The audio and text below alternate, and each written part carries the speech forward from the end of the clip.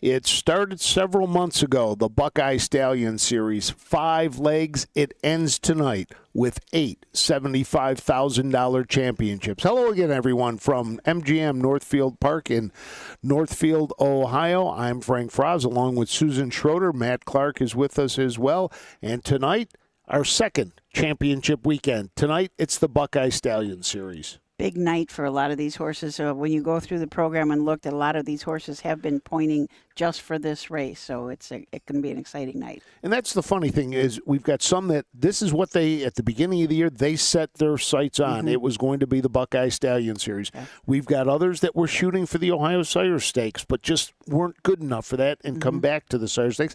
And then we got the other ones that surprised everybody and are in here and going for $75,000. Yeah, great night. And then we've got the Constellations tomorrow night, so a lot of horses get a chance to go for good money. And this is our second of 3 championship weekends in a row. Last weekend it was the Ohio Sire Stakes. This weekend, the Buckeye Stallion Series. Next week, the Fair Championships. We'll be back here again for that. So looking forward to the third championship of the year. We're going to take a break, and when we come back, we'll tell you about our first race on the night that we will have. It'll be the 3-year-old Colt Trotters going behind the gate when we return to MGM Northfield Park. At Ohio State's Galbraith Equine Center, our veterinary champions are here for your champions 24/7, 365 days a year, providing advanced specialty care for sports horses from all stages and disciplines. Our expert team of boarded surgeons and sports medicine and rehabilitation specialists, together with veterinary cardiologists, internal medicine, and ophthalmologists, make our hospital your best resource for all sports horse performance issues. The Ohio State Veterinary Medical Center's Galbraith Equine Hospital. Call us today at 614-292-6661. Dublin Valley Farms, home of Volstead's sire of 2024 Ohio Horse of the Year, Sugar Instead. Also standing at Dublin Valley Farms, Slay, a promising young son of Chapter 7 and Coach K Hanover by world record holder Walner. Looking for your next winner? Dublin Valley Farms and our clients are offering an exciting lineup of yearlings with current and fashionable pedigrees. Available at public auctions this year. Backed by a team that cares, Dublin Valley Farms, Fredericksburg, Ohio. Welcome back to MGM Northfield Park. We're going to kick things off tonight with our 3-year-old Colt and Gelding Trotters. Now, Susan, 2 of the 5 legs took place here at MGM Northfield Park. So a lot of these horses very familiar with this track and ready to go. Absolutely. They and a couple of the fairs had some legs of the Buckeye Stallion Series, Bucyrus and Urbana, so more half-mile action for those horses. So they ought to be really comfortable on this half-mile track. The Buckeye Stallion Series first started in 2017. It was a way for more horses to take advantage of what we have here in Ohio, and since then, we've had a number of great horses come through the Stallion Series on their way as 2-year-olds to, the Sire Stakes as 3-year-olds. I think it far exceeded the expectations that there were for this Buckeye Stallion Series. I don't think anybody thought there would be so many divisions and so many horses want to go in it.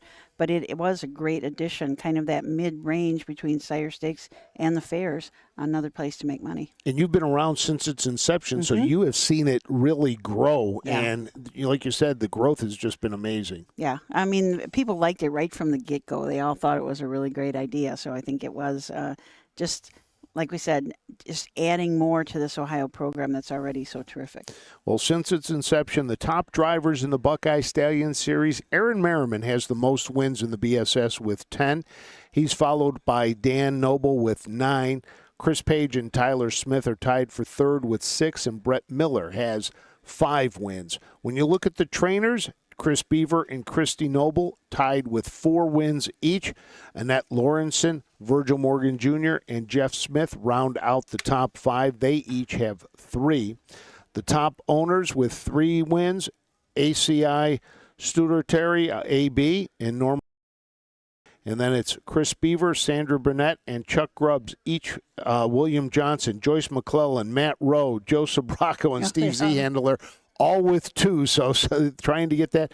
And then our top breeders, we have 3 that have won 3 races, ACI, Studer-Terry, and Sandra Burnett and Springhaven Farms are the 3 breeders that each have 3 wins. So we'll keep with the with the records as we get set to go. But the first one we're going to kick it off with, though, is the 3-year-old Colt and Gelding. And again, like all our other championships, they gather points when they race in these events. 51 points for a winner, 26 points, and it works its way down. And then the top 8 get in. Now, if you participated in the Ohio Sire Stakes Championship, Scarlet Championship, or you were the top 9 in the OSS Scarlet rankings, you were not eligible for the Buckeye Stallion Series finals. And we have a couple of horses that were not entered because of that. And then we have a couple others that, for whatever reasons, did not drop in the box as well. So that allowed the 9, 10, 11 horses to maybe get a shot into it. I think we're getting ready for the post-play. Let's send it up to Kenny Livingood. Racing. The 3 is Nelly Up. Kane Kaufman does the driving for Ryan Miller, the Miller Racing Stable. Horseplay Racing Stables, Hirschberger and Marinin. Greg Luther racing on the 4. Rose Run Ari. Austin Hanner's driving for Todd Luther. 5, I Stand Alone Oz, owned by ACL Staturi AB and Kiel Johansson. Annette Lorenzen trains Ronnie Wren Jr. in the sulky. 6, Let's Go to Paris. Kurt Sugg drives Freddie Miller. Cones with Ashley Dunn. 7, Full Moon Howl. Jason Beatty drives for Jessica Smith, who cones with Madison Smith. And the 8 is Royal Times 2, owned by Marlon Miller, trained by Marion Chump. Aaron Merriman will push the buttons. That's the field. So let's take a closer look at these horses for the Buckeye Stallion Series 3-year-old Colt and Gelding Championship. The number 1 is Smoke One for Me. Dan Noble drives for his wife, Christy. This is a long tom out of the My MVP mare non-smoker, owned by Norma Ray Racing and bred by Norma Ray Racing. 7 wins this year in 20 starts. Has earned $62,544. Lifetime 9 wins, earnings of $78,905. Number 1 in the point standings, have won 2 legs, the 2nd and the 5th. Shoot Some Hoop and Chris Page from the 2-hole for trainer Ron Burke. Burke Racing Stable, Weaver Buscemi, and Rich Lombardo, the owners. This is an enterprise out of a credit winner mare, bred by Jonas Hirschberger. This horse is 8 for 11 in the board.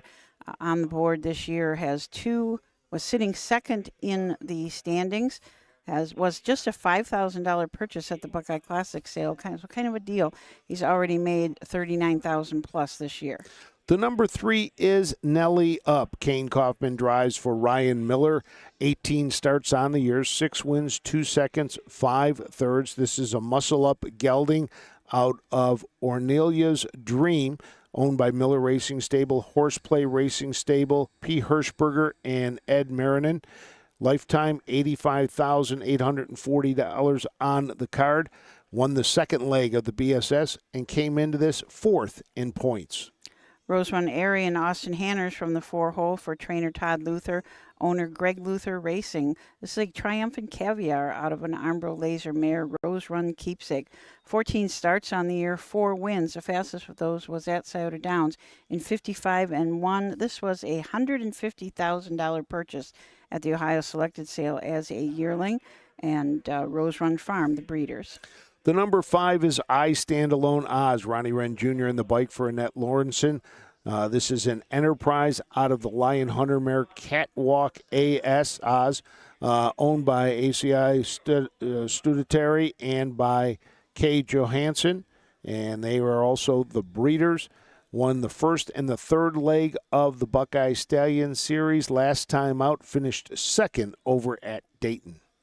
Let's Go to Paris, and Kurt Sugg from the 6-hole for trainer Edward Miller. Edward also owns this horse along with Ashley Dunn. It's a Mr. Anson out of a giant hit mare, Paris Filly. 13 for 17 on the board this year. Tied for 3rd in the Buckeye Stallion Series standings. Has already made $52,000 this year. The number 7 is Full Moon Howl. Jason Beatty drives for Jessica Smith, who co-owns with Madison Smith. This is a full count gelding out of the Don't You Forget It mare, Howl Me In, winner of 3 of its last 4 races, has won 12 of 20 this year, earning $53,174. Lifetime over that $100,000 mark with $106,000 was a $3,800 purchase at the Blooded Horse Sale. Won the second leg of the Buckeye Stallion Series. Those 3 of the 4 wins, Coshocton, Kenton, and Findlay at Delaware, finished 4th in the Buckeye Stallion Series 5th leg. And from the 8-hole Royal Times 2, Aaron Merriman drives for Marion Chupp. Marlon Miller, the owner. This is a What the Hill out of a Chip Chip Hooray mare, like old times. 9 starts on the year, 3 wins. Fastest of those wins was 154 and 2 at Scioto Downs. Earnings of almost $34,000, was 7th in the standings. So the one horse in the top 8 that did not enter was the number 8 horse, Born to Trot, did not enter, so that put Full Moon Howl into it. The stakes record, 152 by Bridge to Victory, set back in 2022, the oldest of the Buckeye Stallion records right now. It's interesting that there's 7 different sires in race. You know, I was just about to say that the only one, the only double up is Enterprise. Yes. And I believe that is, let's see. Well, Enterprise does have 4 in tonight total in the Buckeye Stallion Series. But Annette Lawrenson has 8 in the Buckeye Stallion Series tonight, and they're all homebreds. I think that's pretty interesting. 6 trotters, 2 pacers.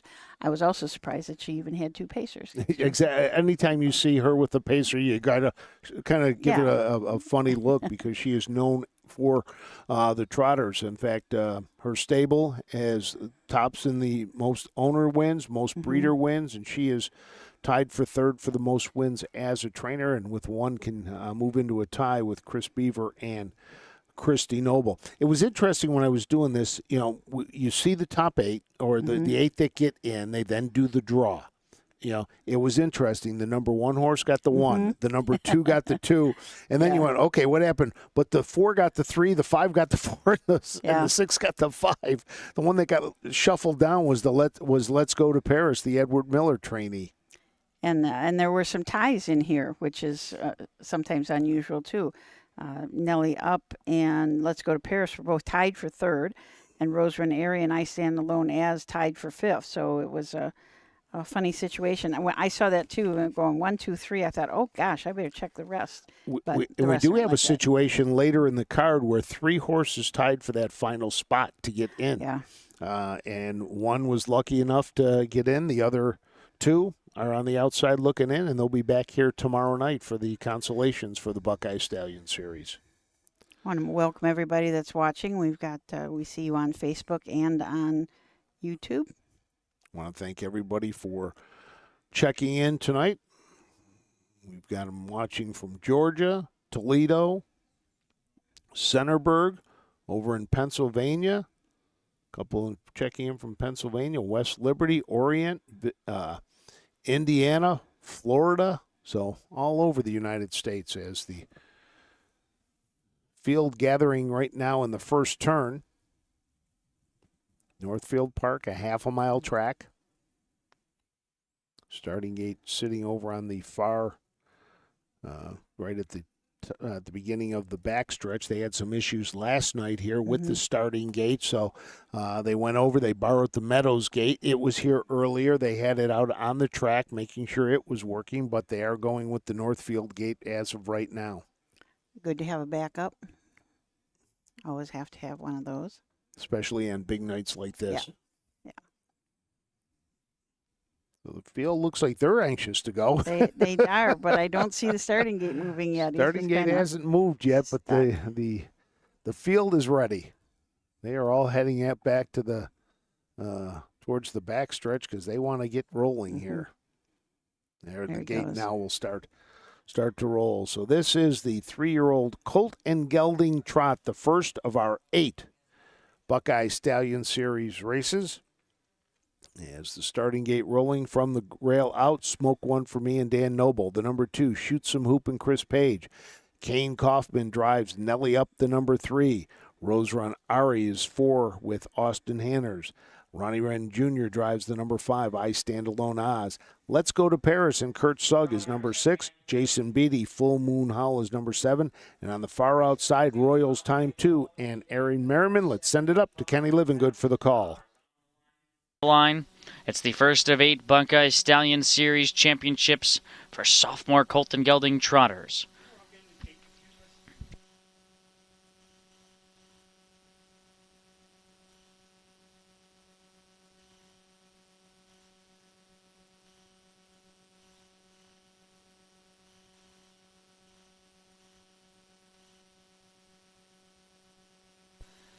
Here they come.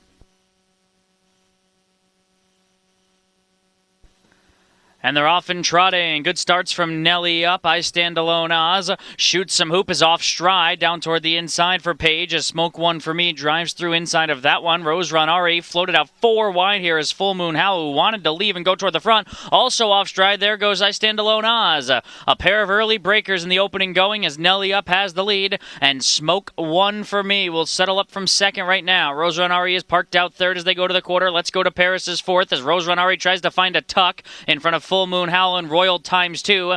Then it's 7 back to the breakers. I Stand Alone Oz, and 3 more to Shoot Some Hoop. The opening quarter complete, 28-1. It's Nelly Up and Kane Kaufman showing the way. Smoke One for Me, the son of Long Tom, gets the pocket at 3-5. That's the public choice. Rose Ranari will go the long mile tonight, third. Right there for Hanners, 3 off the top. Then it's Let's Go to Paris. Into the flow, Full Moon Howl. Royal Times 2 is next. 5 lengths to pick up. Merriman staying in for now as they come to the half. I Stand Alone Oz has caught the pack. 5 back to Shoot Some Hoop. The half, 58-1. Half minute in the second panel from Nelly Up, who tries to go all the way at a big price. Smoke One for Me continues that pocket trip. Rose Ranari, tough trip outside there, first over. On that one's back, Full Moon Howl pinned in. Let's Go to Paris, no place to go. Royal Times 2, third over with 5 to pick up. At the inside, I Stand Alone Oz and Shoot Some Hoop is caught up as they go to 3/4. Nelly Up in a bid to make all and still looking pretty good. Full Moon Howl is flipping 3 wide. Rose Ranari fights on. Smoke One for Me at the cones. Will need the passing lane. 3/4, 127-2. They swing back onto the far turn. It's Nelly Up with the advantage. Rose Ranari on the outside's been super game to be this close with 1/8 of a mile more to get. Smoke One for Me at the inside. Royal Times 2 revs up 4 wide as they come to the top of the stretch. Nelly Up tries to polish it up. Smoke One for Me dives down low with Let's Go to Paris into deep stretch. Smoke One for Me gains the upper hand. Perfect pocket rocket winner for a noble double. Nelly Up is second. Let's Go to Paris is third, and 156-4. 156-4. Dan Noble and Smoke One for Me use the passing lane just to get up inside of Nelly Up, who led the entire way at a long 21-1 odds. Ooh, I didn't know that. So that'll pay a nice little place and show bet, but photo for that second place. But it was the number 1, Smoke One for Me, who had the perfect trip, sat in the pocket the entire way. Dan Noble able to use the passing lane, shoot down low, and able to get up for the win. There you can see just coming in was the for the second place was Nelly Up, and third, Let's Go to Paris. And we'll have to wait to see who ended up finishing 4th in the race. So with that win, Dan Noble now pulls into a tie with Aaron Merriman for the most Buckeye Stallion Series win. Christy Noble breaks the tie. She is now the top trainer. They are also now the top owner with 4 and pick up a win as a breeder. 1-3-6-4. Make it official or unofficial. Waiting for it to go official. Rose Ranari just had a long trip, got parked out, and just tried to hang on but could not, and ended up finishing 4th. Somebody asked what was the pedigree of the winner. This was a Long Tom colt out of a My MVP mare non-smoker. Is a homebred Norman Ray Racing owns and bred this gelding. 21st start on the year, 8th win, 3 seconds, 3/3.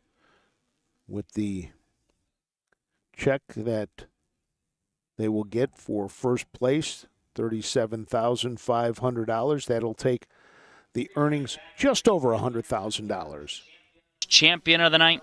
It's the one, Smoke One for me, owned by Norman Ray Racing, trained by Christy Noble. It's a barn double. Dan Noble sweeps the early double. This is a 3-0 big on by Long Tom out of the My MVP mare, Non-Smoker, bred by Norman Ray Racing of Ohio. 10th lifetime win, 8th this season. 3 in a row for Smoke One for me. Making all of our trophy presentations tonight, the wonderful Amy Holler. Oh, and he knows her well. He knows her well. Amy Holler down there representing the OHHA, presenting the trophies for the Buckeye Stallion Series. And she went and got carrots for the horses, so that was a little extra treat. The result is official, 1364.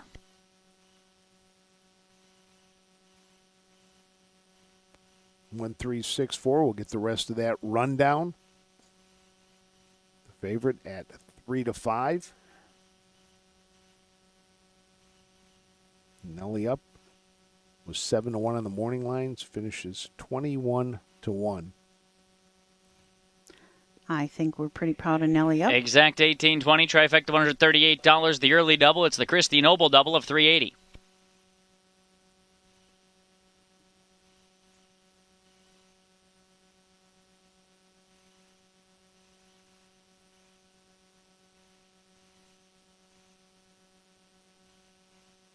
Wait for Kenny to give us the rest of the rundown.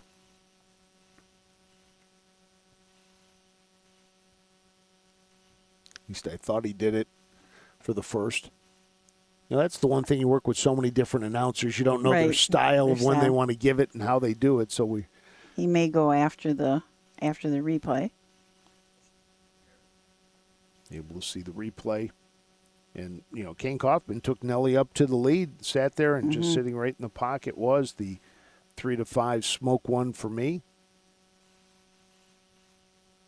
Sat there the entire way, waiting for the top of the stretch. 28-1, 58-1 at the half, 127-2 3/4, and 156-4. Pretty even. 32nd. 29-2 and 29-2 time between the quarters. Kevin said he's watching from Central Lake, Michigan. Was that like right in the middle of the lake? I don't think so. Are you in the lake, Kevin? Got one watching out from Arizona, so we're covered east to west, so.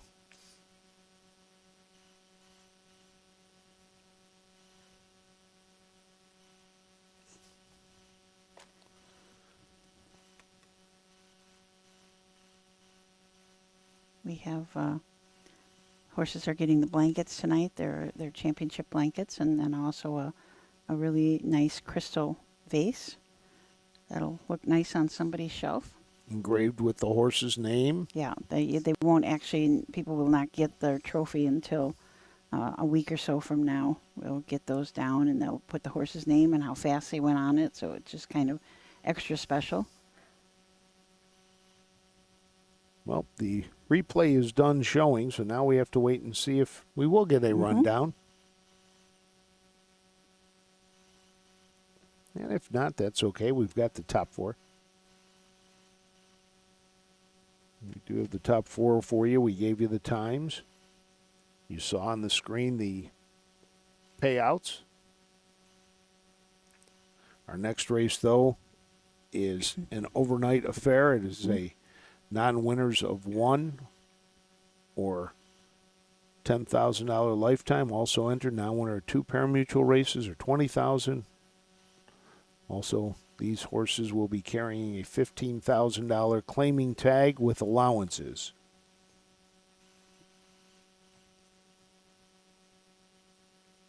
Well, I'm guessing that maybe we're not going to get them. I think I was going to follow the same thing with you, so let's take a break. And when we come back, we'll have race number 3 on the card here from MGM Northfield Park right after this.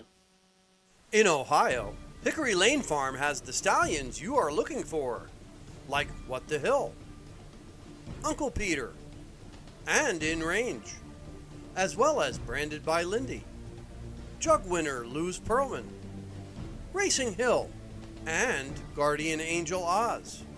Hickory Lane will offer a host of Ohio sired yearlings this fall, including 6 by In Range, 5 by Uncle Peter, 4 by Guardian Angel Oz, and 1 by What the Hill. Find out more at hickorylanefarm.com. The Ohio equine industry needs your help. I'm Scott Mogan, president of the Ohio Harness Horsemen's Association. With over 300,000 horses in Ohio, the economic impact of the equine industry in the state is over $2.8 billion. That means jobs that pump millions of dollars into the local economy and support thousands of families. For Ohio's equine industry to remain strong, we need to send a clear message to our legislators about the important role that the agricultural small businesses play in Ohio's economy. To do that, we need your help. PACER, the Political Action Committee for Equine Racing, helps support and inform on issues that could positively affect Ohio harness racing. Please consider a donation to PACER. To donate, visit our website at ohha.com or call 614-221-3650. Your donation will help keep harness racing strong in Ohio. Thank you for your support.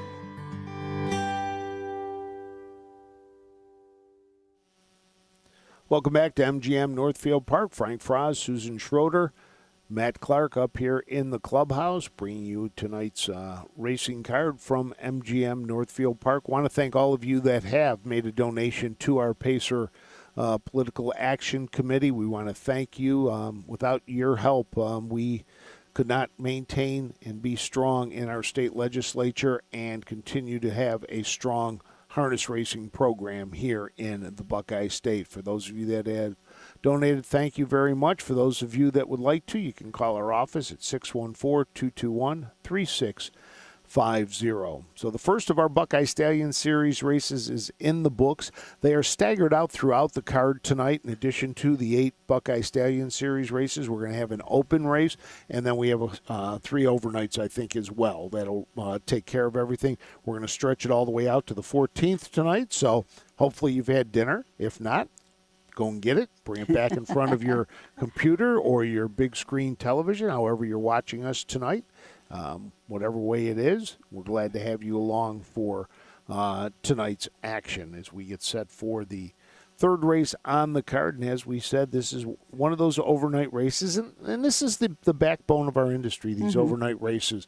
So just as important for these horses, they will be going for a purse of $9,000. So you look at the $75,000 that the Stallion Series finals are going, and these are the ones that the muck and grinders, the week in, the week out. They are out there every week out here racing and trying to go. You take a look. Now, some of these horses, are just, we've got one that's making only its second start of the year, another one that's making its third start of the year, and one that's making its very first start of the year. So these are horses, that for whatever reason have, had the summer off, and now they're coming into it, and then they're going to start racing now.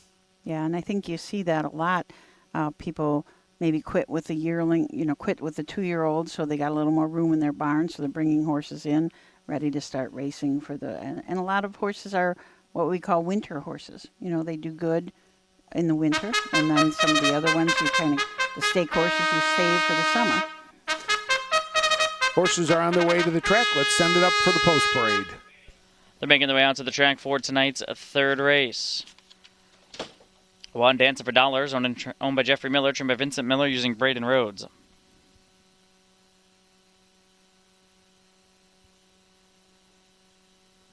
The 2 is Dulce Bella, Justin Irvine drives for Sam Scalacci. Scalacci Stables, Vinny Costa Jr. and Sam Bova, the owners. 3's Captain Country, Dan Noble up for John Cantrell, who comes with Jeffrey Thomas. 4 Lucky Stare, Josiah Miller drives for Elson Miller and Nathan Yoder. 5 Wise Moon, Chris Page up for owner-trainer Craig Stein. The Ben Simpson stable owned the 6 Fox Valley Millie. Aaron Merriman drives for Dirk Simpson. 7 GW Rockin' Feathers, on with the Crazy Parrot Farm. James Day driving for Miranda Shadron. Number 8, Dancing Shanny. Chris Lems up for Tom Hall and Ronald Heyman. The 9, Diamond Hands. Kurt Sugg drives for Jalen Bontrager and Sandra Wilmoth. Back. Top Choice Smoke 1 for me does deliver. Gives Noble a double. Tried to get some prices underneath, but ultimately well, and it's Nelly Up who completes the exacta. We go to the third. I'm landing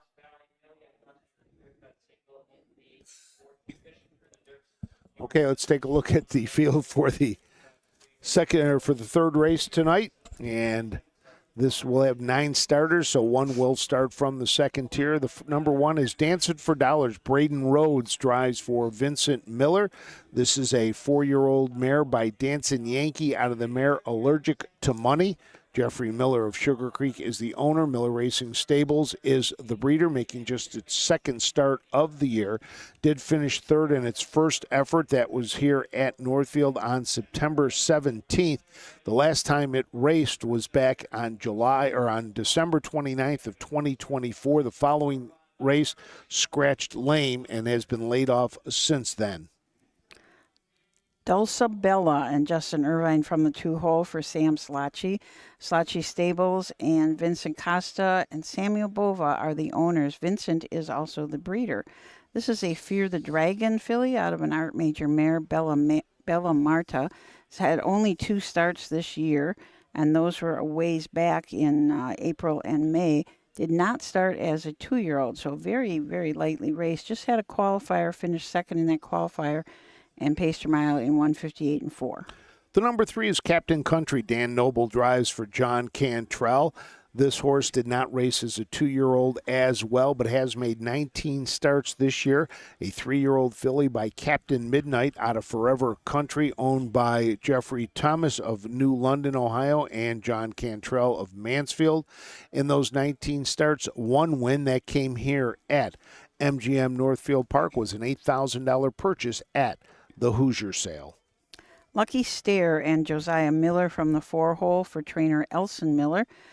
Nathan Yoder, the owner. This is an Always a Virgin filly out of a Western Spirit mare, Western Starlight. 21 starts on the year, 1 win. That was over at Hoosier Park in 55 and 1 earlier in the year. Has had 5 seconds and 3/3. Did have just 6 starts as a 2-year-old, but has total earnings now of $21,000. Wise Moon. Chris Page will be in the bike. Craig Stein is the trainer. This is a Bet the Moon out of the Camluck mare Saffron Sealster. Craig Stein is also the owner. 12 starts this year, 4 wins, a second, 3/3, earnings over $11,000. Did not start as a 2-year-old. Last time out here at Northfield, finished 4th. The last win came back on August 18th. Here at MGM Northfield Park, winning by 6 lengths, pacing in 58 and 2. Fox Valley Millie and Aaron Merriman from the 6-hole for Dirk Simpson. Ben Simpson Stables from Meadowlands, Pennsylvania, the owner. This is a 3-year-old filly by Some Star Somewhere out of a Rock and Roll Hanover mare, Rock-A-Million. 14 starts on the year, 5 win. Won her last start out at the Meadows in 1:55 and 3. Has $25,000 lifetime. James Day drives the number 7 GW Rockin' Feathers for trainer Miranda Shedrin. This is a 3-year-old filly by Rockin' Image, owned by Crazy Parrot Farm of Frisco, Texas. 8 starts this year, 1 win. That came over at Hoosier Park. Has earned $4,130. Did not race as a 2-year-old, a $16,000 at the Hoosier sale, coming off a qualifier, pacing in 2:01 and 2, finishing 5th in the qualifier. Dancing Shayna and Chris Lems from the 8-hole for trainer Tom Hall. Ronald Heyman from Attica, Ohio, the owner. This is a Dancing Yankee 4-year-old mare out of an On the Attack mare, Shanny Pants. 14 starts on the year. Has not had a win yet, but does have almost $7,000. Had a mark as a 3-year-old last year of 56 and 4 at Scioto. The number 9 is Diamond Hands. Kurt Sugg drives for Jalen Botranger. This is a 5-year-old mare by Better's Delight out of the Shaky Cam Hanover mare. Sandra Wilmoth of Erie, Michigan is the owner, making its first start of the year. Last raced in August of 2024. Finished second in that race and has been off that since then, ready to get back onto the track. So it's interesting conditions with this race. They have non-winners of 1 pari-mutuel race or $10,000 lifetime. Also eligible non-winners of 2 or $20,000 lifetime in to be claimed for $15,000. So, but you'll notice that the prices are quite a bit different. The top horse, Dancing for $1, it would take $21,750 to take that horse home. And the 3-year-old filly, the 3-horse Captain Country, would take $25,500. So they do get those allowances for age and sex. None of them in for 15,000. No, nope, so, not one. So 6 of the 9 carrying a claiming tag tonight. As you can see, almost a full moon out there tonight. Is it a waxing moon or a waning moon? Oh, boy, I don't know. It's a waning moon. Is it? No, Okay. it's a waxing moon. My son and I were figuring that out a couple nights ago when we saw it. So we were trying to figure out what it was, though. The number 1 has Braden Rhodes in the bike. He won our Holton Youth Award last year. The Terry Holton Youth Award at our banquet last year, was honored as one of the top and upcoming young horsemen in the industry. And we've got our banquet coming up in July, when we'll name we'll have our January. division winners. January. What did I say? July. Yeah. Maybe we need that long to plan it. But, That would be a long so we'll time. have our division winners, the Horse of the Year, along with our Holton Youth Award winner and a number of other awards that we'll have at that banquet. And don't forget that anybody that's out there that is an OHHA member, you have to be the full active member, but you get a chance to vote for these Horses of the Year. And I implore you to please vote. You'll get ballots in the mail. Everybody that's a member will get that ballot in the mail, and we'd like you to look at that and carefully consider them and vote. It's an important thing that you get It really to do. is. Yeah. It really is. And a lot of people take pride in voting on these type of things. I know you and I, as members of the United States Harness Writers Association, get to vote on a number of awards. And, you really take the time to sit there, at least I do, and look at all the horses and look at their criteria and how great of a year they've had and what races they've won. And did they do it all on one track, or did they move around the country? Did they do it on different size tracks? So all And I of know that comes into play. That's one of your criteria. That is one of my criteria. Yeah. If you're going to be a Horse of the Year, you better be racing all over so everybody can see, and you better be racing on different size tracks, and you better be racing against different competitions. So we are set to go. Let's send it up to Kenny Livingood for the call of the third.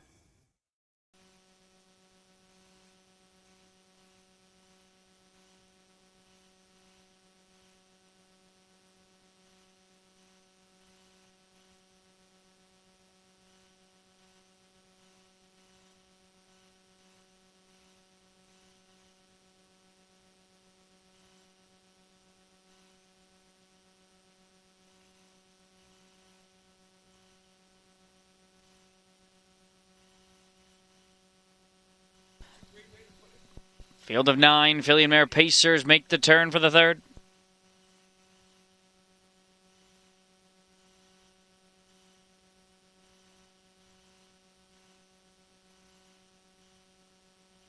Off stride the 1, Dancing for Dollars briefly. Great start for Lucky Stare down the center. Fox Valley Millie pushes forward into the top flight. Dulcibella down toward the inside, gets away in third as they bend around the opening turn. Captain Country comes out racing in fourth. Wise Moon up on the outside is fifth, outside of Dancing for Dollars. Then Diamond Hands, GW Rockin' Feathers, and Dancin' Shanny can see them all. Across the backstretch and over to the opening panel they go behind Josiah Miller and Lucky Stare. Fox Valley Millie. 9-5 Public Choice will pocket ride off for a tip-toed quarter of 29 flat. Dulcibella gapped out third, about 4.5 lengths off the leader. Captain Country is next in front of Wise Moon. Then it's Dancing for Dollars, who's 3 clear of Diamond Hands. They are well strung out here. It's got to be 16 or 17 that separate them. GW Rockin' Feathers and Dancin' Shanny the trailer. Down by us here with over 1 lap to go. Lucky Stare calls the shots from Fox Valley Millie. Favorite continues a pocket trip as they come to the halfway point. Captain Country sent to the outside of Dulcibella, the half, 57-4. So they pick it up in the second panel as they go 28-4 there. It's Lucky Stare who leads. Fox Valley Millie still second, 3 back. Dulcibella third. Captain Country is fourth, but now dropping back to the inside, is not making much headway. Dancing for Dollars from the back, trying to muster up a bid outside of Wise Moon. Driving toward 3/4, Lucky Stare, the leader. Merriman still patient with his favorite, Fox Valley Millie, as he's right on the back of Josiah Miller, going up to 3/4, but there's been no pressure to move yet from the back, as Dulcibella still third. 3/4, 127. Now Merriman asks this favorite to quicken, as Lucky Stare maintains the lead. Fox Valley Millie off the good trip, is angling now. She's gliding to the outside, has to find a length and a half. Dulcibella is third, then Wise Moon. They turn for the money. Lucky Stare tries to polish it up. Fox Valley Millie on the outside, still two behind. Dulcibella down at the inside. Lucky Stare's not yielding. Lucky Stare down the road. Fox Valley Millie second. Dulcibella third. Wise Moon is fourth. 156 and 3. Lucky Stare and Josiah Miller go to the front and able to hold off Aaron Merriman in second with Fox Valley Millie. Fox Valley Millie, coming out of the Fox Valley Standardbred, was one of the premier breeding operations in Illinois for years and years and years. Of course, they've had a bit of a downfall now, but still breeding some nice horses. All with the Fox Valley in front of their name. It's nice when you get that, when you can have the you know where they're bred when you see those type of things. So 29 seconds first quarter, 57 and 4 for the half, 127 for 3/4, and 156 and 3. Final 29 and 2 final quarter. Josiah Miller, just 18 years old. He's had 12 starts this year, and now he's got 2 wins. So he has a P license, a provisional license to drive. Well, out there battling with the big boys, able to hold off Merriman and able to hold off Justin Irvine as well. Yeah. Have posted a general inquiry into the start of tonight's third race, so hold all tickets. The inquiry sign is on the start of the race. It's a general inquiry. It does concern all 9 filly and mare pacers. Hold all tickets. We do have a few people up here in our in the clubhouse watching, and you can hear them. And I heard one gentleman down there thought it should have been a recall at the start of that race. It's funny when you said who he was putting, who Josiah Miller was putting behind him. He wins. Aaron Merriman second, Dan Noble third, and Chris Page fourth. So kind of nice to beat those guys. Brown filly by Always a Virgin out of the Western Spirit mare Western Starlight. Bred by Wilbur Lengacher of Indiana. Second lifetime win, second this season, 156 and 3. Time of the mile. Lucky Stare again. The inquiry sign, general inquiry into the third race. We'll have to get the wait on the inquiry, and then we will have the rundown. I know Amy Holler, not only is she handing out trophies and taking care of blankets down in the winner's circle, she's trying to line up some interviews with us, and I believe we're going to have a couple of Hall of Famers making their way up at some point early today. Don Irvine Jr., and then we're also going to have Kelly O'Donnell. Kelly, who was part of our Legends series down at the Little Brown Jug, sat there and did the autograph session for us, and very thankful for that. That was so much fun to hear what those guys had to say, and Ashley Daly did the interviewing and just did a great job with them. And then they hung around for a long time afterwards because a lot of people wanted to talk to them. The inquiry having to do with the start of the race. And don't forget, coming up on Tuesday is the Buckeye Classic sale. Tuesday, October 7th, 10 a.m. There's 253 yearlings consigned at the Champions Center at Springfield, Ohio, excuse me. That is going to be a long day. That'll be a long day, yeah. Lots of Bob-eligible horses. So we've been talking about the Bob program that is being instituted with the yearlings this year. So lots of opportunities to buy horses that you might see in the Buckeye Stallion Series next year. So don't forget, Buckeye Classic, Tuesday, 10 a.m. And I believe they take online bidding, so you can sign up and sit in your chair at home and buy some horses.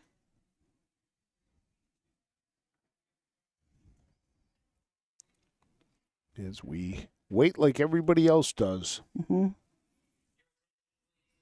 In this third race, the judges have ruled that number 9, Diamond Hands, received an unfair start with the 1 Dancing for Dollars breaking in front of him, or her rather. So she has been declared a non-starter, which means refunds are available on all Win Play Show, Exacta, Trifecta, Superfecta wagers that included number 9, Diamond Hands. If you did have her in the pick 4, you'd receive the post-time betting favorite. But the 9, Diamond Hands, has been declared a non-starter from tonight's third race. And there are refunds available for number 9, Diamond Hands. So with that, it should now start to go official.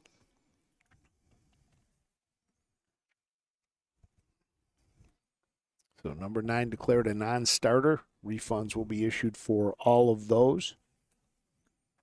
And while we wait on that, Susan's getting the headset over to our first guest. We were just talking about him, Hall of Famer Don Irvine Jr. And Don, welcome to our broadcast tonight. Yeah. All right, thank you. Glad to have you coming up here. All right. It's what, old timer night down there. Yeah, a good crowd. How many people are down there?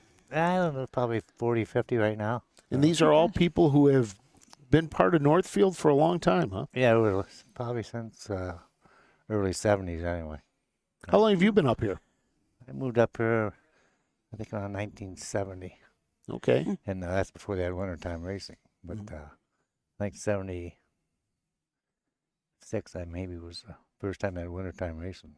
But I've been here a long time. Oh, must be some great storytelling down there. You know, the winds get bigger, the lengths get farther, don't they, when you're around everybody? We don't have enough time tonight to do it. Maybe this week even. You know? Now, you've kind of taken a step back this year from the driving. You've only made, 7 starts this year, and do you miss driving? Yeah, I do, but I don't really much. I have Justin to do it for me, and he's doing a real good job, and I get more pleasure out of watching him win than I do winning myself anymore, I've done it for 58 years, so. And 39,665 starts, 7,686 wins, over $40 million in earnings. yeah. Did you think you'd have those kind of numbers when you started doing this? Probably not. No, I never really had any goals as far as trying to win X amount of races. I had my son Brad at a young age, and my daughter, she was 7 years younger than him, and I mainly concentrated on taking care of my kids.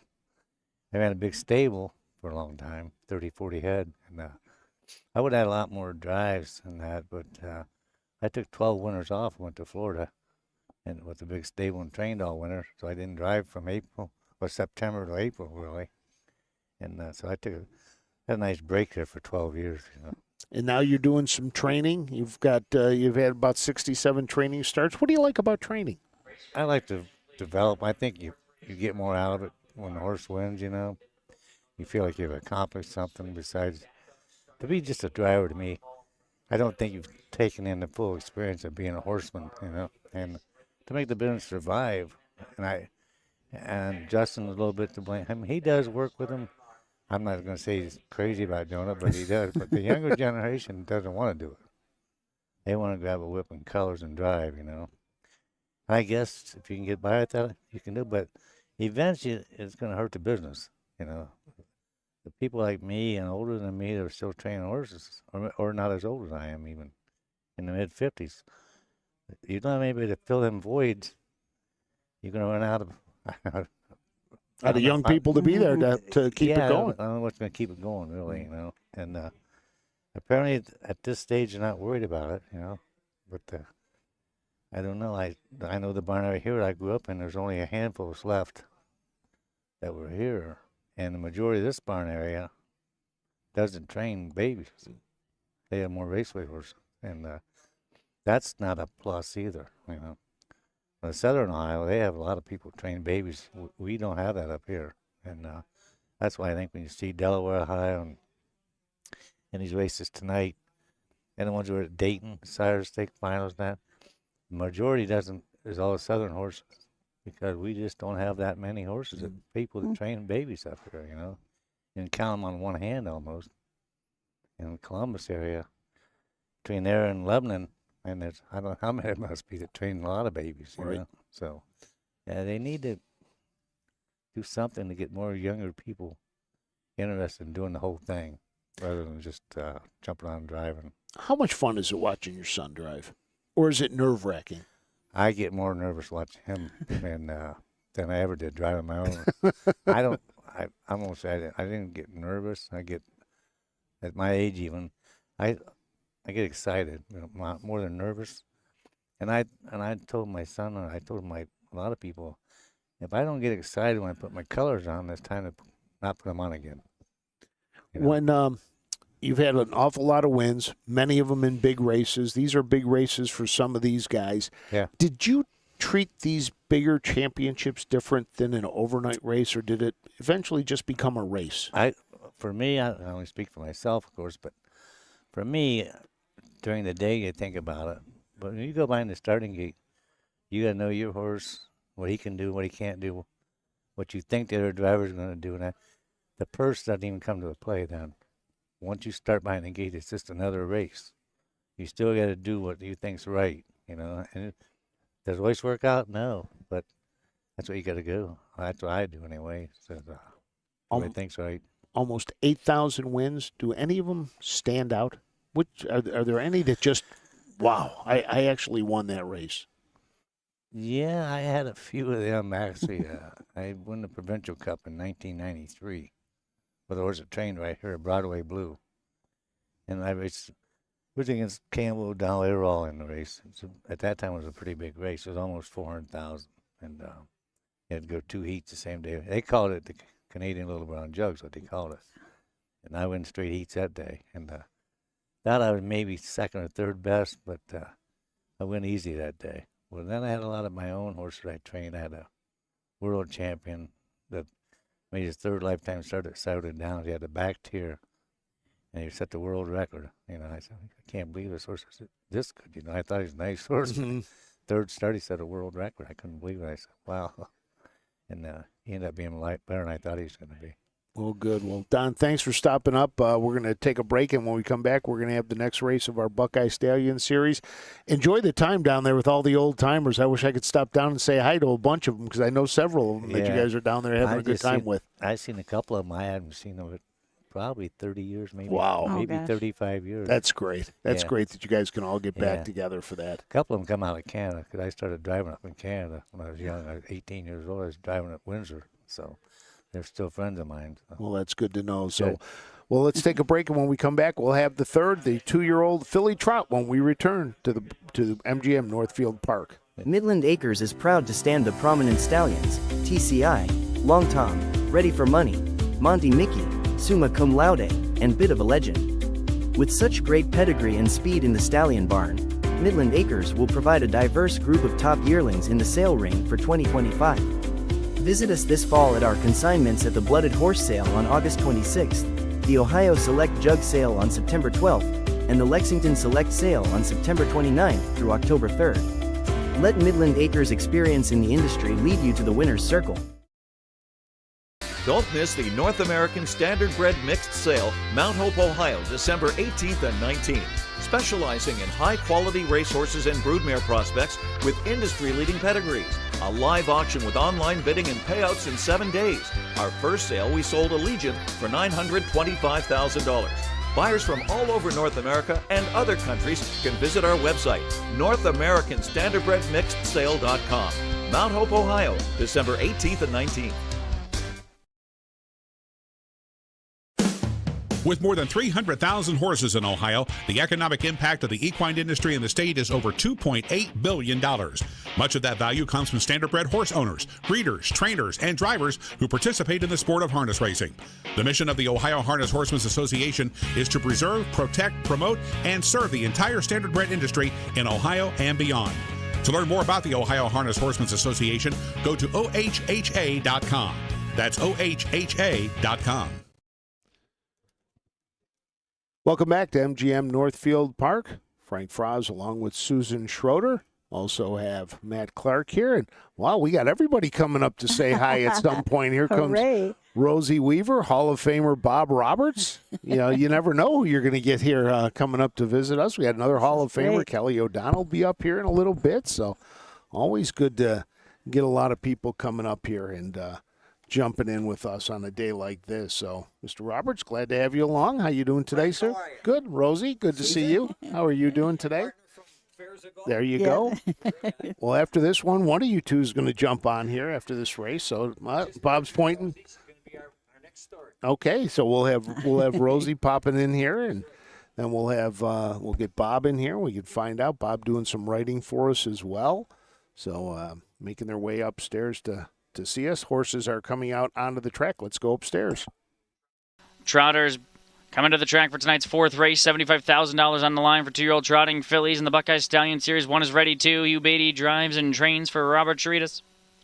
2, Chasing Stardust Oz. 1 of 4 for Annette Lorenzen, as the trainer ACL Staturi AB owns this one. Austin Hanners does the driving.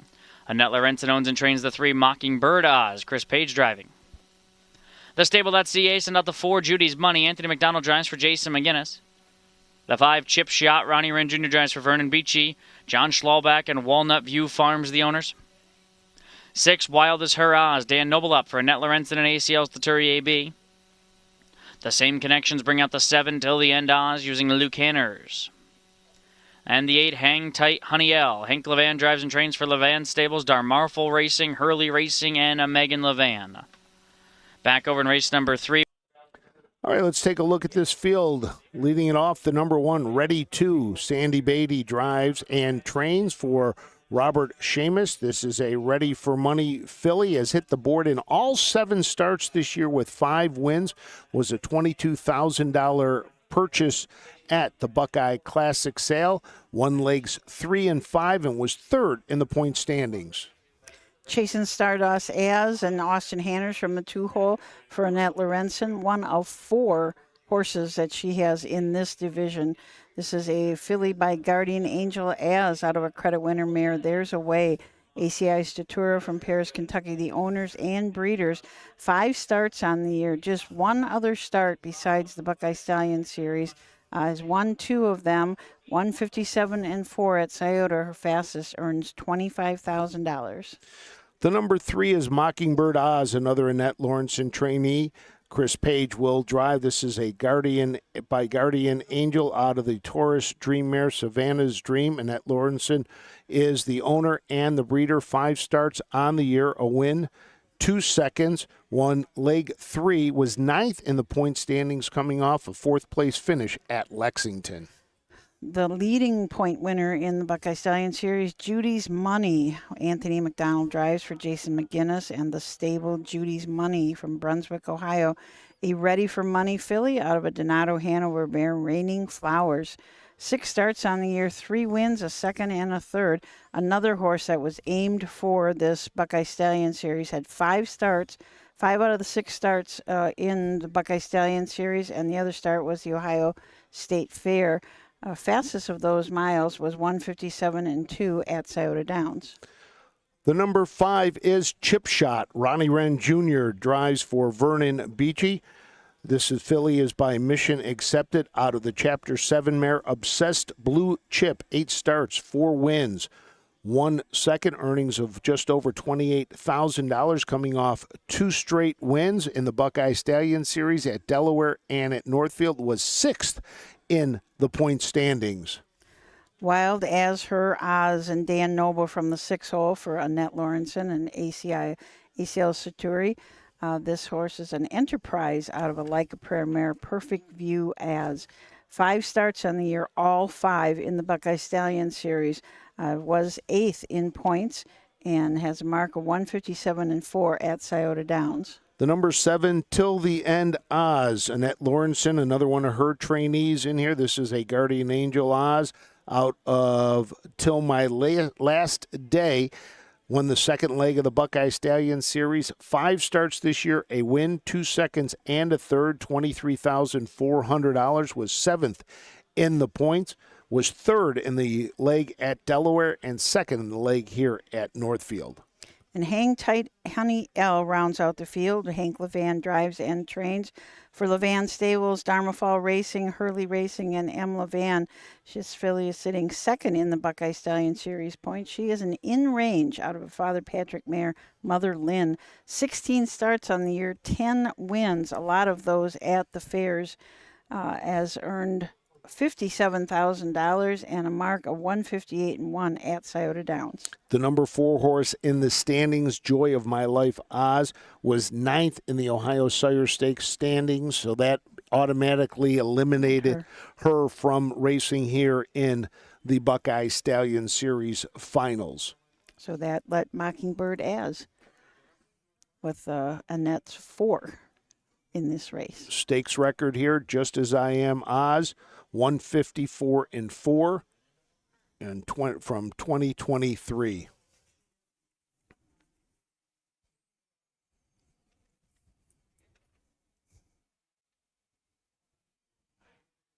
Horses are out on the track. I want to thank everybody who's joining in. We're going to have a couple of interesting interviews. We've had one already with Don Irvine Jr., and we got a couple other people waiting. So it's going to be kind of a fun night to have all that.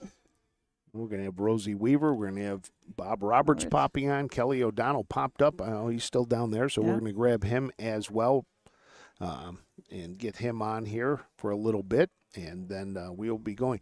It seems like these horses are all ready to go. Know, you'd see them trying to gather around, the first turn to get the starter. Like, hey guys, we're ready. Let's go. Let's go. So, but, this is another one of those. Judy's Money won 3 of the Sire Stakes legs.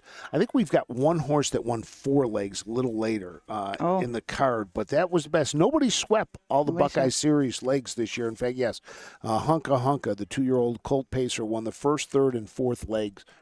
First, third, fourth, and fifth race. It's tough to win all of them. I mean, you're on different size tracks. A couple of them are at the fairs. Urbana and Bucyrus both hold a division, so it's tough. And like we were talking before about voting for a horse of the year, and those are the type of things that you look for. That these horses, they're on different tracks. They're different size tracks. They're racing against a great field, and they're always out there battling. And in some of these, you can just tell. A lot of these were targeted just for the Buckeye Stallion Series. Absolutely. They may have made one start in one of the Ohio Sire Stakes. Like Judy's Money did start in the Ohio State Fair Stake, finished third in that race. Right now, sitting there at 6-1. Our favorite, though, is the number 1, Ready 2, Sandy Beatty. Saw him earlier today, so he's got one ready to go.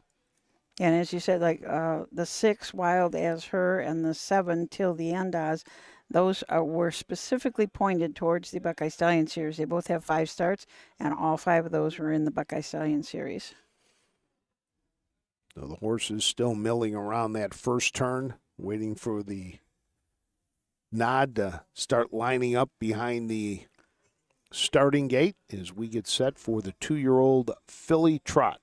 So last year's winner of the 2-year-old filly trot was Travel Nurse, who is in tonight in the 3-year-old filly trot. She is an Enterprise. She won this race last year in 56-3.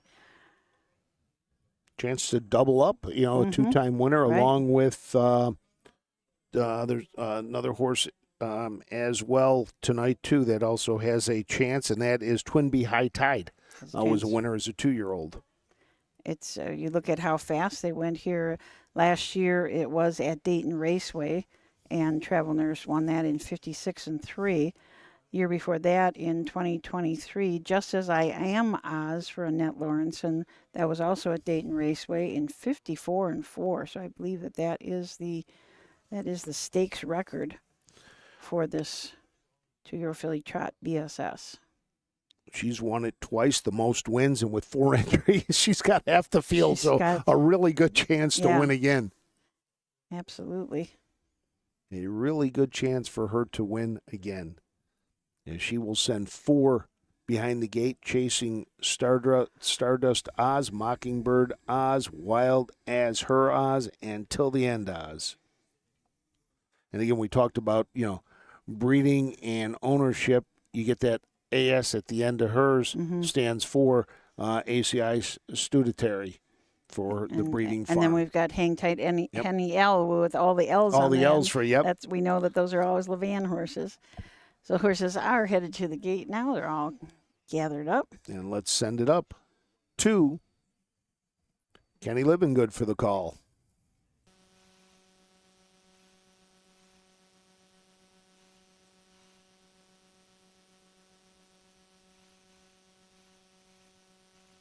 The field of 8 two-year-old trotting fillies for the Buckeye Stallion Series Championship, 75,000 on the line. They headed in behind the wings of the starting gate.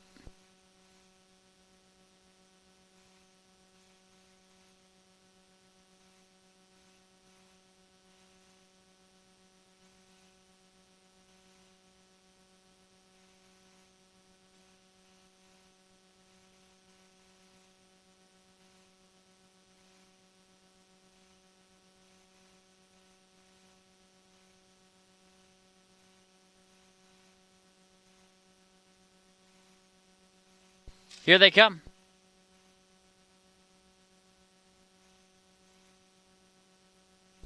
Off and a trotting, Chasing Stardust Oz begins well with Judy's Money down the center showing speed. There goes Wild as Her Oz until the end Oz into the top flight.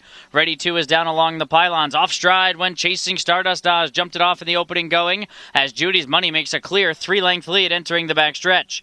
Ready 2 will trot up into the second spot. Wild as Her Oz gets in front of her stablemate Till the End Oz, who comes out racing in the 4th spot. It's 2 back to Mockingbird Oz. Then Chip Shot, who's 2 clear of Hang Tight Honey L. And out the back, the breaker Chasing Stardust. Off stride in the backfield there. 29-4. Off stride was Chip Shot.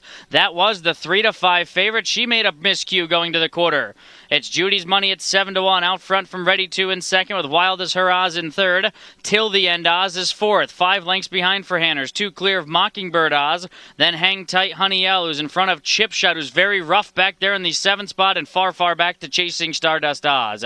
Racing on over to the halfway point, Judy's Money and Anthony McDonald control the tempo.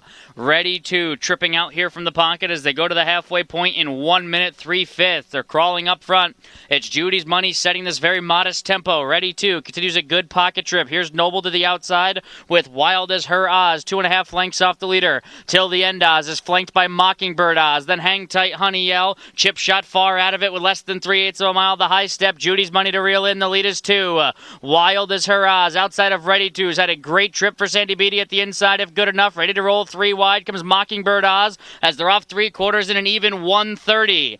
Back into the far turn they go. Judy's Money the leader. Wild as Her Oz has dead aim and she's gaining with each and every stride. Only a neck behind. Now they're on even turns with 1/8 of a mile left to go. Ready 2 is third. Mockingbird Oz is fourth. They turn for the money. Dan Noble and Wild as Her Oz poking ahead in front. Now it's a neck. Judy's Money back to second. Ready 2 up the inside is slipping through and she's got trot time ticking away. Mockingbird Oz over the top. Ready 2. Passing lane winner.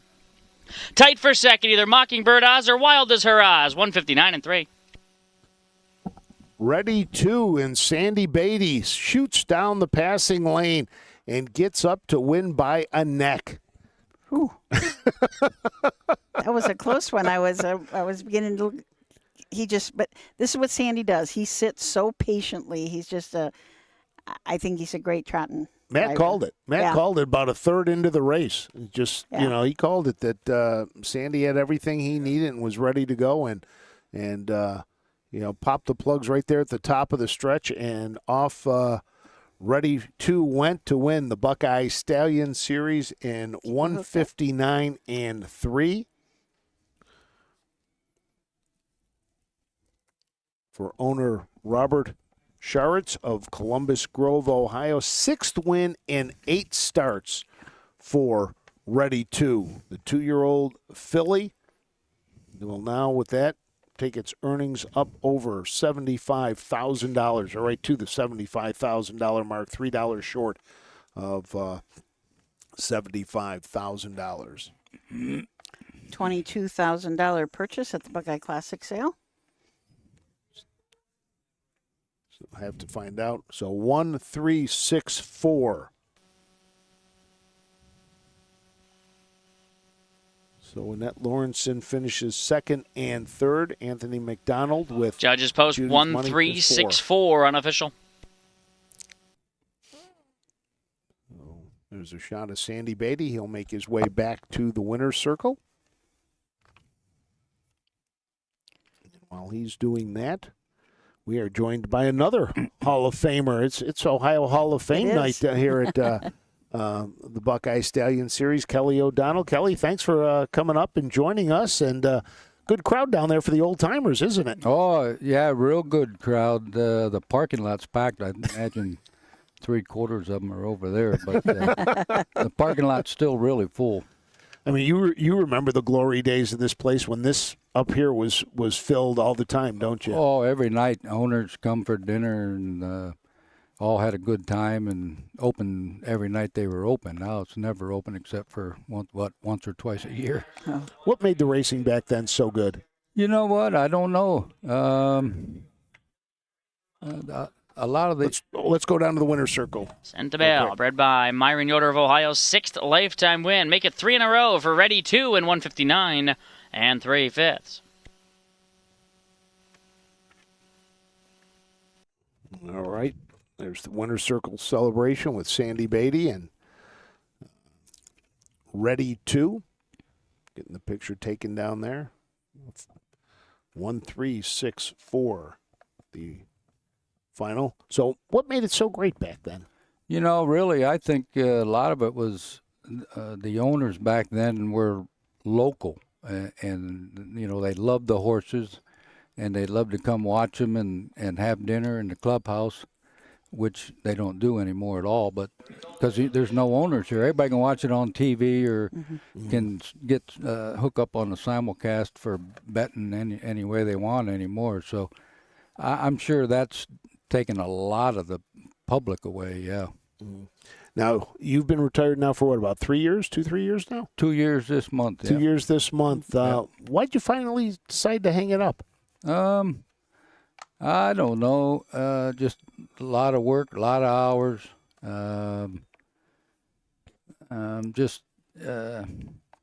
It just got to be not fun anymore, you know. It just so much work and the help and the whole thing, you know, and the competition anymore. If you don't have the right owners, you gotta struggle to get horses. And all my good owners from years ago have all passed away, so it was hard for me to find new guys to buy in. And so I said, I think I've had enough.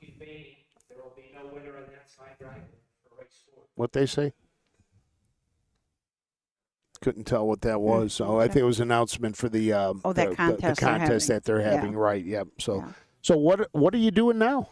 I go back to Florida up around Spring Garden, and I haul palm trees, shrubs, plants, bushes.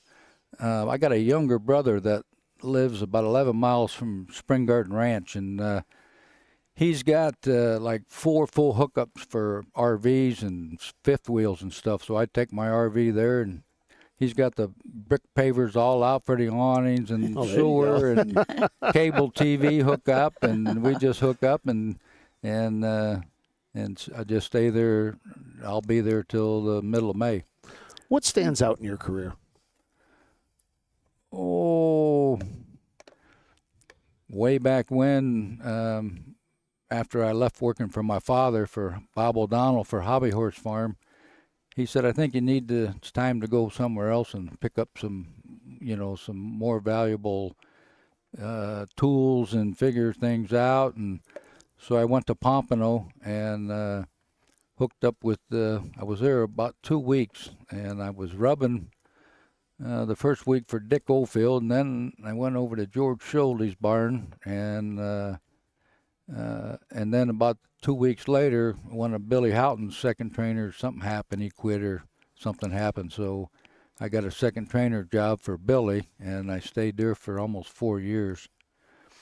And then I went to Spring Garden Ranch and took over for Gil Short and John Paul Jr. and Jim Ledbetter. And the first year we were there, I had Steinem, Town Tattler, Elegant Gypsy. And, of course, Steinem was second in the Breeders' Crown at 2, and then she won the Breeders' Crown in Edmonton at 3. So that was, working for Billy was pretty special, and then having that mare was good, and then I went on my own after that. All these horses you talk about, Steinem, an Ohio Hall of Famer as well. They all were different, though, weren't they? They all had their own personalities. Oh yeah. Steinem was just an outstanding, perfect. She was a Falcon Almahurst filly, and never really had to do much work to her. She was just as honest as could be, and give it 100%. She won 773,000 at 2 and 775,000 at 3. That's how tough she was. Imagine what that would be in today's dollars. Well, I don't know. We raced in the Sweetheart that year at the Meadowlands was $1.1 million. Okay. Now they go for like 400. Well, that's one of the ones going down. Yeah, the rest right. of them are all going up, it seems like. Yeah, and then the other big thrill, of course, was winning the Jug. That was spectacular. We had a great day. We had 3 horses in the Jug. We had one in each division and won 2 of the eliminations and then won the final. So we won 3 out of the 4 heats, and that was very special. Well, it must have been nice, and we appreciate you coming back down to the Jug this year to be part of our Legends series. Yeah, so that was kind of nice to see you back there, and it must have brought back some great memories. Oh, yeah. I keep my spot every year. We go back to Delaware every year.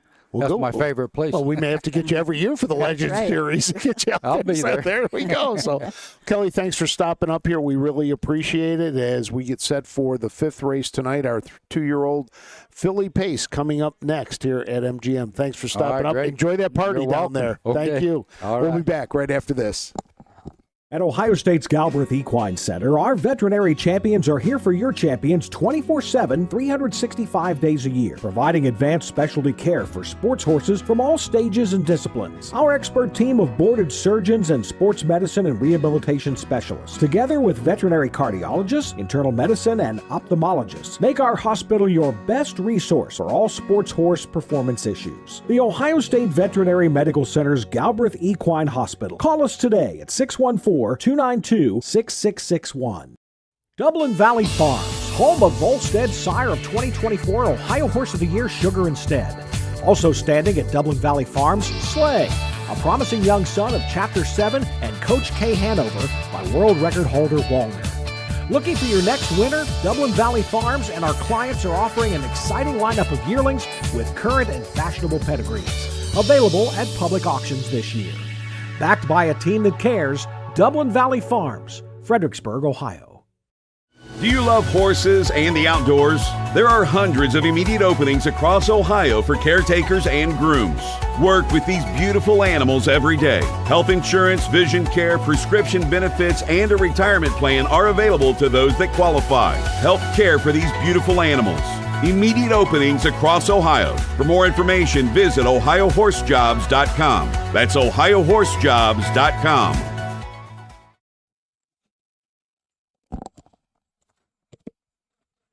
Welcome back. Welcome back. Let me get this straightened up. There we go. Welcome back to MGM Northfield Park. Great when you get a couple of Hall of Famers to stop up here and just talk about the glory days and the way things used to be. You know what was interesting, though, that those guys could remember very specifics about that race 40, 50 years ago. They remember, though, how much that means to everybody. You know, we talk about these horses in the breeding. It's got to be in the breeding of people that have been in the horse industry for so long. You remember everything. I mean, Matt Clark remembers stuff that, just you sit there and you go, okay, he remembered that, and then he spouts something else off, and then he's got another one. Then he's got another one after that. Yep. So, Matt's got that mind up there as well to keep hearing a lot of those, keeping everybody, remembering those type of things. Yeah. And then we're going to have another Hall of Famer, Bob Roberts, stopping up. Rosie Weaver, though, had to leave. She's going to warm up her horse, Eckerd Hill Brady, for later in the card. She said when she wins, she's coming back. So I said, when you win, come on back. She goes, obviously, you haven't read the program yet. But, somehow Rosie figures out ways to do it. She is, She's had a fantastic year. Really great especially year. after the year she had last year. Just a down year. It started early when her horses got that bad feed that came in and really, really affected what her plan was for the year. For the whole year, yeah, yes. And it really was, it really made things tough for her. And but she fought through it and everything. And the bounce back year she has had this year has been great for her with that. So and her crew is such a hard working bunch of kids. Yeah, and that's exactly it. They're all young kids. They work for her. And it was funny, Donnie talking about trying to get the young people involved, and Rosie does. She has a very young crew that you see them out there. They hustle, they work hard, especially at these fairs. I know. Earlier this year, she had, she was racing at 2 separate fairs, and they were sending a lot of horses to both places. And she was like, you trust your people, and they did a really good job. She said, I'm not worried about them. Nope, because they'll do good. So we are getting ready for the 2-year-old filly pace, the Buckeye Stallion Series Championship. Horses will be coming onto the track shortly. We do have one driver change in this race. Ronnie Wren Jr. will now drive the number 6, Eyes Up. That is a trainer change, too, for that horse, as the horse was in the Deb Schwartz barn and now goes into the Rachel Anima barn, I believe it's pronounced. I believe so, yeah. Yep. And so in her barn now, first start there, and Ronnie Wren Jr. will get the drive in that one. We talk about those horses that were pointed just for this race, and Jamie Amanda, the 4-horse, is another one who raced in all 5 legs of the Buckeye Stallion Series and just had one other start other than Buckeyes. So same thing with Seaside Angel. 5 starts, 4 of them in the Buckeye Stallion Series. So, those were horses that were just targeting there. And Seaside Angel's other start was an overnight at Scioto, and Jamie Amanda also in an overnight at Scioto as well. And then everything else was just to the Buckeye Stallion Series. Makes it easy when that's your plan. You know exactly when you're racing and what you have to do to get your horse ready for that. That's right. And those lightly raced 2-year-olds, you figure that this is probably the end for them. They're probably not going to race too many more times, and then they'll be back for next year. Yeah, it's that it seems like that 8 to 10 is that soft spot where, that's where a lot of them are going to end up racing 8 to 10 times, and then, you turn them out, and then they get stronger, they get bigger, and then they come back as 3-year-olds really ready to go. So when you gotta eat a lot all the time. Yes, they do. And taking a look at this race, the stakes record 151-4 set by My Hair Legend back in 2024. Eric Goodall was in the bike. Chris Page and Tyler Smith, both with 2 wins, the most wins in the 2-year-old filly pace. That's a pretty fast mile. That was at Dayton. Yeah, the last 3 years, this has been raced at Dayton. The last 3 years, it's either going to be at Dayton or Northfield Park. Because Scioto is closed at this time, so the championship rotates back and forth between Dayton and here. Fair championships always at MGM Northfield Park because those fair horses race on half-mile tracks all year long, and so they come up here and they race the championship here in. On the half-mile track here at MGM Northfield Park. Well, we do have one horse on the track already.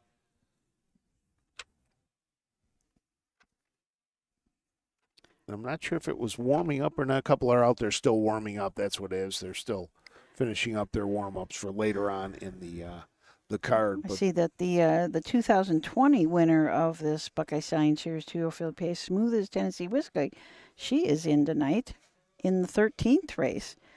She has made a little bit of money since then. Yes, she has. $682,000, 183 starts. 43 wins, a mark of 48-4 as a 3-year-old. And that's one of the ones we talked about. Buckeye Stallion Series winner as a 2-year-old, came back as a 3-year-old, won the Ohio Sire Stakes as a 3-year-old. Matured over that time, and has continued to race on. In fact, how old is she now? Well, let's see. Let's see, she 2, is 3, 7. 4, 5, 6, 7-year-old. So, Yep. you have to wonder how much longer she's going to race, or is it time for her to become a mommy? I don't know. I know that they bring her to events. They bring her to the Equine Affair every year to show her off and show a racehorse. I mean, she's usually racing at the same time. Oh, so they bring her over. She was just a $3,000 purchase at the Blooded Horse Sale. Gone on to make $682,000. Goes by the barn What a name mare. of Snips. Snips, yep. And always nice to have her out at the Equine Affair. Oh yeah, she does. She does really a great job. In fact, believe it or not, that's right around the corner. I know. I mean, April's right around the corner. That's what we. So that means March is right around the corner. So we got nominations again. Exactly. It's Exactly. just, Well, right now you're knee deep in mare registrations for breeders' awards and everything. Yep. Don't forget, everybody, you've got to get those mare registrations in. A little early's fine with me. You don't have to wait until the end of November, which I think 85% of the people do wait until the last part of November. But get those in. You can find them on our website. We'll be sending them out. If you want us to send them out to you, just give a call to the office and we'll mail some out. Very important for breeders' awards, and especially now for our new Buckeye owner bonus program, the Bob. Yep, you have got to. It starts with that mare getting registered the year that she is bred. So that's something that a lot of people have a hard time, because it is a little bit complicated. You have to register the mare the year that you breed her, and then she has to be in Ohio the year that she foals. So let's say you bred her in 25. In 26, she has got to stay in Ohio for at least 187 days. She has to foal in Ohio, and all of her owners have to be OHHA members. So that's something too, and that starts it off, and then eventually it gets to the Buckeye owner bonus when, as a 2- and 3-year-old, the owners will get paid out. So it's really a good deal. Also have some friends watching from Quebec up in Canada, and Shane said old timers rock. Yes, especially in this industry. I mean, it's they have so much knowledge. It looks like they're getting ready to step out onto the track for this.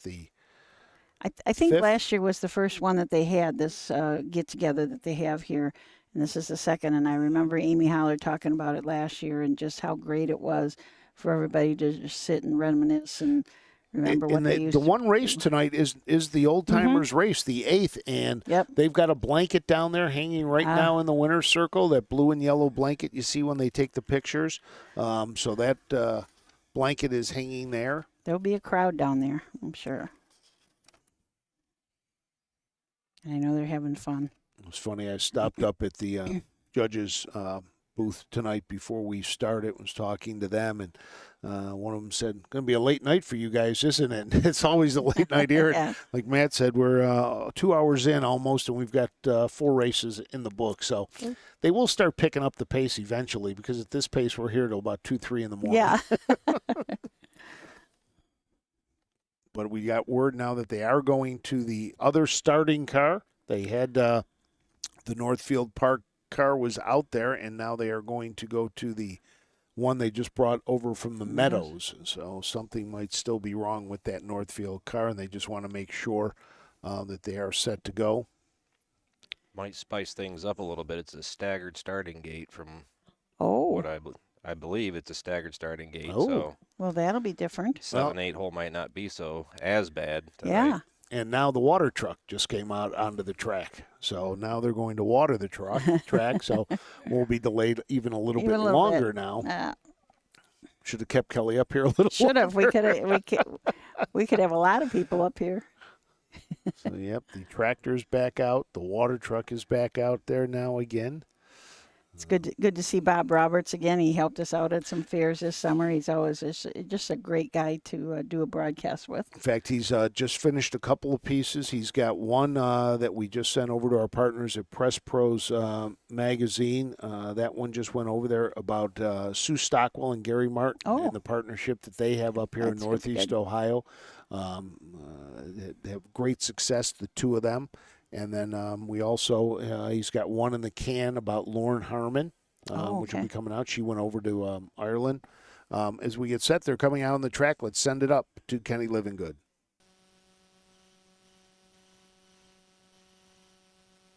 They're on track for tonight's fifth race. 2-year-old Pacing Fillies, Buckeye Stallion Series Championship. 1 Queen Valerie. Chris Page driving for Ron Burke, Burke Racing, Weaver Buscemi, Knox Services, and RAS Racing. 2, Mingle and Dingle. Over the VIP Internet Stables, trained by Brian Brown, Cam McCowan in the sulky. 3 is Standarosa. Aaron Merriman up for Ty Loy and David Wills. 4, Jamie Amanda. Luke Hanners does the driving for Virgil Morgan Jr. And the owners Let It Ride Stables, Odds On Racing, and Virgil Morgan Jr. 5, Made to Rockette, owned by Sharon Edelman, trained by Jim Arledge Jr., Chris Lems in the bike. 6, Eyes Up, Ronnie Wren Jr. catch drives for trainer Rachel Owanima and owner Harry and Darlene Alltop. 7, Odds On Dividend, owned by Odds On Racing, Austin Hanners up for Virgil Morgan Jr. The 8, Seaside Angel, Dan Noble drives for Ron Steck, who cones with the Bootville Stables.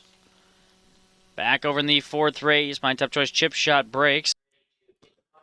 So let's tell you a little bit more about the horses for this. The 5th race, the 2-year-old Filly Pace Buckeye Stallion Series Championship. The number 1 is Queen Valerie. Chris Page drives for trainer Ron Burke. This is a summa cum laude out of the Little Stephen Mare de Valeria. Ron Burke, the Burke Racing Stable, Weaver Buscemi, Knox Services, and RAS Racing are the owners. Has raced just 6 times this year, 2 wins, both of them in the Buckeye Stallion Series, legs 2 and leg 4. Does have 1 second place finish, $52,000 purchase at the Ohio Select Sale. Last time out in the Buckeye Stallion Series at Delaware, started from the 8 hole and finished 7th. From the 2-hole, Cam McCowan drives Mingle in Dingo for trainer Brian Brown and VIP Internet Stable. This is a Dancing Yankee filly out of a Western Terra mare, Sebring Blue Chip. 6 starts on the year, 2 wins. Those were back-to-back wins, both at Scioto Downs. One of them in a 2-year-old non-winners of 1 race in 53-1, and the other was the Buckeye Stallion Series, 53-3. Was sitting 9th in the Buckeye Stallion Series points. It was a $9,000 purchase at the Ohio Selected Sale. The number 3 is Standarosa. Aaron Merriman in the bike for Ty Loy. David Willis of Granville is the owner. This is a Ponderosa filly out of Still Standing. 10 starts this year, a win, 2 seconds, and a third. Earnings over $25,000. That win came at Urbana in the Buckeye Stallion Series, pacing in 1:59-1. Last time out here at Northfield, 5th place finish. Jamie Amanda and Luke Hanners from the 4-hole for Virgil Morgan Jr. A Down by the Seaside filly out of a Western Hanover mare, Omen Hanover. Let It Ride Stables, Odds On Racing, and Virgil Morgan all own this filly. It's had 6 starts, 5 of those in the Buckeye Stallion Series. Won 2 Buckeye Stallion Series in 55 and 56-4. Also won a non-winners of 2 at Scioto Downs. 55 flat at Delaware was her last start out, and that was in the Buckeye Stallion Series. The number 5 is Made to Rockette. Chris Lems in the bike for Jim Arledge Jr. Sharon Edelman of Gahanna is the owner and the breeder of this filly by Pet Rock out of Standing Donata. Has hit the board in 2 of the last 3, winning those 2. Those wins came at Scioto Downs in the Buckeye Stallion Series, and also won the Ohio State Fair Stakes back on August 1st. So 3 wins in 6 starts, earnings of over $63,000. And first in the standings of the Buckeye Stallion Series is Eyes Up. Changed the driver to Ronnie Wren tonight for Rachel Onima. Harry and Darlene Alltop, the owners. This is a lather up filly out of a Rock and Roll Hanover mare, Dazzling Rockette.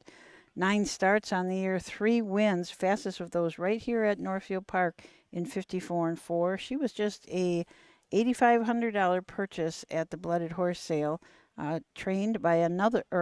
bred by another Hall of Famer, Donald Hoover. The number 7 is Odds On Dividend. Austin Hanner drives for Virgil Morgan Jr. This is a down by the seaside out of the Western Vintage Mare Rose Run Ultimate. Odds On Racing of Boca Raton, Florida. The owners, 8 starts, a win, 4 seconds, and a third. Earnings of $32,000. This was a $100,000 purchase at the Ohio Select Sale, coming off a win at Delaware in the Buckeye Stallion Series, and a big win at that. A winner by 7 lengths in 54-1. Seaside Angel and Dan Noble round out the field for trainer Ron Steck. Bootville Stables and Ronald Steck, the owners. Another down by the Seaside filly out of Rock and Roll Heaven mare, Band of Angels. 5 starts on the year, 3 wins. The last one of those was at Delaware in the Buckeye Stallion Series, 55-2, but it has a better mark at Scioto Downs, 54-3. Right now, Standerosa over by the draw gate with Aaron Merriman getting some equipment taken care of. Now ready to get back into the bike is Aaron. As Matt had mentioned, a staggered starting gate now will be used for the rest of the evening. So it will be interesting to see how that affects things here at MGM Northfield Park.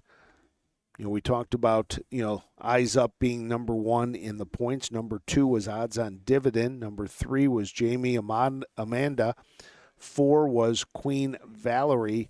5 was Seaside Angel. 6th, Made to Rockette. 7th was Standerosa. The number 8, Fire Country, did not enter. And then the number 9, Mingle in the Dingle, able to step into that spot. We got 3 down by the Seaside fillies in this race, and down by the Seaside has 8 in the Buckeye Stallion Series tonight, so he's got 25% of the horses that are in the Buckeye Stallion Series for Pacers are down by the Seaside. Lather Up has 5, Catch the Fire 4. So those top 3, the top 4 stallions have 59% of the starters. So that's Down by the Seaside, Lather Up, Catch the Fire, and Yankee Cruiser. Luis checked in about the staggered gate.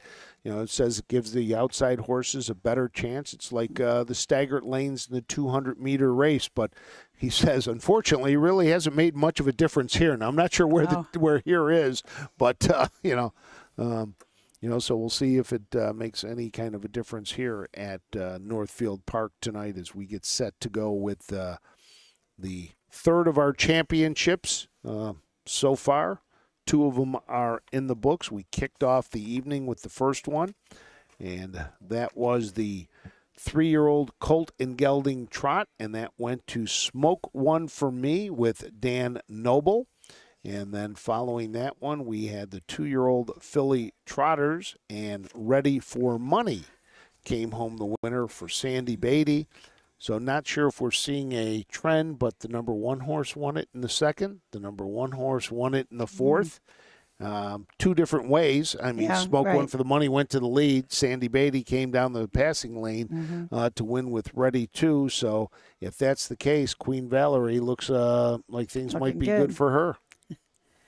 We talk a lot about the dominance of the Down by the Seasides in these big stake races, and he had 16 in the Ohio Sire Stakes, which is a lot. Won 3 of them. So had 44% of the starters in the Ohio Sire Stakes were Down by the Seasides. And he's got 8 in tonight, so he's got 25% of the starters tonight. Just a dominant horse. I know that there was I can't remember the price, but a Down by the Seaside sold very well at Lexington, and I know that there was a lot of them in today. Well, the starting gate is rolling. Let's send it up to Kenny Livingood.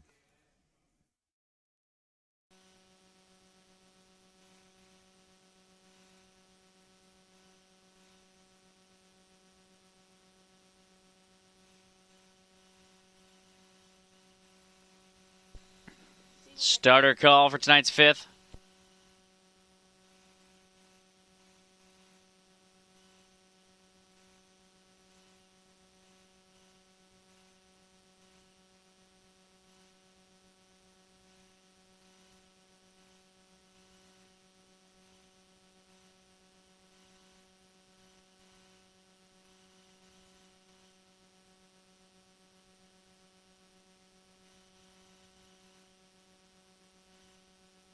Here they come.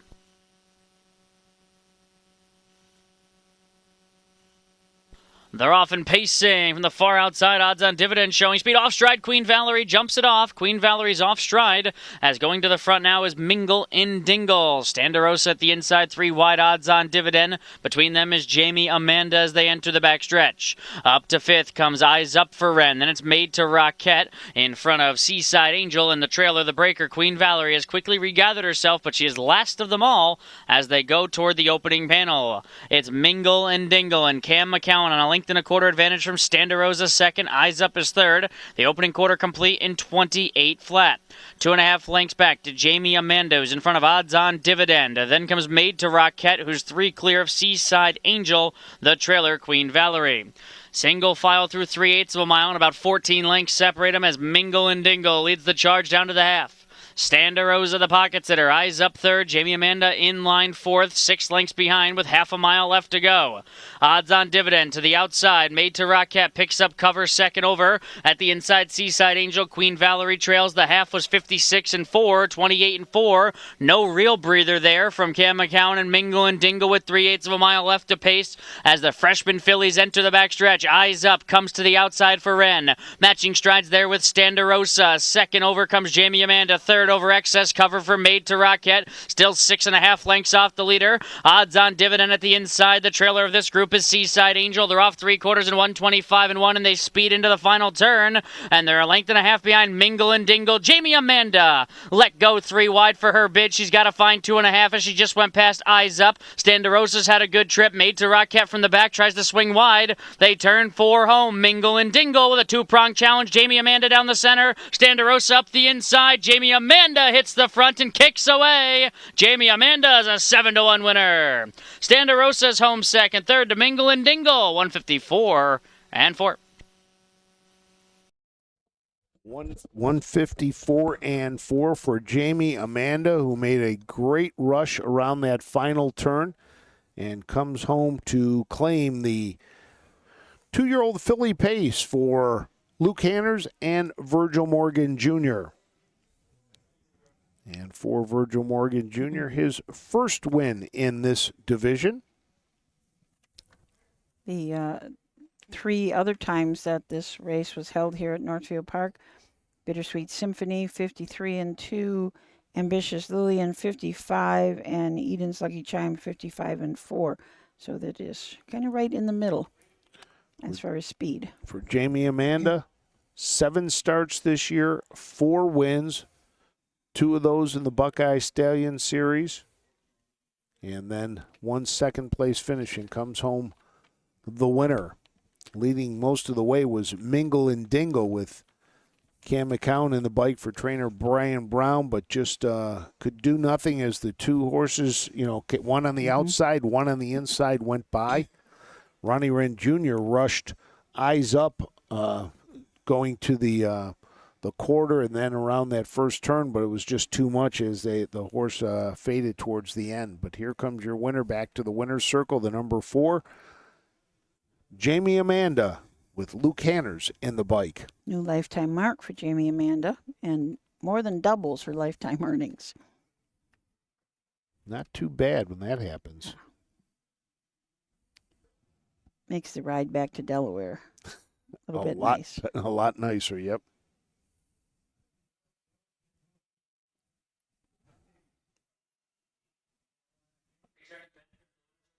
Winner circles the 4, Jamie Amanda. Luke Hanners the winning driver for Virgil Morgan Jr., who co-owns with Let It Ride Stables and Odds On Racing.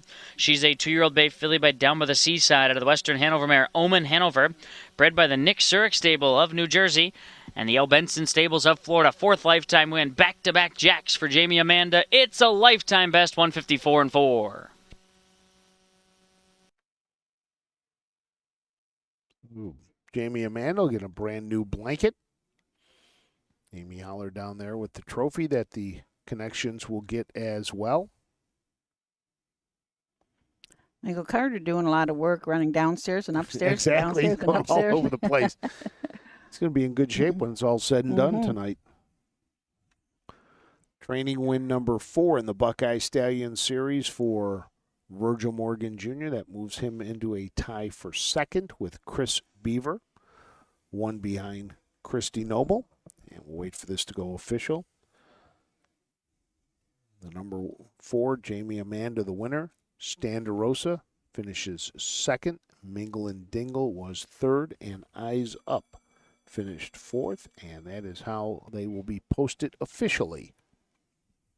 Because we heard the bell. We heard the bell. There's a bell that goes off when it becomes official, and basically that means all those people downstairs can rush to the windows to get their money. That's right.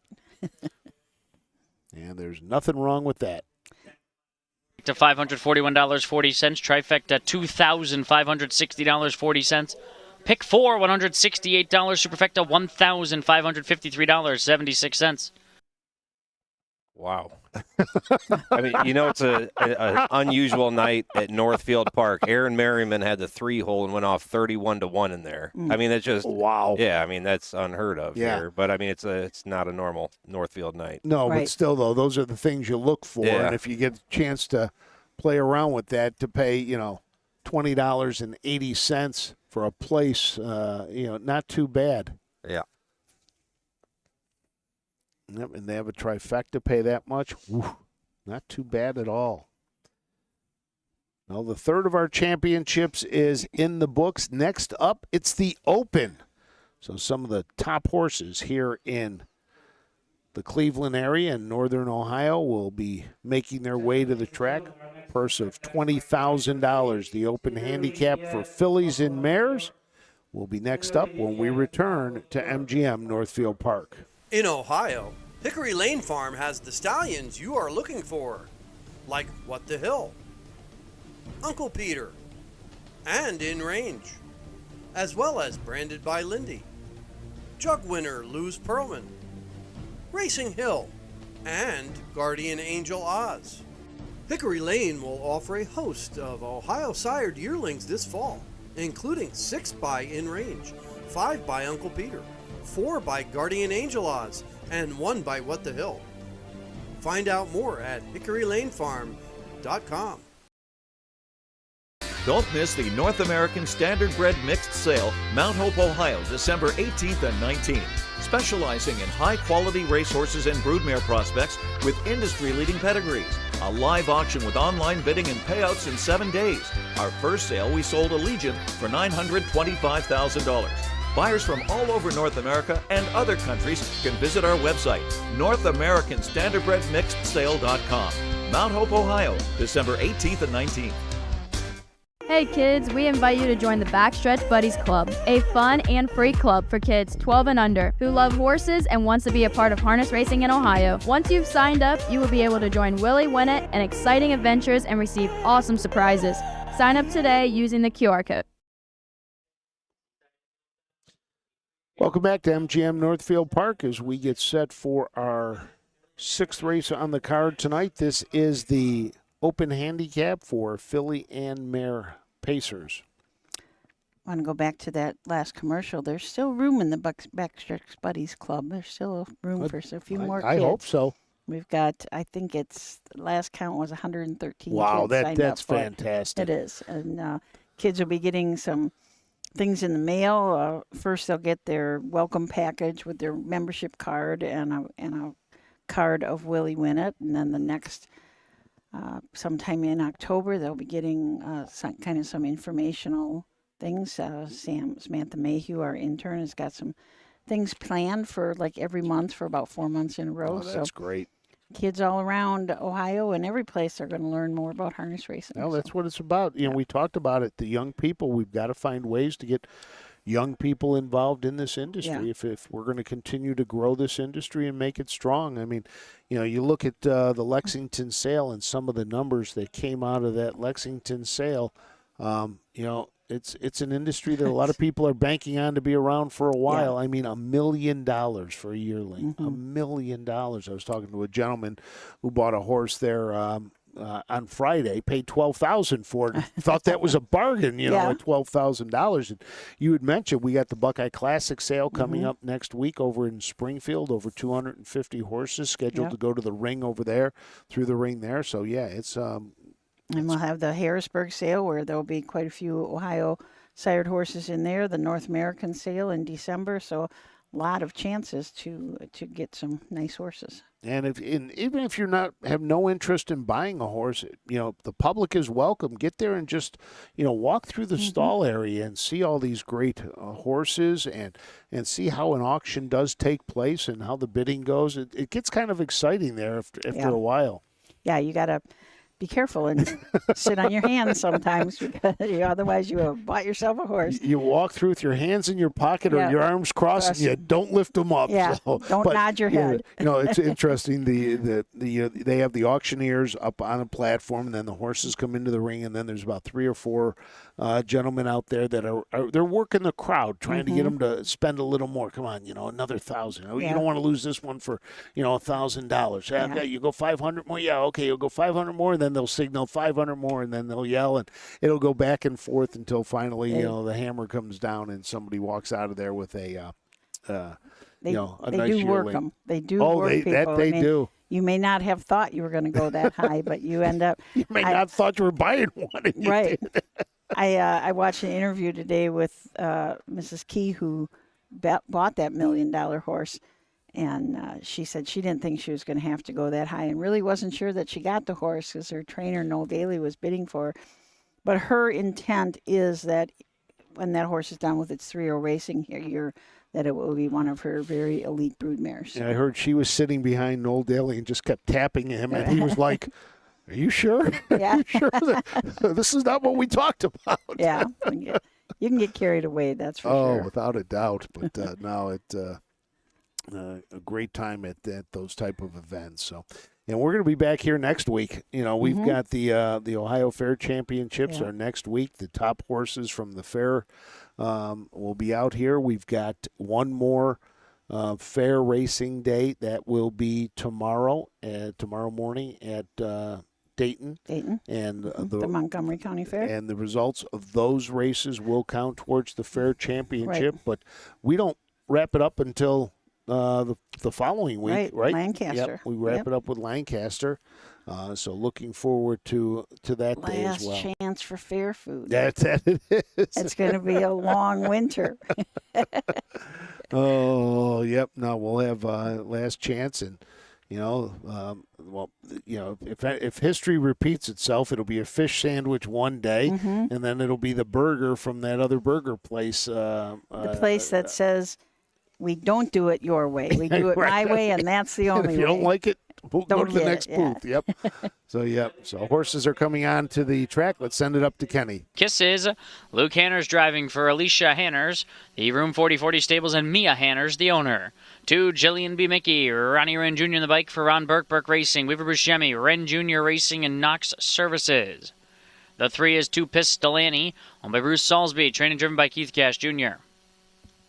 4, Think of Galaxies, Dan Noble drives for Corey Kreiser. Mirren Adrian Thunder Racing Stables, the owner. Justin Irvine aboard the 5, Rockin' Bambi for owner trainer Craig Stein. 6, Girl from Rosedale, Aaron Merriman drives for Sam Scalacci, the Scalacci Stables, John Manning, Sam Bova Racing, and Super Mile, the owners. 7, Bonita's Best Bet, owned by Burke Racing. Baldacchino, Weaver Buscemi, J&T, Silva, Purnell, and Libby, Ron Burke Conditions, Chris Page in tow. Back over in race number 5, my second choice. 7 to go behind the gate. And we'll kick it off with Luke Hanners driving the number 1 Hugs and Kisses for Alicia Hanners. This is a 6-year-old mare by Rockin' Image out of the mare Stonebridge Hugs. Room 4040 LLC and Mia Hanners are the owners. 24 starts this year, 4 wins, 3 seconds and a third, earnings of over $46,000. Lifetime 18 starts, 113 starts, 18 wins, earnings of over $239,000, has definitely earned the $25,000 sale price that was paid at the Lexington sale. Julian B. Mickey and Ronnie Wren Jr. from the 2-hole for trainer Ron Burke. Burke Racing Stable, Weaver Buscemi, Wren Jr. Racing, and Knox Services, the owners. This is a 6-year-old mare by Always B. Mickey out of Better's Delight mare. She has had 103 lifetime starts, 22 wins, $250,000 in earnings. Her lifetime mark was taken this year as a 6-year-old 151 at the Meadows. Her last start was here at Northfield in the Mares Open. She had been racing in the Open over at the Meadows and just racing really, really well. Nothing back of third in her last 5 starts. The number 3 is Two Pistol Annie. Keith Cash Jr. drives and trains for owner Bruce Soulsby of Powell, Ohio. This is a 5-year-old mare by Lazarus N. out of Magical Bestern. 24 starts this year, 4 wins, 2 seconds, 2 thirds. Lifetime 88 starts, 19 wins, 19 places, 12 shows, earnings of $388,000. Is coming off back-to-back wins here at Northfield, the last one in the Filly and Mare Open Handicap. And the $500,000 earner from the 4-hole, Think of Galaxies. Dan Noble drives for Corey Kreiser. Amir Najor and Thunder Racing Stables, the owners. This is a 7-year-old mare by So Surreal out of a Western Ideal mare, Lightning D. Dube. She has had 135 lifetime starts, 29 wins, $550,000 in earnings. A mark as a 5-year-old of 150-1. She's been a really, really nice race mare for $500,000. The number 5 is Rockin' Bambi. Justin Irvine drives for Craig Stein, who also owns this Rockin' Image 6-year-old out of Intelligence.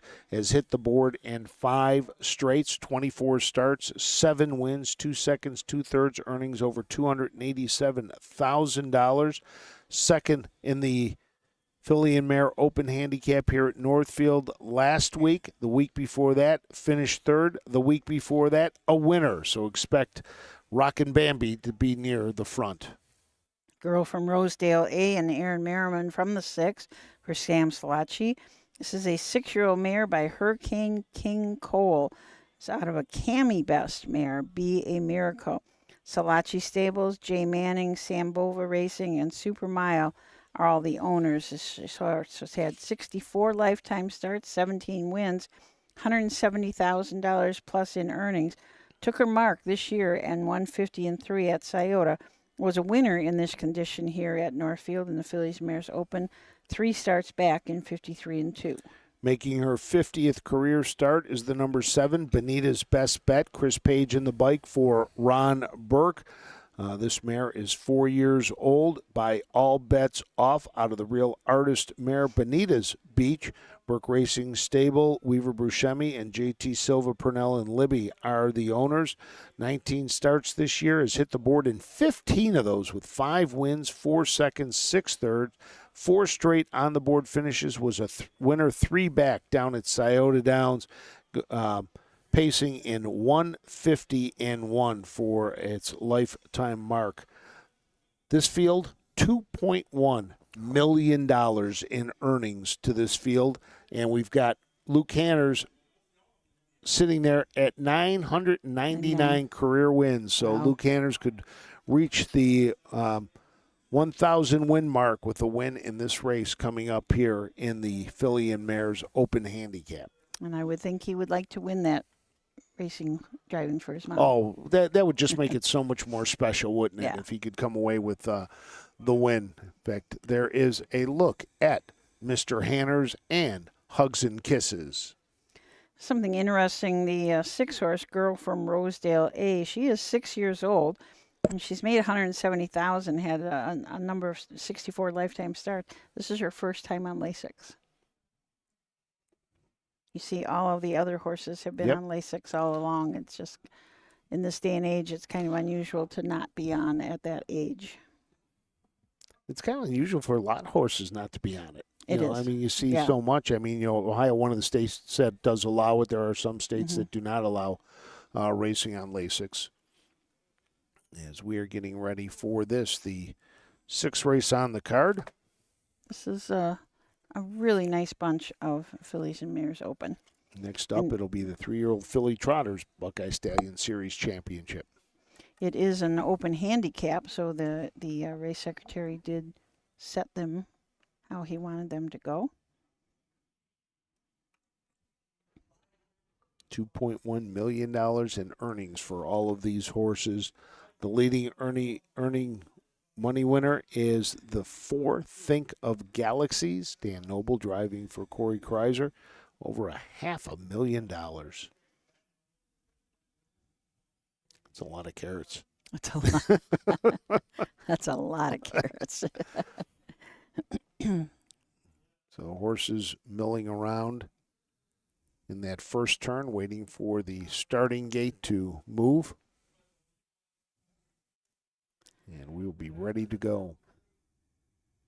And don't forget, we've got those sales coming up. The sale next week at Springfield, Ohio, and then we've got the Harrisburg sale coming up and the North American sale. So North American and Harrisburg are both mixed sales. They'll have some yearlings, but they also have, you'll see some really nice horses.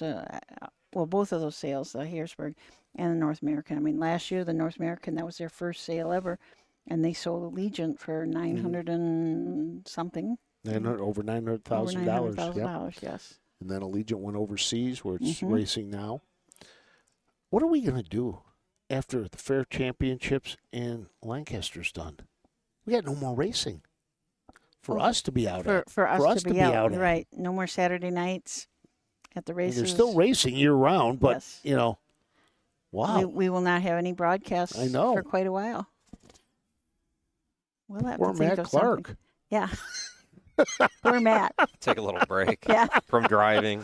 Yes, Wait a minute. It is the driving. That's I was thinking I about love today. being everywhere that I go. It's just the getting there and getting Yeah. back is the part that starts to wear on you towards the end of the season. Yes. I didn't realize your mic was on all this time, so if it's on, you need to speak. I think it was the Delaware week that did us all there. Yeah, it was hard to recover after that. It really was. It took that week took an awful lot of, and I mean, we've done it how many years now, but this year I don't know why it just seemed like it was. I don't know if it was just because it was hotter. I don't know, but it. I thought it was just me. No, it wasn't just I'm you. glad to hear it's everybody. Oh yeah. Well, appears we were going at too fast of a clip here. We were clearing the track for some reason. Okay. Well, that's Yeah. unusual. There's one left out here. Very unusual. One left. One just went through the open area here.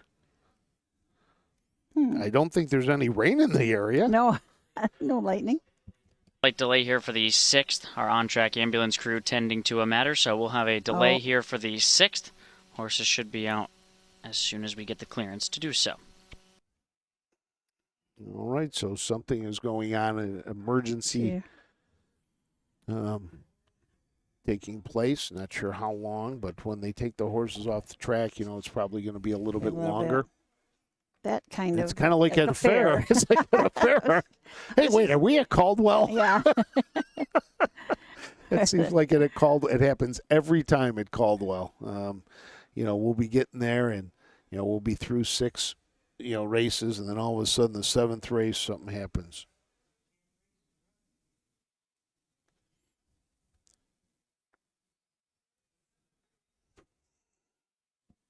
Yeah, JD has always got some interesting things to say, and he says, here's an interesting question to ponder.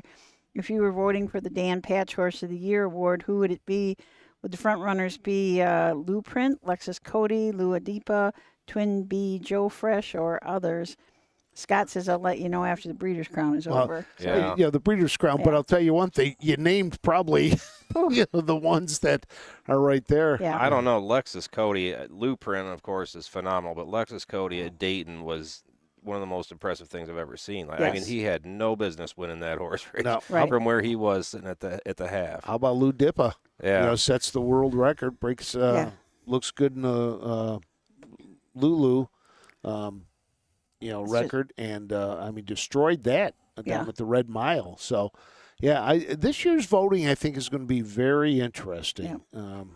Going to be tough, but I agree with you, Matt. That mile at Dayton was just amazing. Yeah, against the best in the country. Yep. He made it look easy from dead last, buried at the pylons. Yeah, that was incredible. Yeah, and when Yannick just said it was him. It was just all him. Just Yannick? It was all Yannick? no. He said it was all a horse. Gave the horse its due. That was a fantastic race. Oh. Yep. Now they're telling Keith Cash to Cash take get his off. horse back to the paddock. This Matt? is very unusual. Very unusual at a race, at a track like this. Do we have the last newsletter? Do you have that on your? Don't have that. You don't. One, Okay, no, I didn't know if you no. had it or not on this system or not. I was going to say we could play that. Or you could sing, perhaps. Yeah, right. I could sing. Aren't you funny today? Aren't you funny? But for those of you that aren't members of the OHHA, please consider joining. I mean, because, one of the nice things you get, Matt, if you can put the camera on us, we can, one of the nice things you get is our stallion directory right here. It's in there. You have a lot of information about all the different stallions that are standing in Ohio. We also have some features on some of the Hall of Famers that we have here and their pedigree pages, and just a lot about the breeding in Ohio. To become a member, just call our office, 614-221-3650, and you'll be able to get all our publications. That includes the 4 monthly magazines, the Stallion Directory, the Staking Guide. Staking Guide. You do not get the Huffs Guide as part of the That's right. membership. That's an add-on. You've got to pay extra for the Huffs Guide. And if you enjoyed the fair racing, now is the time to call and order your Huffs Guide. Do not wait till next March or April or May. Do it now. I mean, we actually had somebody call me this past week wanting a copy of this Stallion Directory. I think they were interested in seeing more about the stallions and being able to see what's what's out there. Yeah. Well, I do take these with me to the sales too, because there's a tremendous amount of people. Even though I do say, well, this is last year's, and that's okay. That I mean, a lot of them haven't changed, so they just want to see it. Yeah, I mean, really, when you're looking at the Stallion Directory, the pedigree pages with the stallions, it has a lot of the information in there. About the different lines and everything, and what their offspring have been, but the ad about the stallion pretty much doesn't change. It tells you about their career and everything, and that's great to have. So it's a pretty nice thing to have, and it also is the OHHA telephone book. Yes, it is. So you got phone numbers in there. Everybody's phone numbers in there. So if you want to get a hold of somebody, you can get that and do that. But a little unusual here to have delay. The one good thing about this delay is they're going to have to speed them up. They're going to have to speed them up to get them in. I never imagined to load that onto here because I would have never guessed we would have an ambulance delay at the track. Would not have thought of anything like that. But you're talking about the newsletter, the digital newsletter. A new digital newsletter is almost ready to come out. The boys have been working on it really hard.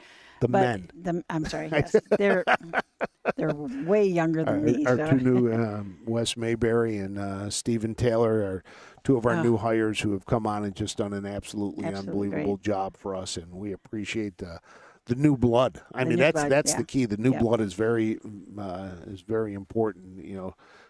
And they've been doing a great job. With that. And they come up with ideas, and we go, never thought of that. Because as you always say, they're looking at it from outside the box. They're not looking at it in the box like we have been in this for so long. In fact, I was talking to a gentleman who I think it was him who came up with that line. It's hard to read the label from inside the bottle. Yeah. And I used that a number of times. And it is when you're in an industry or you're in profession, you see everything inside, and you can't read it what people are perceiving and reading from the outside. Right, absolutely. Well, I thought they asked Keith Cash Jr. to head back to the paddock, but he's still down there. It looks like he's picking up rocks or something. He's hanging out the bike picking up something. Oh, he is. His horse must not want to go back into the paddock for some reason. Yeah, it says I came out here to race. Let's go. Let's go. But we hope whatever the ambulance is attending to is not serious. Overall. We talk about the Stephen and Wes has done an outstanding job writing some stories. so the newsletter that come out, if you were an OHHA member, 10 years ago or whatever, the newsletter was kind of a recap of what had been happening. It's not like that anymore. It's more feature stories to get you really behind the scenes, and some people and their horses, and really learn about them as people instead of as horse trainers. So it's pretty interesting stuff. And we're in fact getting ready for, we'll have another magazine end of November coming out. Work will begin. Waiting to hear from Kenny Living Good. They're coming back So out. they're coming back out. Okay, so we should be getting ready to roll here. But, we've got starting to work on the Stallion directory already. That'll start next week. So if you haven't been out, make sure you get out and take pictures of all those little foals that are still out there for the Stallion directory, because we're going to be looking for a cover shot again this year. And it's a hotly contested contest. Yes, it is. It really is. We get a lot of fantastic pictures in from people. Go out in the field and take some pictures of babies. Want to thank everybody who has checked in throughout the evening tonight from all over North America. And I say that because we've got some Canadian friends who are watching. We're from the North Coast in Ohio to the Southern Coast in Florida, from the East out all the way to Arizona in the West. And we thank Mr. Myrick for the update on the Ohio State football game. The Buckeyes lead 14-3. Kenny Living Good's ready to go. Let's send it upstairs for the call of the 6th.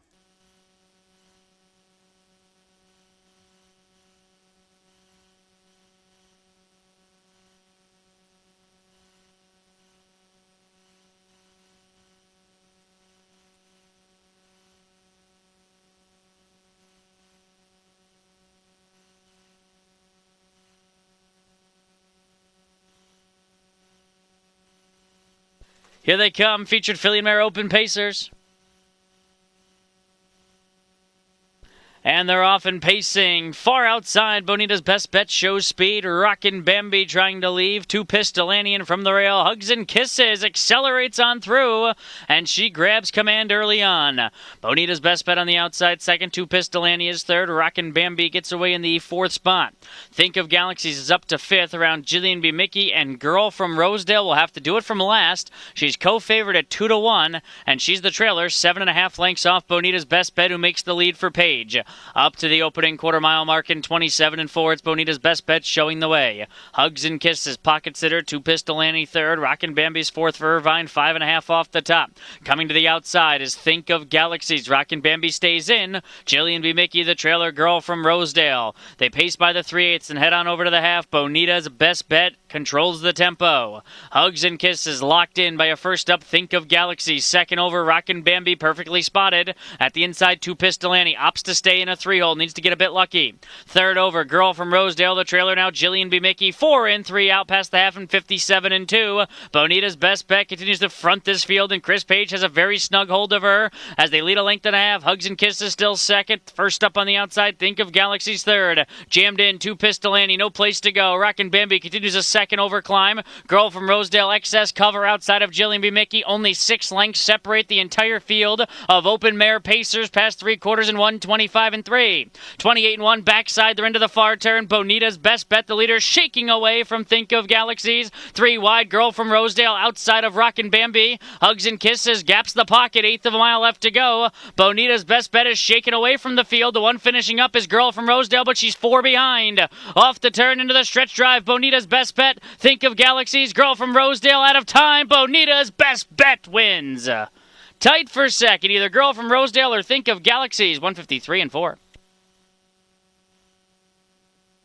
Chris Page took the lead going up the backstretch the first time and never relinquished it. And comes home a winner with Bonita's Best. 153-4. And they're showing the wrong replay. Yes, they are. That was race 6. Well, it says race 6, but that was from earlier today. Oh. So there's Chris Page with the... Yeah, so what you're seeing now is the wrong race on there. 10-4. So I'm sure they'll go There it back is. to the right one. Yeah. So remember, we're on this TV, not that one. That's the that- I delay.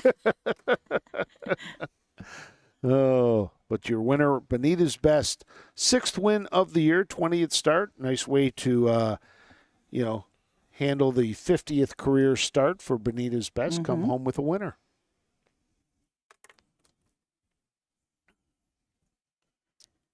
She's over about $258,000 lifetime, $259,000. Girl from Rosedale A finishes 2nd. 3rd goes to Think of Galaxies, and finishing 4th, Rockin' Bambi. So there are your top 4 finishers. There's Chris Page coming back to the winner's circle with Bonita's Best. 4-year-old by all bets off out of the Real Artist Mare, Bonita Beach, owned by Burke Racing Stable, F. Bandicino, Weaver Buscemi, and JT Silva and Purnell Libby. Burke Racing, Baldacchino, Weaver Buscemi, J&T Silva, Purnell, and Libby. Trimmed around Burke, Chris Page, the winning drive. 4-year-old bay mare by all bets off out of the Real Artist Mare, Bonita Beach, bred by the Doug Millard Farms of Ontario, Canada. 16th lifetime win, 6th this season, 153 and 4.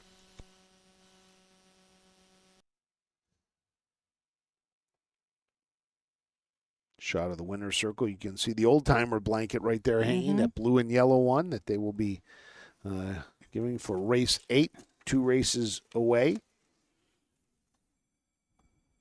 And it is now gone official. The 3 horses that finished 1st, 2nd, and 3rd were all 4-1 on the money line. But it was Rockin' Bambi and Girl from Rosedale A that were the 2-1 favorites in the race, but Bonita Best at 3-1 comes home the winner. $41, pick 3, $104.10. So there it is, the top 4 finishers and the payouts for the Open Handicap 2. Next up, though, we will have the 3-year-old filly trotters for $75,000 in the Buckeye Stallion Series Championship, the 4th of 8. When we return to MGM Northfield Park. Midland Acres is proud to stand the prominent stallions, TCI, Long Tom, Ready for Money, Monty Mickey, Summa Cum Laude, and Bit of a Legend. With such great pedigree and speed in the stallion barn, Midland Acres will provide a diverse group of top yearlings in the sale ring for 2025.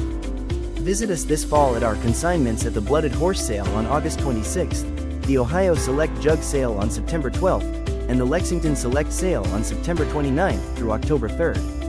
Let Midland Acres experience in the industry lead you to the winner's circle.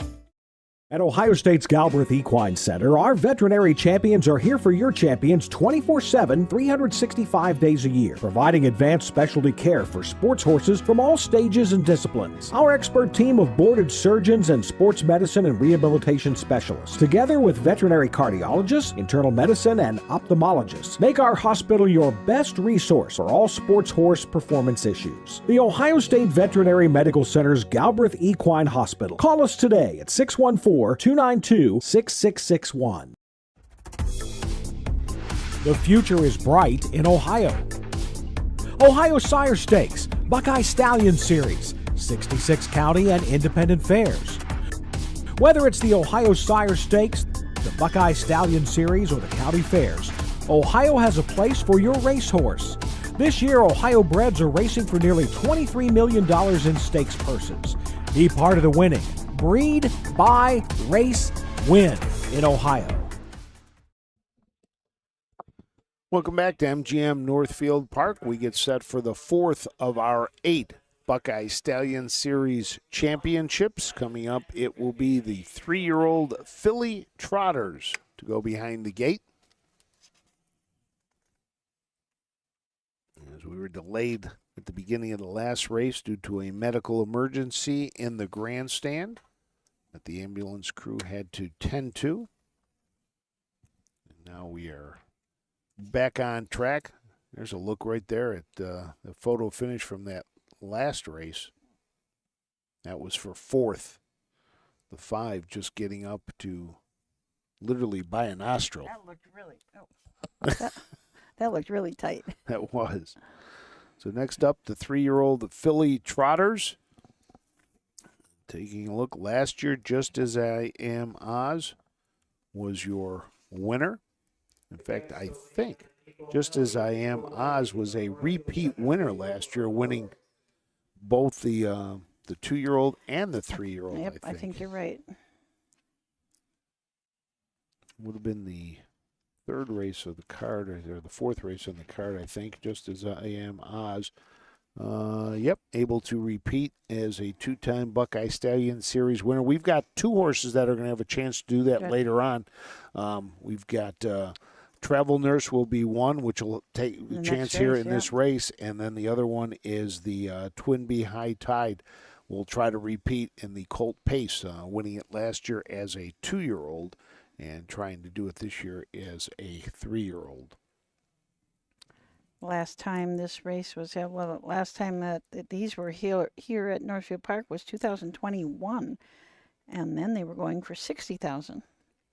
Started out in 2017 and 18 for $40,000, then it jumped up to $60,000 for 19, 20, and 21 and 22, and then went to $75,000. So it's been a steadily growing. Is, and the horsemen enjoy it. They like it. 5 legs in it that you race for, each leg at $20,000. Yeah. So a nice chance to pick up a nice paycheck when they're out doing that. And those are $20,000 guaranteed. It doesn't matter how many divisions you end up having. Every one of them goes for $20,000. So that's pretty cool.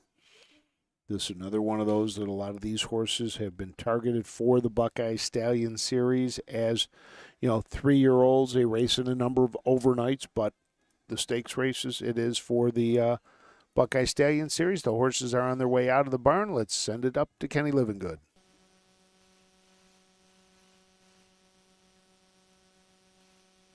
Out for tonight's 7th race, 3-year-old trotting filly, $75,000 on the line. The Buckeye Stallion Series Championship title, one Youthful Kemp. Braden Rhodes aboard for Bill Rhodes and Robert Beachy. Number 2, Counting on CC, owned by Bob Troyer, trim of Miles Woolham, Kurt Sugg in the sulky. 3, Volstarita, Justin Irvine aboard for Cassandra LaCourte in the M3 Racing Stable. The 4 is I Will Make You Proud Oz, owned by ACL's Tuturier B, trim by Annette Lorenzen, Dan Noble up. 5, Travel Nurse, owned by the Joyce McClellan Stables, trim by Virgil Morgan Jr., Luke Hanners in tow. 6 is Up, Aaron Merriman drives for Matt Burkholder and a Dark Horse Farm. Courtney Burkholder owns the 7, Sweet Rose. Chris Lims drives for Matthew Burkholder. 8, Pretty Little Penny. Chris Page catch drives for Jeremy Miller, who cones with Wayne Mast Jr. So there is the field for the 7th. Let's tell you a little bit more about these 8 3-year-old fillies that will go behind the gate. The number 1 is Youthful Kemp. Braden Rhodes gets the drive for his father, Bill Rhodes. This is a What the Hill out of Avant Garde, owned by Robert Beachy of Berlin, Ohio. 13 starts, 2 wins, 2 seconds. This was a $25,000 purchase at the Lexington sale. Won the 2nd leg of the Buckeye Stallion Series. Finished 2nd 2 races ago in the Delaware leg, the 5th of the Buckeye Stallion Series. Came in 10th in the points and was able to get in when the 2 horses tied for 7th. Both were also in the top 9 for the Ohio Sire Stakes, so they were not allowed to enter. Counting on CC and Kurt Sugg from the 2-hole for trainer Miles Woolham. Bob Troyer owns this filly, and he was also the breeder.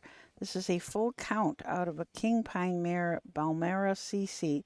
12 starts on the year, 2 wins. The fastest of those wins was 156-4 at Scioto Downs. This horse is sitting 5th in the point standings. The number 3 is Volstarita. Justin Irvine drives for Cassandra LaCourte. This is a Volstead filly out of Southwind Magic, owned by M3 Racing Stables of Berlin, Ohio. 12 starts, 4 wins, a 2nd, earnings of $36,000. Lifetime 7 wins, earnings of over $75,000. This was a $55,000 sale. Purchase at the Ohio Select sale. Was a winner last time out at Delaware. I Will Make You Proud as Dan Noble up for Annette Lorenzen. ACL Staturi, the owner and breeder. This is a Lion Hunter filly out of a DQ Rapid mare, Madeline It. 10 starts on the year, 2 wins. Fastest of those was 155 at Scioto Downs. Raced in the Buckeye Stallion Series, had a win in there at Scioto, and that was that 55 mile. Luke Anders will go for that 1,000th career victory on number 5, the favorite, Travel Nurse. Virgil Morgan Jr. is the trainer. This is owned by the Joyce McClellan stable that also was the breeder. 15 starts this year, 2 wins, 3 seconds, 2/3, earned over $90,000 this year. Won the 4th leg of the Buckeye Stallion Series. Finished first in the Ohio Sawyer Stakes Consolations last week over at Dayton. Up, and Aaron Merriman from the 6th hole for Matthew Burkholder and Dark Horse Farm LLC. This is an Uncle Peter filly out of a Muscle Hill mare, Marion Millionaire. Has 13 starts on the year, 3 wins. Last 2 starts back, she won right here at Northfield Park, and the non-winners of 4 in 158-1, but she does have a mark at the Meadows of 56-4, sitting 2nd in the Buckeye Stallion Series points. This was a standardbred horse sale at Harrisburg yearling purchase for $50,000. She has made $123,000 lifetime. The number 7 is Sweet Rose. Chris Lems drives for Matthew Burkholder. This is a Marseille filly out of the Master Levesque mare Norma's Rose. Courtney Burkholder is the lessee. 10 starts, has hit the board 8 times with 4 wins, 2 seconds, 2/3, earnings $43,000. Won 2 legs, the 1st and the 4th. One of those was here at Northfield on August 11th. Last time out at Delaware in leg 5, finished 3rd. Pretty Little Penny changed the driver to Chris Page. Jeremy Miller trains, and Jeremy also owns, along with Wayne Mass. This is a Marseille filly out of an Angus Hall mare, Pinery. 11 starts on the year, 4 wins, 2 of those in the Buckeye Stallion Series. Won her start at Delaware in 156-3. Also won a Buckeye Stallion Series right here at Northfield in 56-1. Has earned $34,000 this year, added to almost $30,000 last year, $64,000 lifetime. So that is the field. The top 3 in the standings. Sweet Rose, the number 1. Up, the number 2. Pretty Little Penny, the number 3. All drew the 3 outside post positions. Just totally opposite from the first race where they were 1, 2, 3 were on the inside. Travel Nurse was the winner of the 2024 Buckeye Stallions 2-year-old filly trot championship, so trying to repeat as a champion. And how about Matthew Burkholder, the year he is having? Yeah. Just really just having a great year. Young trainer and just really has things going, and he's got Sweet Rose, one of the long shots in this race. But, it's kind of funny. You looked at the morning lines, and a lot of the top point getters in the Buckeye Stallion Series were the long shots on the morning lines. And, here's a perfect example. Number 1 in points was 20-1 on the morning line, currently sitting there at 15-1. And you had Travel Nurse, which coming off the big win in the Ohio Sawyer Stakes Consolation, the morning line favorite at 7-5, which was to be expected probably. It's also amazing. You were talking about Matthew Burkholder. He's had 76 starts, 22 wins, 15 seconds. He's batting a .408 training average. That's incredible. Matt, you said you had a chance to. Did you talk to him? Yeah, I got to talk to him a little bit down there at Dayton, and he just seems like a super nice guy. I'm real happy that he's having the year that he's having. Yeah. And, he's doing it on the big stage too. Yes. 3rd in the Mohawk Million. What was that horse's name? I can't think of it now. Oh, jeez. I know they all run together. He had him. He had It's it down one at person's last yep. name, and I can't. I cannot think of it. But doing well down in Lexington too at the Red Mile. What is that horse's name? I keep thinking Seinfeld, and it's not that. No, it's not that. It's something else. Silverstein. Yep, that's it. Silverstein. In fact, he had a couple down there this past yesterday. In fact, down there at the Red Mile. Trying to look that up quickly here, and He had Silverstein was a winner in the Italian Stallion Series for 2-year-old colt, grade 3s. That was a $73,000 race. Came home a winner. Had David Miller in the bike for that race. International Stallion. What did I say? Italian Stallion. Well, you know Rocky what? reference. Yeah. No, you know what? That's what I eat at Jimmy John's. Oh, you think my mind's somewhere else right now. Yeah, he also had another horse in yesterday down there too that I thought did well. The horses are heading to the gate for the Buckeye Stallion Series 3-year-olds Filly Trot Championship. We're going to turn it over to Kenny Livingood for the call.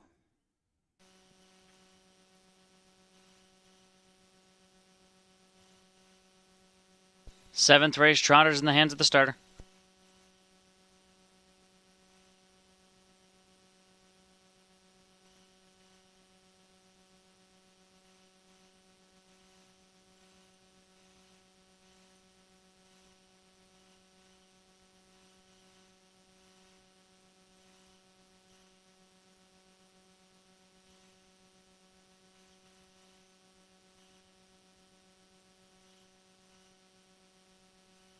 Here they come.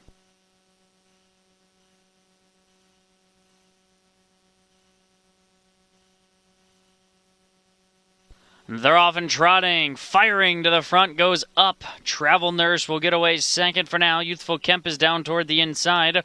Also pushing forward from the far outside is Pretty Lil Penny, as Up makes a pretty clear and uncontested lead for the opening eighth of a mile. Travel Nurse is up into second on the outside. Pretty Lil Penny's also driving forward third. At the inside, Youthful Kemp comes out racing in fourth. They're followed by Counting on CC, who got away in fifth. Then it's Volsterita, I Will Make You Proud, Oz in the trailer. Sweet Rose up to the opening panel they go, and Travel Nurse through a 28-3 opening panel makes the lead a length and a quarter. Up into the pocket spot. Pretty Lil Penny is third. Youthful Kemp at the inside is fourth. Count on CC flushed off the rail by Volsterita, who's the other even money co-favorite. She's going to be second over tonight. At the inside is I Will Make You Proud, Oz in the trailer is Sweet Rose, who gets into the flow third. Over 5 in, 3 out as they come to the half behind Travel Nurse and Luke Hanners, a length and a quarter. Cowan on CC is matching strides with Up through the first half mile in 58-1. 29-3 in the second panel from Travel Nurse, who leads into the payoff half. At the inside, Up. Cowan on CC first over grind. Pretty Lil Penny, no place to go for Paige. Volsterita still second over. She's got to pick up 4 with 3/8 to go. Off stride goes Sweet Rose, goes on a gallop. Youthful Kemp and I Will Make You Proud, Oz. Up the backstretch they go. Travel Nurse leads a length and a quarter. Up's had a sweet trip. 3 wide. Volsterita let go for her bid. She still needs to find 3. Cowan on CC between, then Pretty Lil Penny, 3/4, 127-1. They speed around the final turn, and Travel Nurse tries to sneak away. Up was very steppy there from the pocket, and she did break there. Up is off stride, so up to second now is Volsterita as they turn for the money. The favorites to decide it, Travel Nurse, and at the inside, Volsterita now pops off the rail to the inside. Pretty Lil Penny's got fresh legs, trying to reach Travel Nurse. Pretty Lil Penny's flying. Time running out. Travel Nurse is a champion again. Travel Nurse, 2-year-old champ, 3-year-old champ, 156-3. Wow, just enough to hang on as coming flying up the inside was Chris Page and Pretty Little Penny, but it was Travel Nurse and Luke Hanners to win for the 1,000th time in his career, and that'll be one he will definitely remember, with Travel Nurse, who repeats as the Buckeye Stallion Series Filly Trot champion. Did it last year as a 2-year-old, this year as a 3-year-old. Page able to find some room down the passing lane, came flying down, but Travel Nurse just got to the wire in time by about a neck, maybe even a head they'll call it, but just able to win. Page was second. Justin Irvine finished third with Volsterita. In exactly the same time as she did a 2-year-old. 56-3 wow, really? as a 2-year-old. Look at that. 56-3 here. Hey, she knew exactly what she had to do. Right. It's all the faster I have to go. She had it wired right to the end. So congratulations to the connections of Travel Nurse, the Joyce McClellan stable, Virgil Morgan with the victory. close to $200,000 lifetime now. And with that, Virgil Morgan now moves into a tie for the most Buckeye Stallion training wins with 5.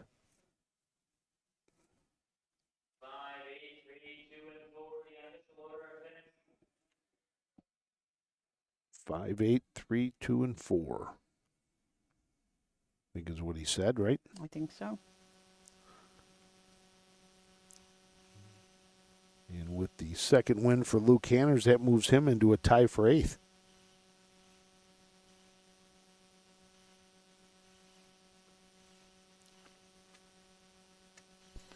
Returning back here to the winner's circle is now a 2-time Buckeye Stallion Series champion, Travel Nurse. Owned by the Joyce McClellan Stables, trained by Virgil Morgan Jr.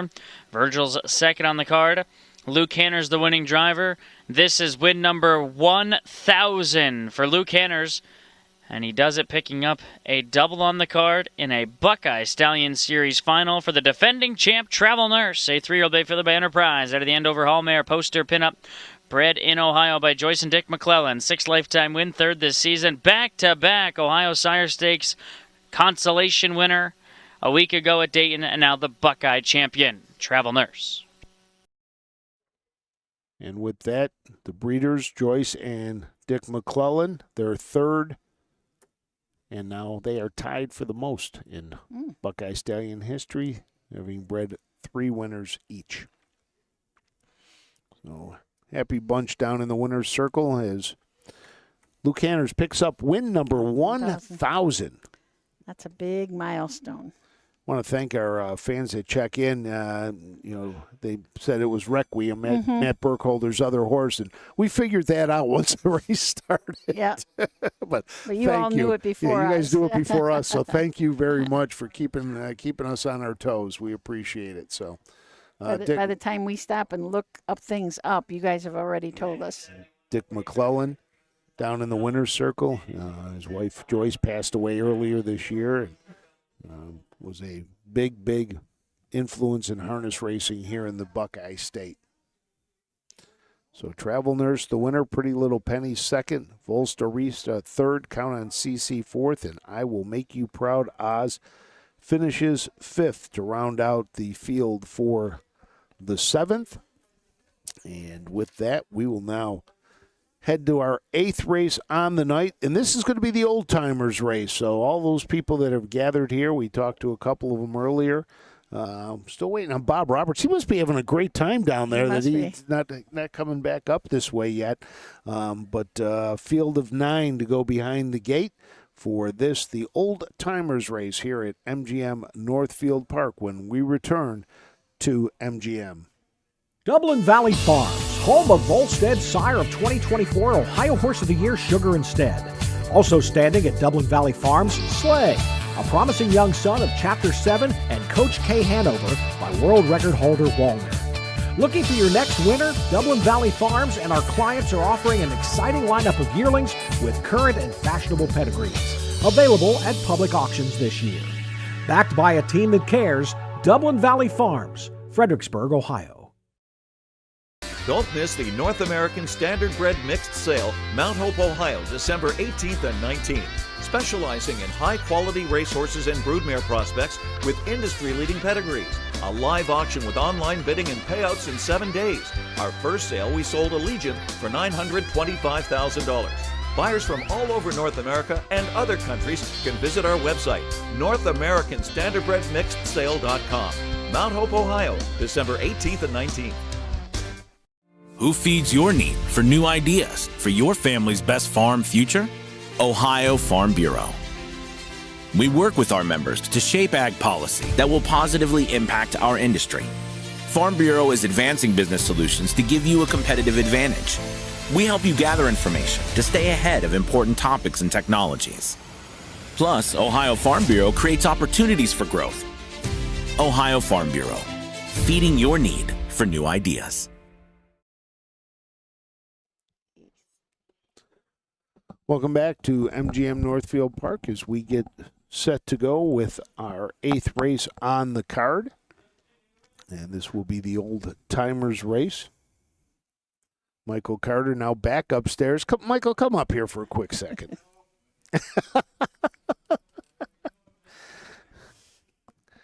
Come on, Michael. We kind of figured you'd want to sit down. Yeah, You've been doing a lot of running. How many steps do you have in so far? Every time we look, you're either upstairs, downstairs, running back, running forth. Let's see. Because you're putting in double duty today, aren't you? listen. You're upstairs and also down in the winner's circle as well. A little bit of both. What can I say? Well, good. Drove back from Lexington this morning. Oh, wow. Oh. We're at 9,211 There you go. steps. So now let's see. So that We're only would be halfway what, through the about, card. about a 5-hour drive to Lexington? 4 3/4. Okay, that's not too bad. The way I drive, about 4. No, I'm just kidding. So, yeah, you were down there at the Lexington sale, and you were talking, you were on the broadcast down there that they do for the sale, and kind of brains a little mush after 5 days, huh? Yeah, we only did 2 days of the show, and I got to tell you, it was some of the hardest broadcast work I think I'd ever done. Listen, we can do these. I could do racing all night long, right? And you should see my book. I have it in a binder in my car, and there's just so many notes. Average dam sales price, first dam, second dam, what each horse sold for, and it's such a, I don't know, it's such a lottery, so to speak, right?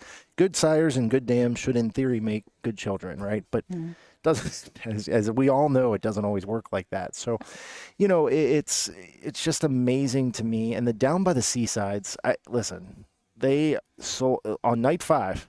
Okay, there was a Down by the Seaside last night, sold for $180,000 on night 5 of the sale. Wow. Okay, it's just unheard of. So the first night $1 million sale. What was the attitude or the feeling down there?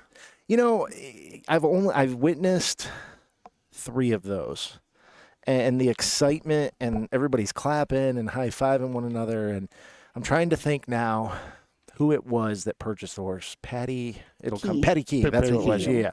And Heather Vitale had her on the show immediately following, and she was just happy as could be.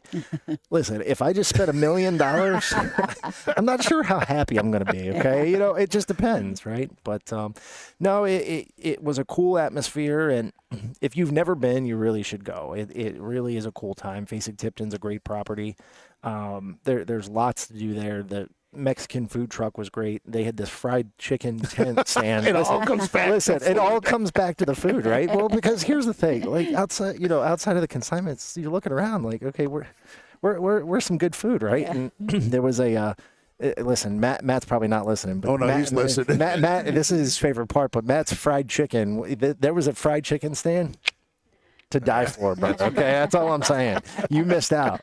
But no, it was a really, really a good time. And like I said, if you've never gone, you should really go. And I got to see Luadipa over the red clay. That was so cool. I told Kenny earlier. In fact, I said it on the pregame show. I said, if you thought it was cool watching it on TV, you should have been there. I mean, it was just incredible to watch that live. So yeah, Lexington was fun. It was a good time, and now we're back here tonight. You come back here tonight, you're throwing blankets, you're running upstairs, you're running downstairs. Tomorrow night, Wes, who works for you guys, it's been, people don't realize what goes into kind of the marketing and publicizing. I know you probably got an email from me 2 days ago with the Courageous Lady stuff.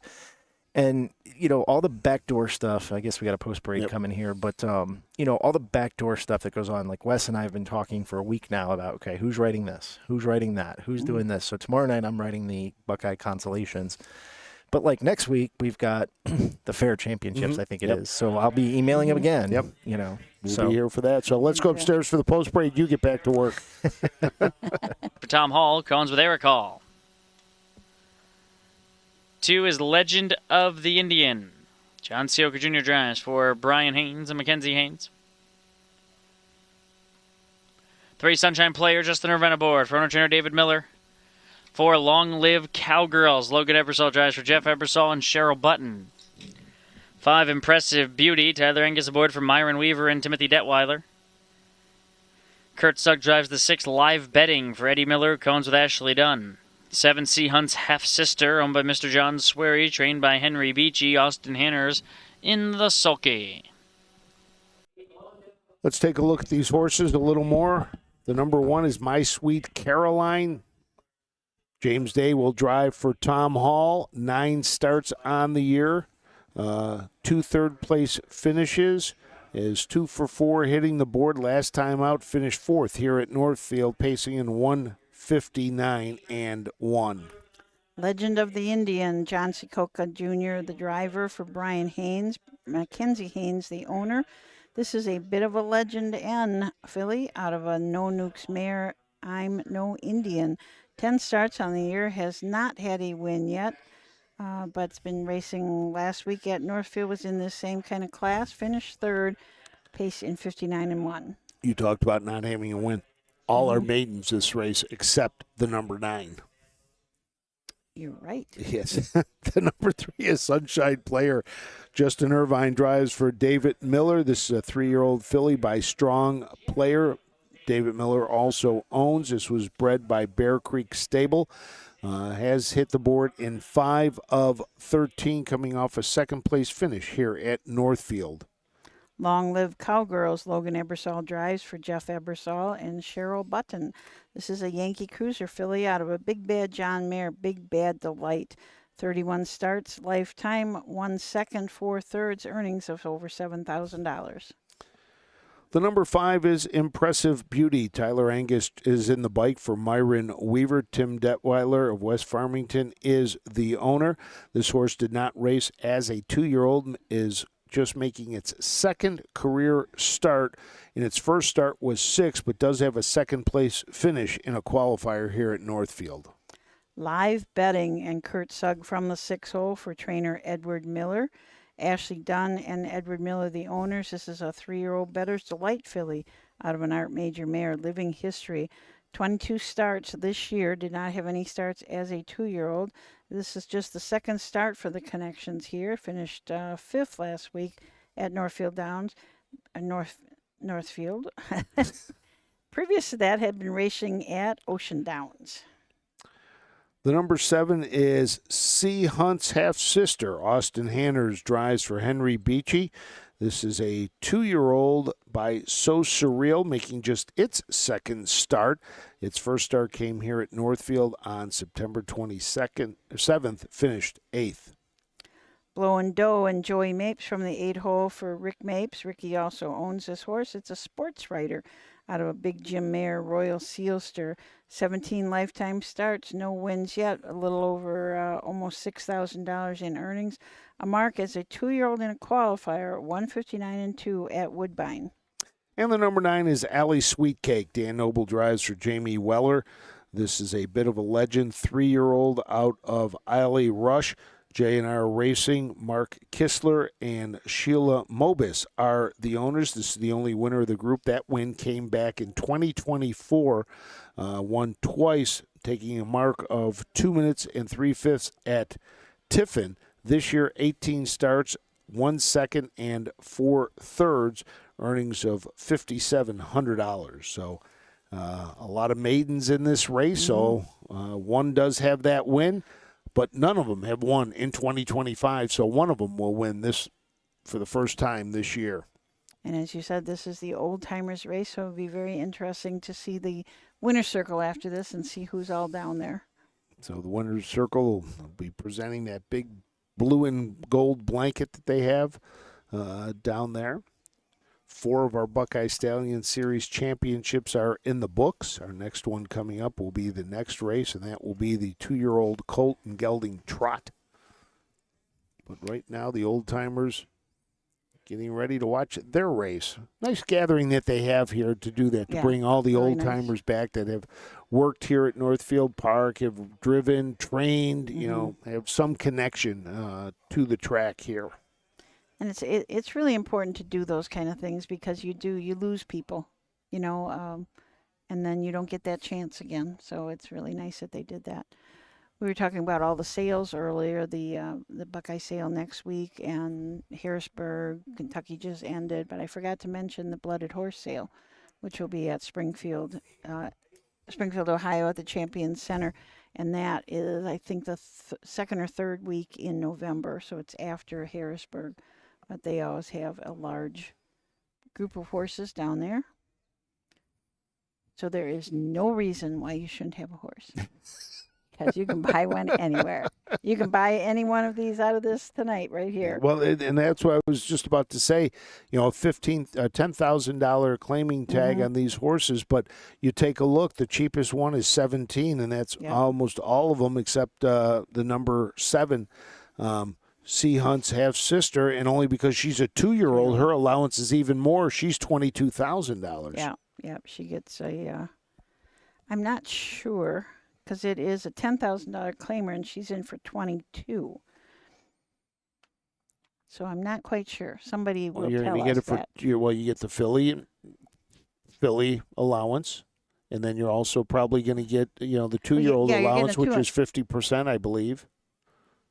I believe it's like 100% for a 2-year-old. Is it? So that would take it up to 10 to 20, and then you would get the maybe the 25% then for their 20%? I don't know. Yeah, it must be 20%.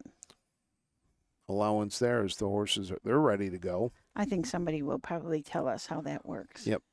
Any minute now. Of course. We'll get a text from someone. As you were talking about before, these kind of races, they are the bread and butter of an overnight track like this. I mean, it's wonderful to have all these big races. And all summer long, talking about having the Courageous Lady next week, and they have the Milstein and all these great races. But it is their every night horses, people and horses that are here every single night to keep this racetrack alive. That's these kind of horses.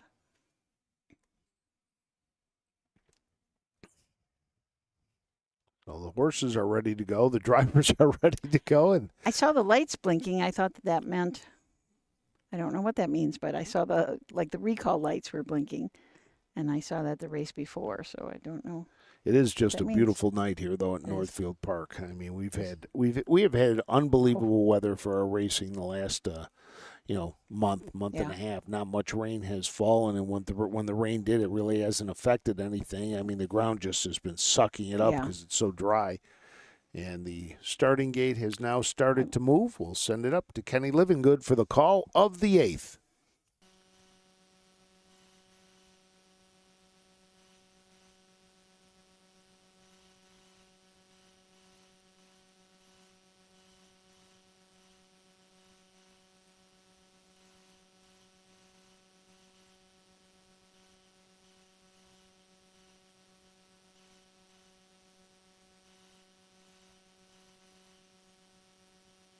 Behind the gate for the 8th.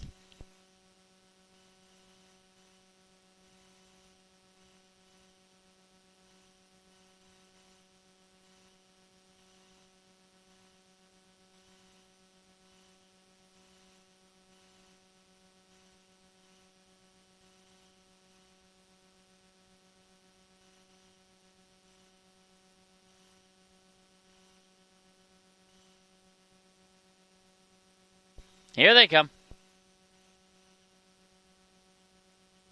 They're off and pacing. Sunshine Player heads out for the lead. My Sweet Caroline down toward the inside. Legend of the Indian comes out racing in third. Long Live Cowgirls gets away in the 4th spot.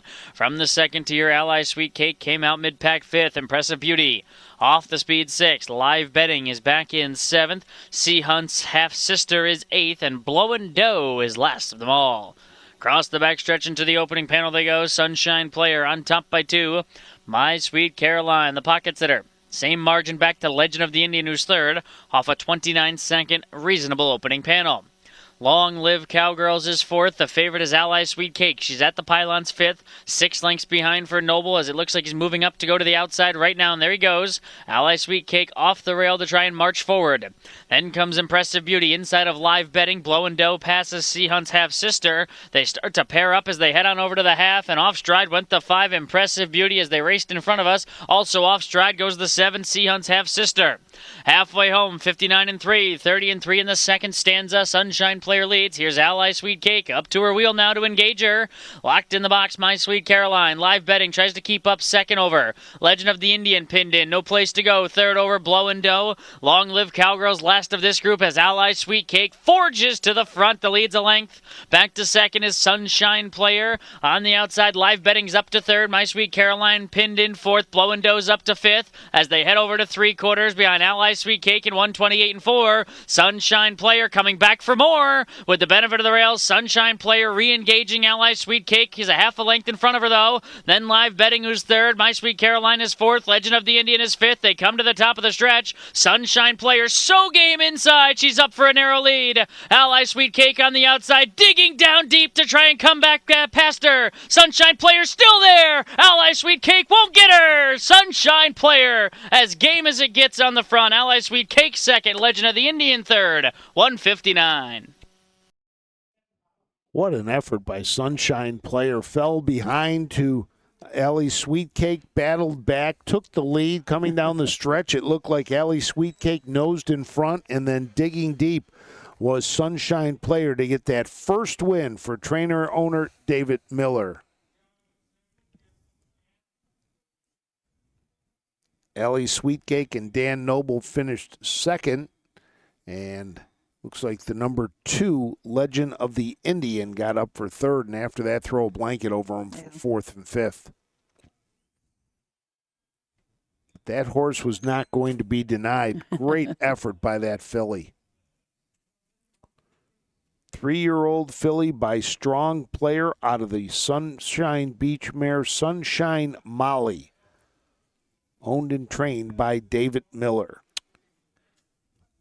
Raced at a lot of our fairs this summer.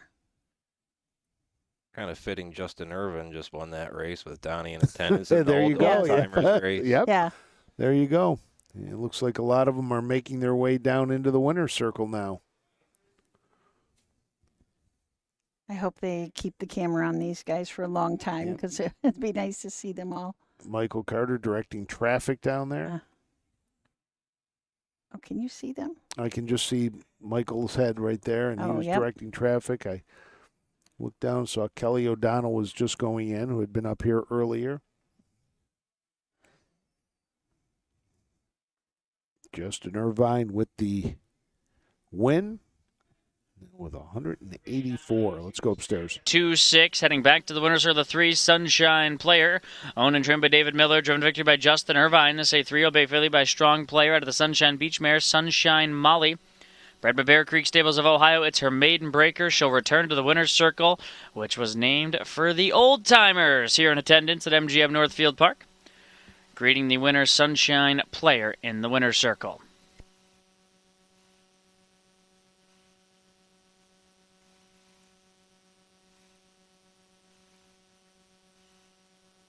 Pretty good crowd down there. Not bad.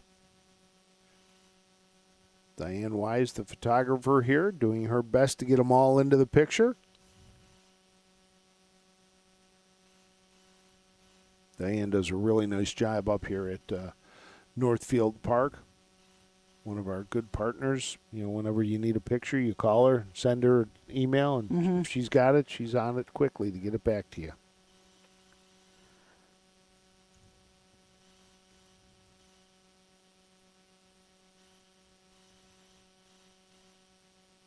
So there goes your winner. Number 3, Sunshine Player. Gets the first win. Is, you know, you take a look, second last time out, you know, was leading the entire way and got caught down the stretch. And then here comes out tonight, fights back, and comes home a winner in 159 flat. You've been racing in this conditions after being at the fairs all summer. 3-year-old filly with the win. Next up, we will have the 2-year-old Colt Trotters will go behind the gate for the Buckeye Stallion Series Championship when we return to MGM Northfield Park.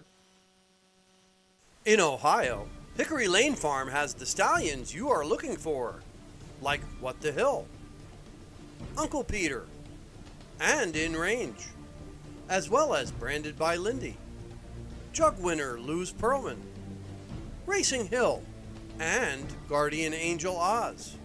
Hickory Lane will offer a host of Ohio sired yearlings this fall, including 6 by In Range, 5 by Uncle Peter, 4 by Guardian Angel Oz, and 1 by What the Hill. Find out more at hickorylanefarm.com. The Ohio equine industry needs your help. I'm Scott Mogan, president of the Ohio Harness Horsemen's Association. With over 300,000 horses in Ohio, the economic impact of the equine industry in the state is over $2.8 billion. That means jobs that pump millions of dollars into the local economy and support thousands of families. For Ohio's equine industry to remain strong, we need to send a clear message to our legislators about the important role that the agricultural small businesses play in Ohio's economy. To do that, we need your help. PACER, the Political Action Committee for Equine Racing, helps support and inform on issues that could positively affect Ohio harness racing. Please consider a donation to PACER. To donate, visit our website at ohha.com or call 614-221-3650. Your donation will help keep harness racing strong in Ohio. Thank you for your support. Welcome back to MGM Northfield Park as we get set to go with our next race, and this will be the 2-year-old Colt and Gelding Trot. $75,000 for the purse for this race. Winner takes home $37,050. It's a nice number to put onto your old card, isn't it? Absolutely. Nice night at the races. Yes, it is. I was thinking when Michael Carter was in here talking about all the research that he had to do, and I know we do a lot of research too before we come to the Harris, but he probably blew up his Pathways account big time. Probably. Yep. Yeah. Every time that we look some of these up, it's, a little token that it takes. We thank the USTA for that. Yeah. Great record-keeping organization, has everything there for us.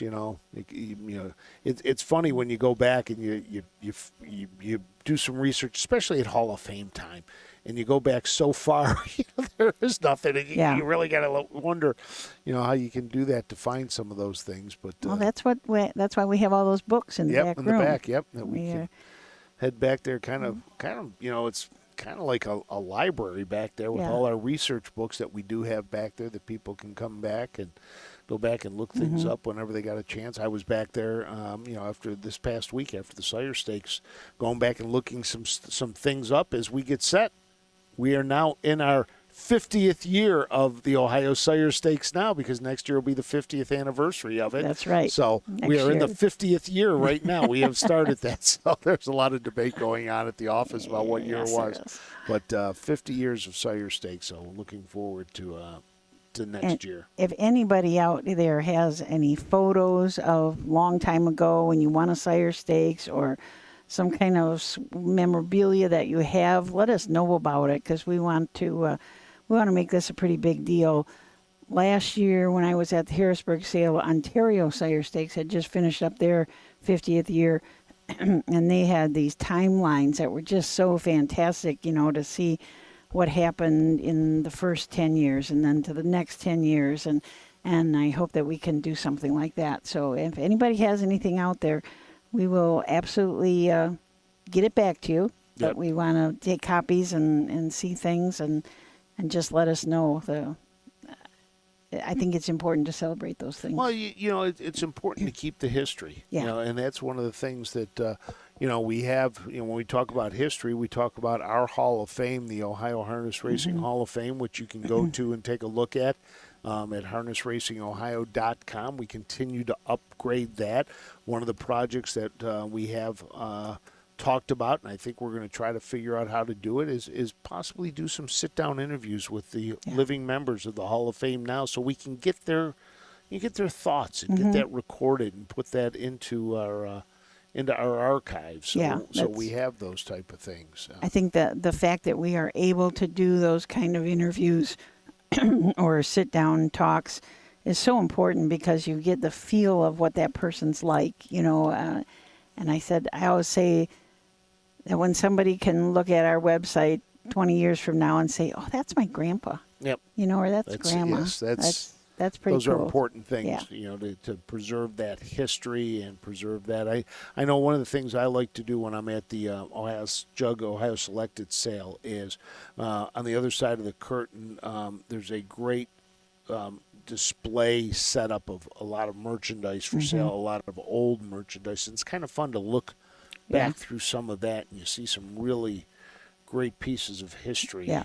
I mean, you look what we acquired this year. You know, part of our motto is to preserve, and that is very important to you. It's very important to me. Promote in that, but preserve. You know, this past year we acquired the 1931 Ohio State Fair trot trophy that you know we were able to acquire that, and you know, not sure what it was going to be. It came back. Things about this tall. Yeah, It's just it was amazing. It's about 3 feet tall. It's about 3 feet tall. We had it on display at the Ohio Fair Stakes this year down at Scioto, and so many people came up to look at it because we had the history of that that race, and had that history, and so many people came up and looked at it. And you know, and that's one of the things, you know, as a sports memorabilia collector, you know, there's nights, you know, nothing's going on, you know, I may be sitting there watching some races. I'll get on eBay and just type in Ohio harness racing, see what pops up, because you don't know. You know, you might find an old trophy that somebody found in their, you know, garage that they have no idea what it is, and they're just trying to get rid of it, figure it's worth something, and you know, instead of throwing it out, they put that up there. And you know, so you can find a lot of different things. You see a lot of great pictures. You can find some different things of that nature, and that's what makes it fun. You know, and we can digitize a lot of those articles and pictures, but we need another building for the trophies. We need space. Well, we got to create something, you know, up there. You know, I mean, wouldn't it be neat to have a building to house the Ohio Harness Hall of Fame instead of a wall here or a few trophies here or stuff there? You know, and really you'd have, you know, you could have different rooms if you, you know, for the Northfield room, and you could have their wall of fame. Like when you walk in, the wall of fame that they have down there with all those pictures. You could have that. It's just things of that nature. It'd be really fun to have that. We're waiting now for the horses to come out onto the track for this, the 9th race tonight, our 5th Buckeye Stallion Series Championship. This will be the 2-year-old Colt and Gelding Trotters. Will be going to the post as soon as they decide it's time to come out. 79 degrees up here. Beautiful night. Yep, that's what it says on the screen. It's just a beautiful night. And here they come. Let's send it up for the post parade.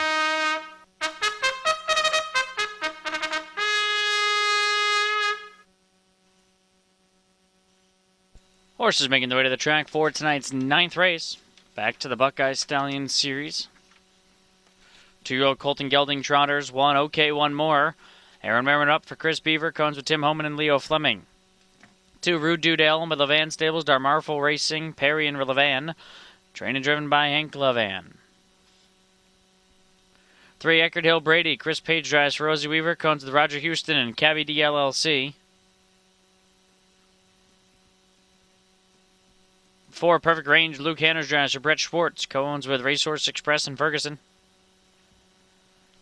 5, Ready Made, Hugh Beatty drives for Dustin R. Ledgecones with Jim Winsky. 6, Tom Largo with the Jughead Stables, Peters and Mr. Robert Kubiak. Trained by Scott Cox, Chris Lems. In the bike. 7, Dublin's Holiday, Justin Irvine drives for Logan Ebersol and owner Ronald Rust. 8, Moontime Money, Dan Noble drives for Scott Cox, Wayne Mass Jr., Callum Racing, Green Wave Racing, and Zollers. So there you have the field for the 9th. Let's tell you a little bit more about these 8 horses that will go behind the gate. The number 1 is OK One More. Aaron Merriman drives for Chris Beaver. This is a triumphant caviar out of the credit winner mare Centerfold Lady. Chris Beaver, along with Tim Homan and Leo Fleming and Bill Maines, are the owners. 9 starts this year, 5 wins, 1 second. Was a winner in the second heat. Second leg of the Buckeye Stallion Series. And the third leg was a dead heat winner. This is a $45,000 purchase coming off a 5th place finish in the 5th leg at Delaware. Rude Dude L and Hank Levan from the 2-hole. Hank's also the trainer for Levan Stables, Darmafall Racing, E. Perry, and M. Levan. This is a long Tom colt out of a Man of Many Missions mare, Lips of an Angel. 11 starts this year, 3 wins, 4 seconds, and 2 thirds, $32,000 in earnings, sitting 7th in the Buckeye Stallion Series points. This was an Ohio select sale purchase for $11,000 and has made a $32,000 plus, a mark of 157-3 at Scioto. The number 3 is Eckerd Hill Brady. Rosie Weaver is the trainer. Chris Page picks up the drive. Sam Widger was originally on, but Chris Page will drive. This is an in-range gelding out of Carry the Torch. Rosie Weaver, Roger Houston, hey, we know him, and Cabby D are the owners. Has hit the board in 12 of 14 with 9 wins. Finished first at the Coshocton Fair, was first at Delaware, has won 4 of the last 5, the 4 wins all coming on the fair circuit. Perfect Range and Luke Hanners from the 4-hole for trainer Brett Schwartz. Brett Schwartz, Racehorse Express, and M. Ferguson are the owners. This is another in range out of a Neely Dunn mare, Caviar Dunn. 9 starts this year, 2 wins, earnings of almost $25,000, a mark of 158-2 at Scioto. Won his last start out in the Ohio Fair Stakes at Delaware in 159-4. The number 5 is Ready Made. Sandy Beatty picks up the drive for Dustin Arlich, who owns along with Jim Winsky. This is a ready for money gelding. 6 starts this year, a couple of wins, a second and a third. Was a $15,000 purchase at the Lexington sale. The 2 wins, both coming in the Buckeye Stallion Series in legs 1 and legs 3. Tom Largo and Chris Lems from the 6-hole. This horse is sitting 3rd in the points. Trainer Scott Cox for Jughead Stables, G. Peters, and Robert Kubiak. This is a long Tom out of Valley Victor mare, Smith Hall. 8 starts, 4 wins. Last 2 starts back, won a Buckeye Stallion Series in 55-2. Also won one here right here at Northfield Park in 57-1. And won the Ohio State Fair Division in 57-1, earnings of almost $88,000. The number 7 is Dublin's Holiday. Justin Irvine drives for Logan Eversole. This is his 9th start of the year, 1 win that came at Delaware in the 5th leg of the Buckeye Stallion Series. Also has a couple of second-place finishes. Did win the 5th leg and was 5th in points. Moontime Money and Dan Noble from the outside for trainer Scott Cox. William Mass, Callum Racing, Green Wave Racing, and W. Zollers are the owners. This is a ready for money colt out of an Infinity mare and Revy Encore Dream. 1 win on the year that was in a Buckeye Stallion Series at Scioto Downs in 57 flat. This colt has already made almost $18,000 in just 7 starts. So that is your field for the 2-year-old colt and gelding trot. You talked about Eckerd Hill Brady has, been on that fair circuit. Eckerd Hill Brady sits first in the fair points right now with 434. And, these 2-year-old colt trotters, the first crop for in range. We saw what they did at the Sawyer Stakes. We'll see if they can carry it over here to the Buckeye Stallion Series. Yep, there are 3 in ranges in tonight, and 2 of them in this race. Those points, you can always check those out at ohha.com and go to the racing tab. You can check out the point standings. And now you will also be able to go, if you go to, if you pick, go back to racing. If you pick Ohio Sire Stakes and pick the final, so you would change from nominations and standings, and then there's also a final tab, consolation. So if you pick to that, you'll see where they finished in the finals. So that's kind of a nice feature that's on here. Yep. And then the other thing that you can talk about is our new front page design, which is now up and active. Yeah, it is really, we've changed the front page quite a bit. There's news on the left, and there's featured stories on the right. So you'll see some great stories, most of them by Wes Mayberry, who writes for us, and some really, really nice stories. Most of them are in the magazines that we send out, but you can read them here. And then the more highlights or recaps are over under news. We also have a whole new section called Racing Fair Resources. So if you are on a fair board, if you know anybody that's on a fair board, or if you're just a very interested person about the fairs, go to that Racing Fair Resources and hit all fair resources, and you'll be able to, we've got some hot topics right at the top. So something that a fair board person would really need to know is right at the top. And then we've got all our applications, we've got all the contact information, a lot of the things that a fair board or a fair secretary would need to know are right here now, all in one spot. Well, our website is like a fine mystery. You know, updates are best enjoyed repeatedly, so keep checking back. Yeah. I like that line you came up with for that. But no, you know, good. working hard on our website as well, and great chance to get there and take a look at this for next week, the fair racing. I mean, it's going to be some good racing. I mean, you know, Eckerd Hill Brady right now. I mean, this is almost a test run for that horse to, you know, to be up here. Has raced up here before, I believe, and you know, give it a go here right now. Though one of the 5-1 was one of the long shots. Now the third choice. Behind the favorite 3-5, Tom Largo, who was third in the point standings. Ready Made was number 1. So Sandy Beatty's going to look to go for the driving double here tonight. When I saw Sandy before, I asked him how many you got in. He goes, well, I've got one of my own. I'm training, but I'm driving 2 of them tonight. So he picks up the catch drive for Dustin Arlich. That mile Tom Largo went at Dayton, I was standing right by the finish line for that one. That was just a monster trip where he got nosed out. That was a track record for 2-year-old geldings. 53-3. Soulful Sol just nipped him at the wire, but he had to come first up and won a big trip, and Soulful Sol just kind of followed him around there and got him right at the wire. That was the consolation Friday night down at Hollywood Dayton Raceway. The starting car is rolling. Let's send it up to Kenny Livingood for the call of the 9th.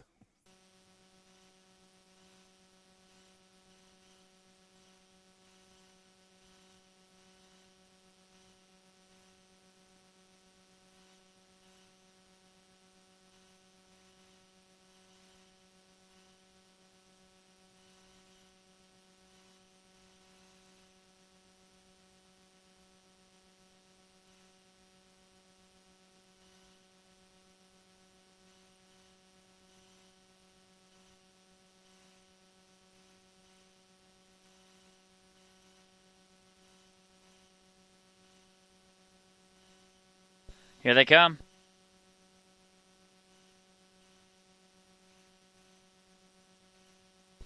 They're off and trotting. Off stride the 3, Eckerd Hill Brady goes on a gallop at the start. Good beginning, Perfect Range, and Tom Largo off stride. Perfect Range jumped it off, so Tom Largo now works over after One More had a good beginning, but Tom Largo quickest of all as he goes to the frontier for Lems entering the backstretch. Getting away in third is Ready Mode. On the go is Dublin's Holiday fourth. Parked out fifth, Moontime Money. Then it's Rude Dudell, who's 3 clear of Eckerd Hill Brady and 2 back to Perfect Range. So they have sorted themselves out a little bit up front, and it's this big 1-9 favorite Tom Largo gets to the opening quarter in a soft 29-3. It's Tom Largo controlling the tempo. Dublin's Holiday to his wheel. One More locked in. Ready Mode inside of Moontime Money, who's second over off his stable companion Tom Largo by about 3.5 with 5/8 to high step. Rude Dudell was very rough back there in 6th in front of Eckerd Hill Brady in 7th and Perfect Range the trailer, and now Rude Dudell is on a break. So racing on over to the halfway points, Tom Largo's halfway home in 59 flat. Tom Largo leading the way. Dublin's Holiday, tough trip on the outside. One More, perfect trip for Merriman. Saving ground, Ready Made into contention. Moontime Money continues to second over Sit. He's 5 lengths off the leader. Then Eckerd Hill Brady in front of Perfect Range. Up the backside they go. Tom Largo by 2. One More is second. There goes Moontime Money 3 wide as Dublin's Holiday calls it an evening. Saving ground, Ready Made, Eckerd Hill Brady in Perfect Range. Over to 3/4 they go, and Tom Largo continues to bump the lead. He's up in front by 3.5 now into the far turn. Less than a quarter of a mile the trot. Tom Largo opens up by 5 off stride. One More just jumped it off. Up to second. Now is Ready Made with a dream smooth through there at the pylons. Eckerd Hill Brady saving ground. He's into third off stride Moontime Money. And with that, it's all over. Tom Largo, much the best at 1-9. He'll deliver by 10 lengths in the end. Ready Made and Eckerd Hill Brady second and third, 157-1. Wow. There were more breaks than a dropped dozen of eggs. Yes, that was kind of a mess. Horses that don't usually make breaks, but Tom Largo raced great as usual. Yeah, Tom Largo really showed that he was the best here, but Ready Made just sat back there, let everybody around him, go off stride, comes cruising home for second, but Eckerd Hill Brady made the break at the start and gets all the way back up for third. But Chris Lems with Tom Largo for Jughead Stables, G. Peter, and Robert Kubiak comes home with the win. Now the third win in 4 starts for Tom Largo. And Chris Lems, you take a look at that. Chris Lems just sat there and didn't have to do anything. No. He was just along for the ride. Yeah, I mean, it was a relatively slow mile, 57-1. I mean, you shouldn't say that. 2-year-old colt trotters, you shouldn't say slow, but he's got a mark of 55-2 on a half-mile track at Delaware. As big as a lead as that was, no reason to push the horse any more than it, just keep it, at that point, it's just keep the horse's attention. Hey, you still got another, eighth of a mile to go. Stay on stride, and everything's good. You look at some of these horses. I mean, OK, one more. He made a break. He has not made any breaks in his last 6 starts. Eckerd Hill Brady did make a break 2 starts back, just same spot right after the gate at Dover. Perfect range, Same thing. Made the break before the start. Yep. Moontime Money, no breaks, or all the way back, yeah. But made a break so kind of unusual. Yep. 6, 5, 3, 4. Third and fourth place finishers for possible violations of braking rules for the 3 Eckerd Hill Brady and the 4 Perfect Range. Back here to the winner's circle, the convincing winner of the 2-year-old colt and gelding trotting championship for the Buckeye Stallion Series, the 6 Tom Largo. Owned by Jughead Stables, G. Peters, and Mr. Robert Kubiak. Trained by Scott Cox and piloted to victory by Chris Lems. This is a 2-year-old brown gelding by Long Tom out of the Valley Victor mare Smith Hall. Bred by Midland Acres of Ohio. 5th lifetime score for Tom Largo, 157-1. Big crowd in the winner's circle down there for Tom Largo. The Long Tom out of the Valley Victor mare Smith Hall. Bred by Midland Acres down in Bloomingburg, Ohio. Big crowd in the winner's circle. Getting their picture taken tonight. So we do have an inquiry between the 3 and the 4. Let's see about because of the braking, you know, so that's why they're gonna check that out to make sure on that. JD said nice recovery by Chris, and it really was a nice recovery for Eckerd Hill Brady to come back and be 3rd after that early break. So Chris Lems with the win will break the log jam for 6th. Oh. And that gives him his 4th Buckeye Stallion Series win. They didn't take long looking at that. Okay. Now it's on the 4, but I think you're safe if you're listening, Roger. he lost ground for sure. Big night for Sandy Beatty, too. Yeah. Race 2, first and a second. That's not too bad. Sorry, sign off the board against the 3 Eckerd Hill Brady. Just taking a look at the 4 Perfect Range now. Still unofficial.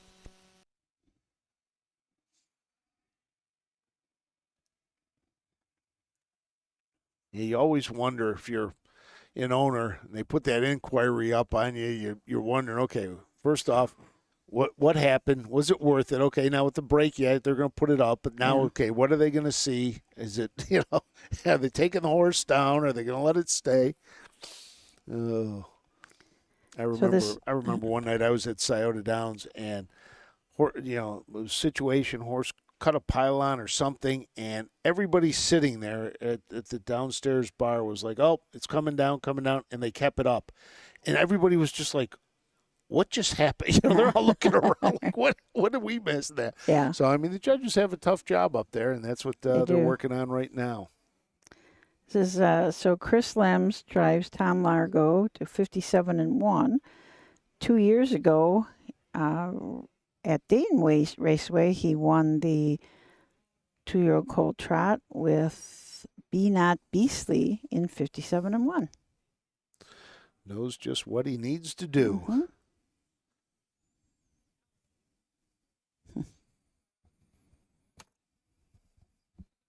So except for Hanners and Virgil doubling up, everybody else all one time to the winner's circle.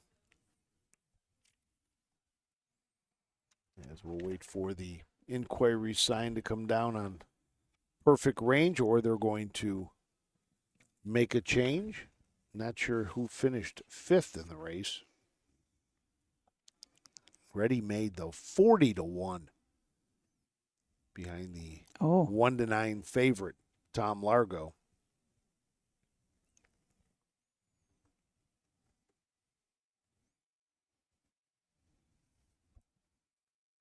I want to thank everybody who's taken time out of their evening to join us.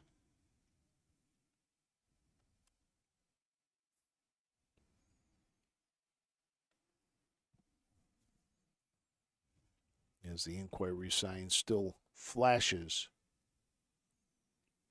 on the beautiful video board they do have here at MGM Northfield. They do. Really, it is really good. Really like this video board. Yeah, I'm a fan of the Scioto board because it shows you the wind pools, the show pool. It shows you all of that. It's such a big board. Yeah. But, this board's a lot smaller, but it's got a big video board right in the middle. So you can watch the race if you want to watch it on the screen there as well. And it's crisp and clear. Yes, that it is. Not old and fuzzy. We're sitting up here in the dining room clubhouse, and can look out and read it very easily. For a couple of old people with glasses. Yes. That becomes a bit of a challenge. Sitting here with all our equipment, you still wonder when there's an inquiry if the judges are going to come down and want to look at our screens, right? Don't have to do that here. They've got plenty of screens upstairs. We've had a number of things, a number of inquiries tonight, a medical emergency in the grandstand that caused a bit of a delay.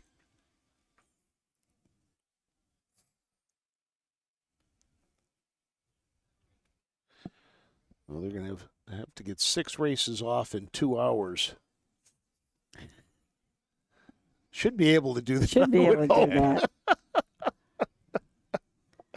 Should be able to. Must be a lot of debate going on upstairs regarding this one. This is a contentious one. And you have to wonder, the longer it goes on, is it not good for the connections of perfect range? Oh. Coming off the board. No change. All right. Well, then that means stop the blinking light. There it is. All right. I haven't heard the bell yet, though. No, not yet. It's not official. Get ready. It just popped official. Get ready to hear the bell.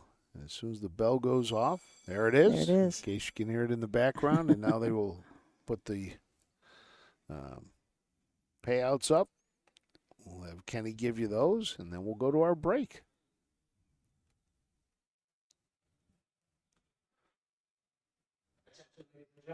There you go. Kevin Robbins. Program stand. To $74.80, Superfecta $36.66. Not a bad exacta with a 1-9 at the top. Yeah, really. Paying $24. Not bad at all. So the 9th is now official.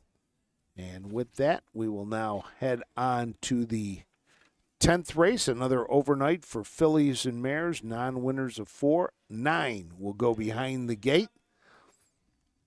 Number 9 will start from the second tier when we return to MGM Northfield Park right after this. Midland Acres is proud to stand the prominent stallions, TCI, Long Tom, Ready for Money, Monty Mickey, Summa Cum Laude, and Bit of a Legend. With such great pedigree and speed in the stallion barn, Midland Acres will provide a diverse group of top yearlings in the sale ring for 2025. Visit us this fall at our consignments at the Blooded Horse Sale on August 26th, the Ohio Select Jug Sale on September 12th, and the Lexington Select Sale on September 29th through October 3rd. Let Midland Acres' experience in the industry lead you to the winner's circle.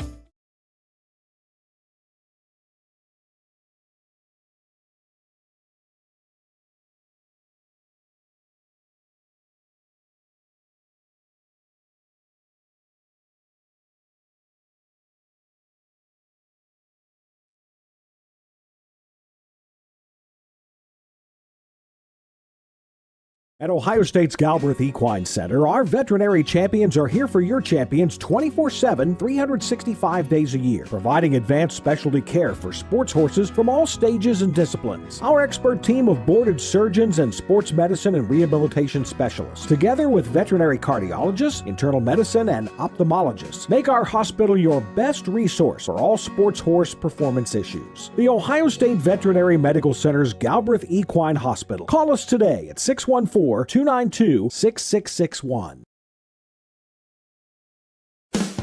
With more than 300,000 horses in Ohio, the economic impact of the equine industry in the state is over $2.8 billion. Much of that value comes from standardbred horse owners, breeders, trainers, and drivers who participate in the sport of harness racing. The mission of the Ohio Harness Horsemen's Association is to preserve, protect, promote, and serve the entire standardbred industry in Ohio and beyond. To learn more about the Ohio Harness Horsemen's Association, go to ohha.com. That's ohha.com. Welcome back to MGM Northfield Park as we get set for our 10th race on the card. 15 races in all. We'll be here through the 14th. The 14th is the final of the Buckeye Stallion Series races. So far we have 5 of them in the books. The last one, the 2-year-old Colt Pace, went to Tom Largo for driver Chris Lems and Scott Cox. The other 2-year-old races that have happened so far are both on the fillies side. The filly Pace went to Jamie Amanda. Luke Hanners picked up the victory for trainer Virgil Morgan Jr. And the filly trot for the freshman, it was Ready To. Sandy Beatty drives and trains. We've had 2 of the 3-year-old races so far. The 3-year-old Colt Trot kicked things off tonight. That went to Smoke One for Me with Dan Noble for his wife Christy Noble. And the 3-year-old filly Trot Travel Nurse, Luke Hanners and Virgil Morgan teamed up to win that. They are the only double-ups at all on the board for drivers and or trainers. This next race, though, will be an overnight race. It will be non-winners of 4 or $30,000 lifetime, claiming tag of $15,000 to $22,500 with allowances. And most of these are in for about $32,000. There's even one in there for $38,250. The number 8 will be carrying the big tag for that. That is down by the east side. The Kurt Sugg will drive for Buck Holler. And the horses are making their way out of the paddock. Let's go to the post parade.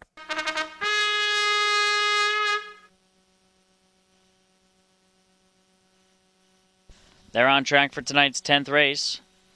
The one is Fear My Grace. Keith Cash Jr. drives for owner trainer Sean Mayhew.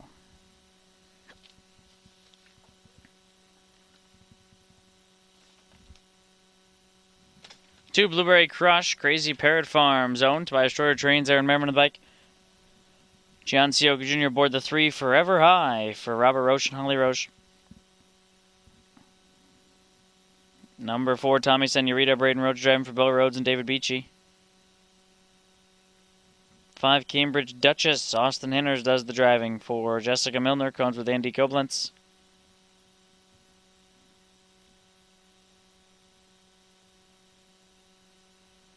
6, Farie Fierro. Dan Noble, catch drives, runner trainer Fred Boyd. 7, Just a Pleasure, Chris Lems, the owner and driver, Tessa Lems trains. 8 is Down by the East Side, Kurt Sugg in tow. Buck Holler, owners Brady Doyle and Charles Symes. And the 9, Winwood Aspen, Luke Henners drives for Wendy Cox and Marjorie Deshetsky. Let's take a look at the rest of this field. For the 10th here, and overnight for non-winners of 4 pari-mutuel races are $30,000 lifetime.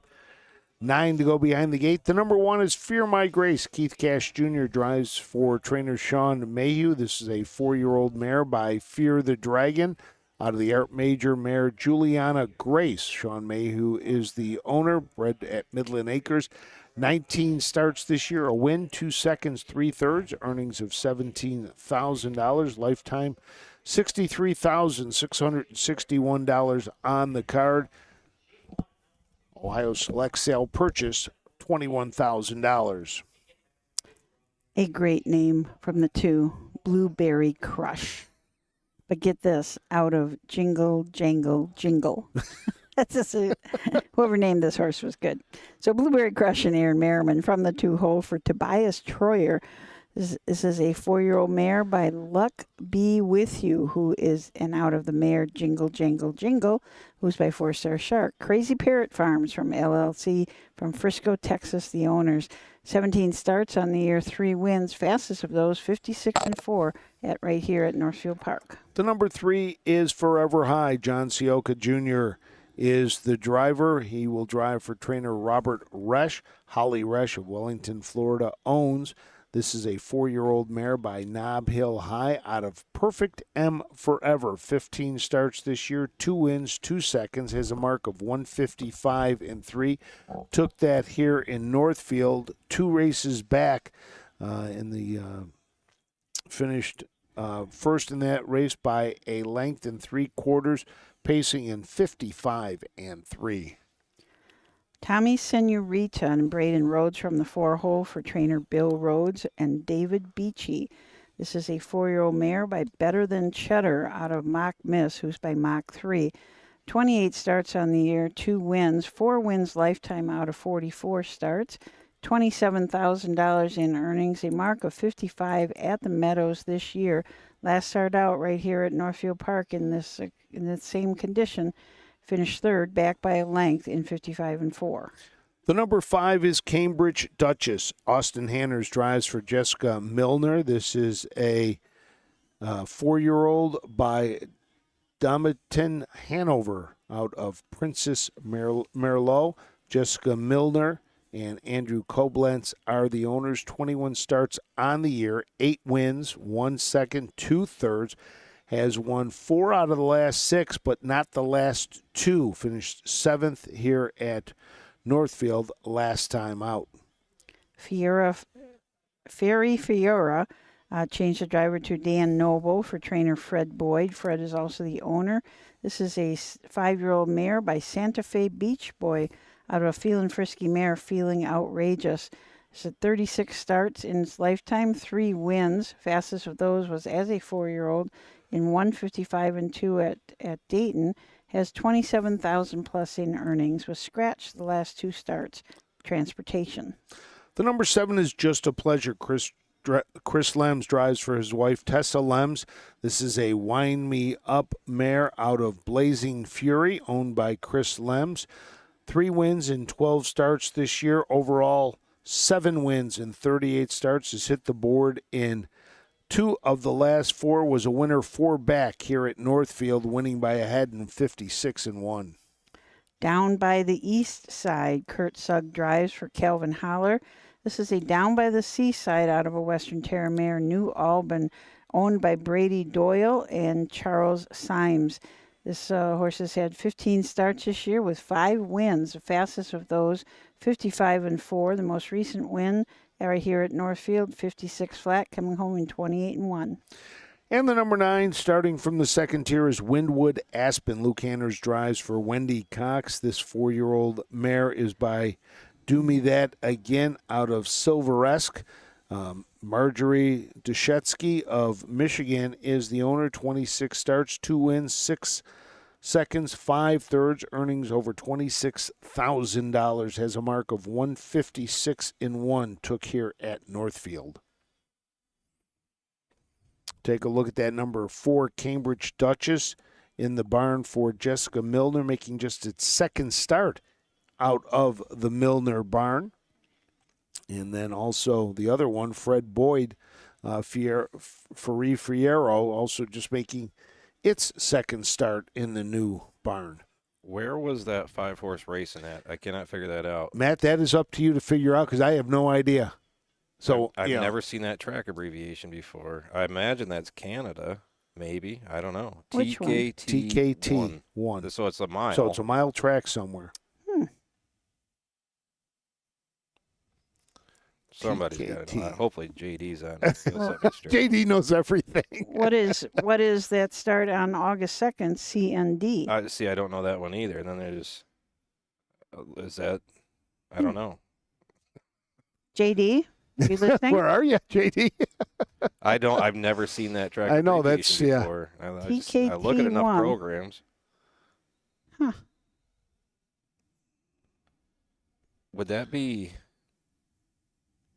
I don't know. I really don't know. The breeder's out in, Alberta, so that it's got to be a Canadian track. Something out in the west, maybe. Yeah. Yep. There should be a place for track abbreviations. Yeah, that's what I'm trying to find here and get there and see if we can look that up for everybody. You know, if we were doing our job, we would have looked it up before we got here. We didn't even. We'll get it figured out here. That's the fun of doing these things. Like I told you, what was our motto tonight? Fun. Fun. So, yeah, go to... but I want to go to a different report. I got to go to the performance report. Yeah. So let's go to the performance report here, and then we'll get a better idea and see which one it is. But we're going to find this out. Just letting everybody know. Because inquiring minds want to know, right? And as long as the starting gate's not moving, we're in good shape. Yeah. We have to get this. Okay, there we go. Well, it took its mark there. So where would I find? So go to summary. Summary, okay. And then when you get to one of those races down there, TK app right there, and it should pay us right at the top. So it is in the track on 2. What in the world? The track on 2.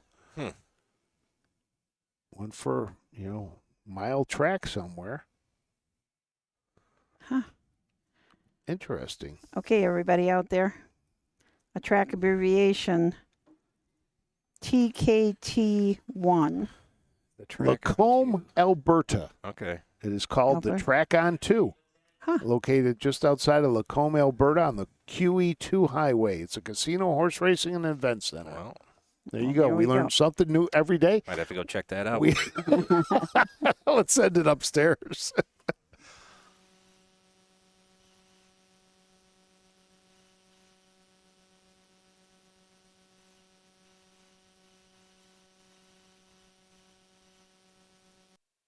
Here they come. Slow start for the 1, Fear My Grace.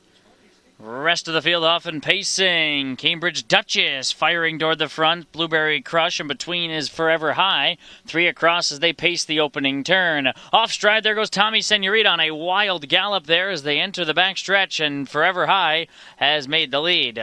Blueberry Crush comes out racing in second, back into third, and Cambridge Duchess, who gets a good spot. 3 clear of Windwood Aspen in fourth. 2 clear of Fierro occupies the 5th spot. Then Just a Pleasure, who's traveling better than down by the east side ahead of Fear My Grace, and a long way last is the breaking Tommy Senorita. Opening quarter complete in 27 and 3/5 seconds. Forever High and John Sioka Jr. paved the way as they have 5/8 to go. Blueberry Crush carved out a pocket trip. Cambridge Duchess is third. Windwood Aspen is fourth. Back in fifth, and Fierro down by the east side was sent to the outside of Just a Pleasure, and Fear My Grace, and out of it is Tommy Senorita. Over to the halfway point behind Forever High and a length and a quarter lead. Blueberry Crush second to the halfway point of the contest, 57-1, 29-3 in quarter two. Cambridge Duchess continues to be third. The top trio is unchanged as now Hanners, Angles, Cambridge Duchess to the clear. Comes off the rail first up, down by the east side on her back. Winwood Aspen at the inside. Buried is Farie Fierro, third over Fear My Grace. Just a Pleasure at the back of the group as Forever High maintains the lead. Sioka looking confident up front. Cambridge Duchess one paced on the outside. She's spinning her wheels. Blueberry Crush inside of hers, back through to be second. Three wide. There goes down by the east side. 3/4, 126-2. Back into the final turn. Forever High a length and a half. Blueberry Crush has had the trip. Three wide. Down by the east side's up to third. Winwood Aspen is fourth. Cambridge Duchess is fifth. Eighth of a mile more to get. And it's Forever High who turns with the lead. Blueberry Crush out of the pocket off the perfect trip. Saving ground comes Winwood Aspen at a big price. They turn from. Winwood Aspen's flying up the passing lane. She's 27-1, but she doesn't look like it. She's moving like a winner. Blue second, down by the east side third, 156-1. Big night for Luke Hanners. He didn't want to sit on 1,000 for too long. Came flying up the inside with Winwood Aspen to come away a winner. As they were chasing Forever High, sitting there out of the pocket came Blueberry Crush, but nobody took a look down the passing lane, and here came Winwood Aspen just flying down the inside lane to pick up the win for Luke Hanners, driving for Wendy Cox, third win of the year. And no, it does not look like Blueberry Pop-Tart is related to Blueberry Crush? To Blueberry Crush. By any chance, the same breeder? The same breeder? Well, it might be. Let's see. L&M Bred Stables? Okay. Nope, not even that. No, just a blueberry kind of day.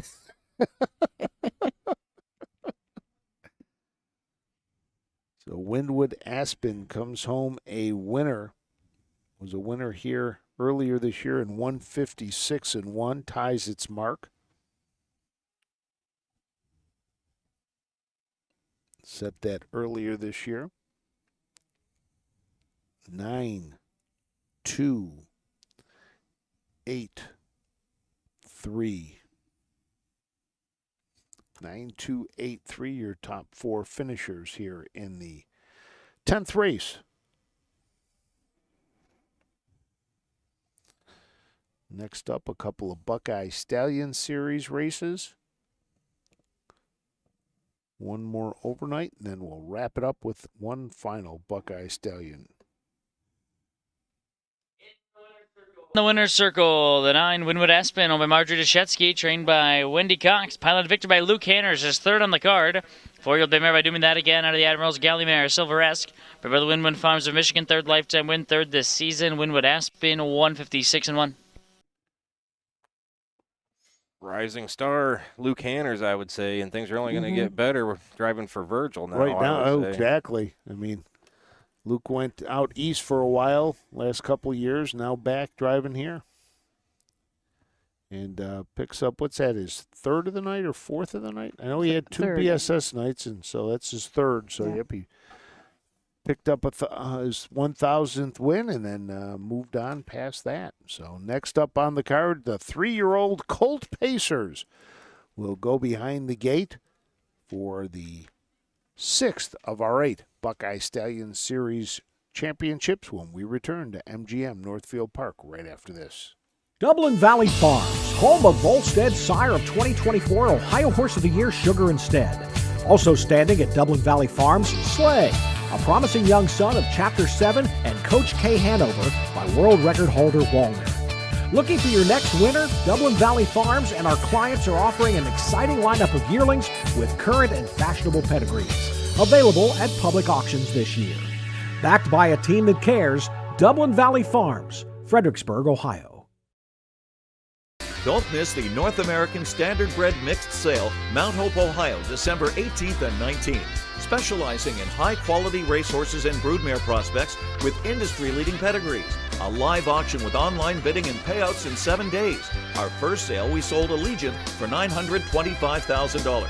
Buyers from all over North America and other countries can visit our website, NorthAmericanStandardBredMixedSale.com. Mount Hope, Ohio, December 18th and 19th. Do you love horses and the outdoors? There are hundreds of immediate openings across Ohio for caretakers and grooms. Work with these beautiful animals every day. Health insurance, vision care, prescription benefits, and a retirement plan are available to those that qualify. Help care for these beautiful animals. Immediate openings across Ohio. For more information, visit ohiohorsejobs.com. That's ohiohorsejobs.com.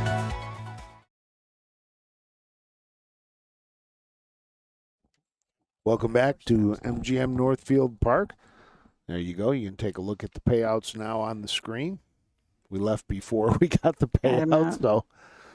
Michael Carter came back up and disturbed us. That's what happened. That's right. That was what it was. You threw us off our game, Michael. Well, let's. Okay, Michael wasn't here. All right. In this race, Michael. Okay. The last race we had, Cambridge Duchess raced 2 races ago at a track with the abbreviation of TKT. Okay. Where was I know this one. Do You want to know why? Well, why do you know it? Somebody reached out to us on Facebook this week and asked what this was. It is the track on 2 in Alberta. Yeah, we looked it up, but we didn't know. So I should have just let you. You should have let you go. Yeah, everyone knows that. Okay. What about the 1-5 back that it raced? Which one? Wait, which one are we Cambridge looking at? Duchess, CND. CND. Oh, that's an easy one. You don't know? No. Well, yeah. Now we do. We do now because it's Century. JD told us. Century Downs. Yep. So. So we were talking. Oh, now wait a minute. JD Vardell comes through. Yep. Track on 2 is Century Downs 2, TOO, as they run thoroughbreds there as well as the standardbreds. It's listen. There's too many of those Alberta tracks. Okay.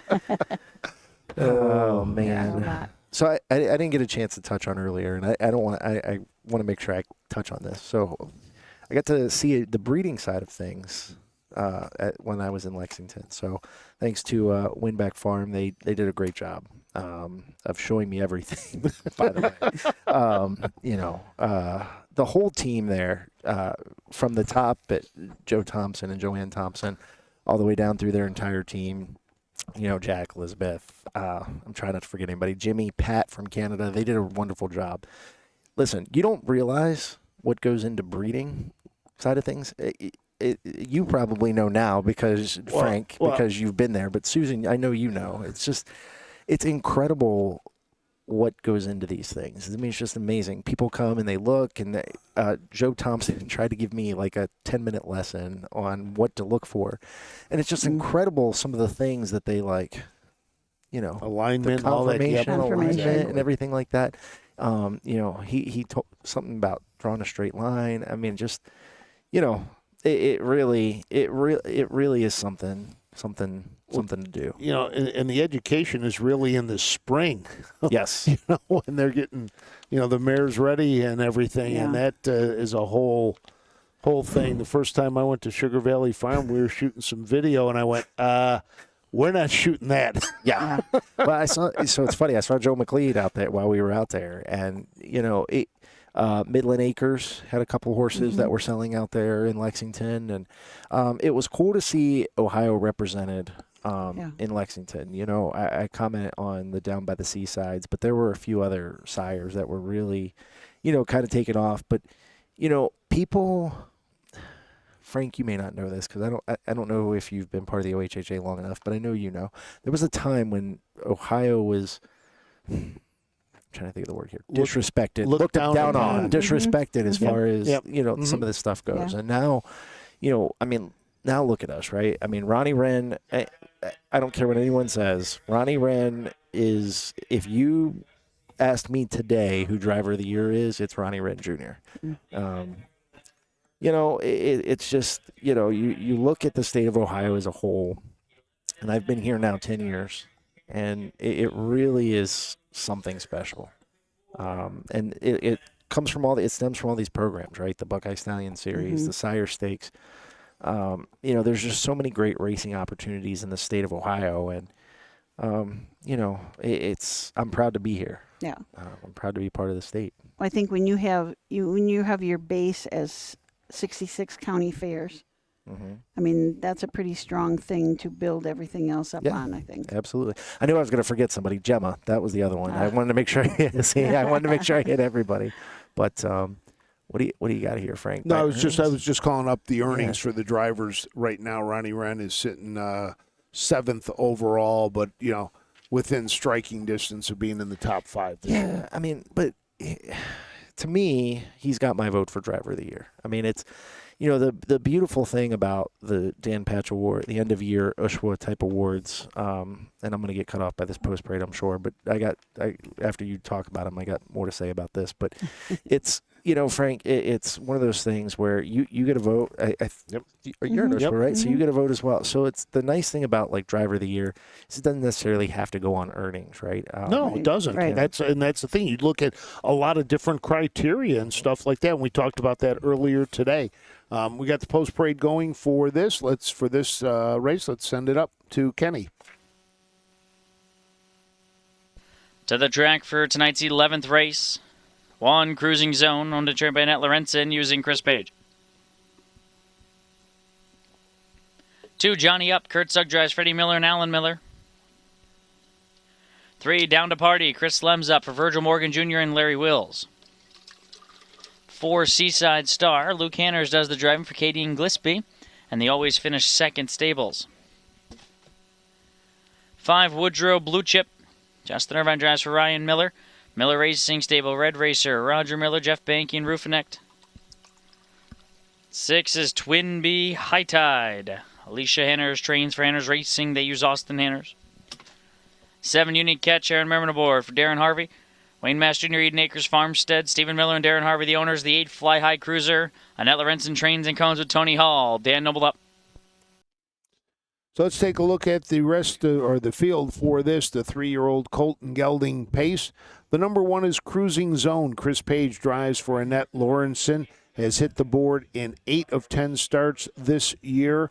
3 wins, 5 seconds, earnings of $40,000. Was a winner of the 5th leg at Delaware in 1:53. Johnny Up, Kurt Sugg drives for Edward Miller and Alan Miller. This is a lather up colt out of Big Bad John Mayer, John's Bad Girl. 11 starts this year, 5 wins, sitting 3rd in the Buckeye Stallion Series points. The last win was at Canfield at the Ohio Fair Stakes, won in 55-3 on that fair track.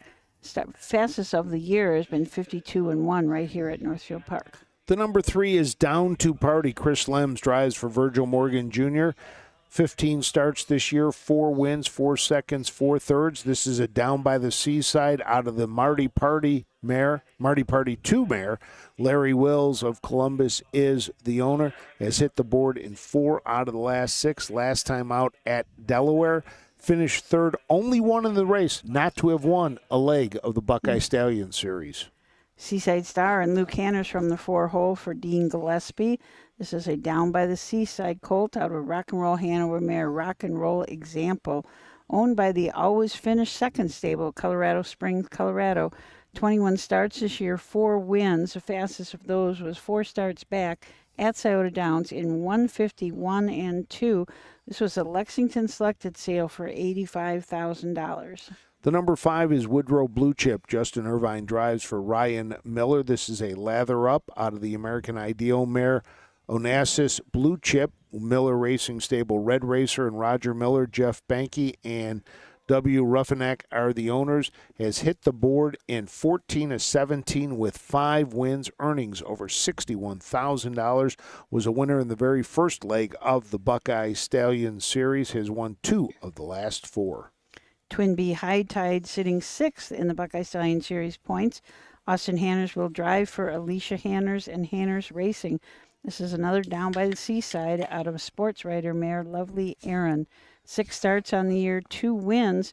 Won a Buckeye Stallion Series leg right here at Northfield Park in 56-4. Also won here at Northfield in 53-2. $171,000 in earnings. The number 7, Unique Catch. Aaron Merriman drives for Darren Harvey. This is a Catch the Fire out of Unique Legacy. Wayne Mass Jr., Eden Acres Farmstead, S. Miller and D. Harvey are the owners. has finished 4 straight on the board, has won 3 of those, including here at Delaware. The 5th leg of the Buckeye Stallion Series, was also a winner in the fairs at Burton, earnings of $110,000 in his career. And the leader in the Buckeye Stallion Series points for the 3-year-old Colt Pacers, Fly High Cruiser. Dan Noble drives for Annette Lawrenson. She is the trainer, owner, and breeder.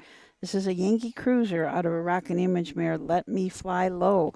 11 starts this year, 4 wins. Won her last 2 starts. One of those was the Buckeye Stallion Series at Delaware in 53-1. 2 starts back, won a non-winners of 4 at Scioto, 151 flat. Derby Up was number 5 in the point standings, but did not enter, so that made it go down to the number 9 horse, and there were 3 tied at 9th. Cruisin' Zone, Copper Penny, Bars and Notes, and it was Cruisin' Zone that got into the race, and this is the other one where Twin B High Tide will try to become a 2-time champion in the Buckeye Stallion Series. So getting back to that, we talked about the voting and that, and you know, I feel if you were given the opportunity, the privilege to vote in this, do your research. Look at different things. There's a lot of different factors to take into when you're doing that. And you're right. Number of wins, you know, that combined with earnings, where the races, where there's a lot to go into it when you do look at it. Yeah, you know, it's so funny because, and being the president of the Harness Writers, it's, I'm trying to think how to say this. It's frustrating when I get the vote totals because you'll get horses that you're like, this horse got 1 vote, and you're like, really? Like, and I'm just going to pull a name out of this race because we're looking at it. You know, like Cruising Zone will get a vote, and you're just like, what? 3-year-old Colt Pacer of the year? Like, it just, it boggles your mind, right? And so, you know, what I like to do when I'm looking at these things is I'll use Sylvia and Twin B as an example. I mean, you know, it's hard. Those 2 mares, I mean, they're beating each other every week. It's amazing. And so what I do is, for me, I put them up next to each other. You know, how many times do they race against each other? Who beat who? And, you know, sometimes it's a dead heat, and I just kind of draw it out of a hat and say, hey, you know, this is who it's going to be. So, you know, when if somebody was to ask me right now who I thought Horse of the Year is going to be, it's probably going to be Lexus Cody. That's Matt had talked about that, but you know, like I said, you got Lou Print and what Lou Dippa just did too. So I mean, put it's it this so way, tough. I think, and that's good, and that's good when we've got that many great horses, you know, to decide on. You know, it's going to be worth it. Well, and you know, I got to tell you, I voted for Maryland over Jiggy Jog for Trotter of the Year last year, and you know, I know it wasn't nearly as close as I personally thought it was going to be. I thought a horse with 6 starts, it would be a lot closer than it was because Maryland won the Breeders' Crown and all those things, and it was not. So, you know, sometimes you look at you think something's going to be super tight, and you look at it, and you're like, it was not. Right. And, But no, you take the time. That's what we were talking about, telling our members too. Make sure you vote for the Ohio Horse of the Year and the Ohio divisional winners. Yeah. It's important, and that's our members get that opportunity and the privilege to vote for it as being a member. And take the time, look it over. You know, I'll never forget. Last year I was driving, you know, with an owner, and he asked me. He said, "Who should I vote for?" I said, "That's your vote." And we sat there and, you know, and debated him. He was a new owner and wanted to know about the different horses. So we talked about the different things and let him make those decisions. Well, and here's the thing. I will never tell somebody their vote is wrong as long as they have an argument, right? Yeah. Like I will sit and debate all day long. I just asked Matt up there. I debated him on fried chicken earlier, but you know, but I'll have a debate all day long about this stuff as long as you have a sensible argument. Right. Okay, fine. You know, I mean, it's all subjective, right? You know, people talk about the greatest horse of all time. This argument makes me insane. Because every year I feel like, wow, this might be the greatest horse since this. Louis Deepa yesterday, I heard it 3 or 4 times. This might be the greatest horse since this or that. I mean, it's all subjective. But I want to give one more shout out though to the Meadows Racetrack and Casino for lending us their starting gate tonight. They, you know, listen. It's you never know when a part on your car is going to break, and unfortunately, you know. We had a couple of issues last night, but I want to thank the Meadows, Scott Leisha and those guys. I graciously called them this morning, very early this morning, and they more than willingly let us have their starting gate for the night. So well, that's good. Well, Cooperation. Yeah. That was a good. We're set to go with the 3-year-old Colton Gelding Pace Buckeye Stallion Series Championship. Let's send it up to Kenny Livingood for the call.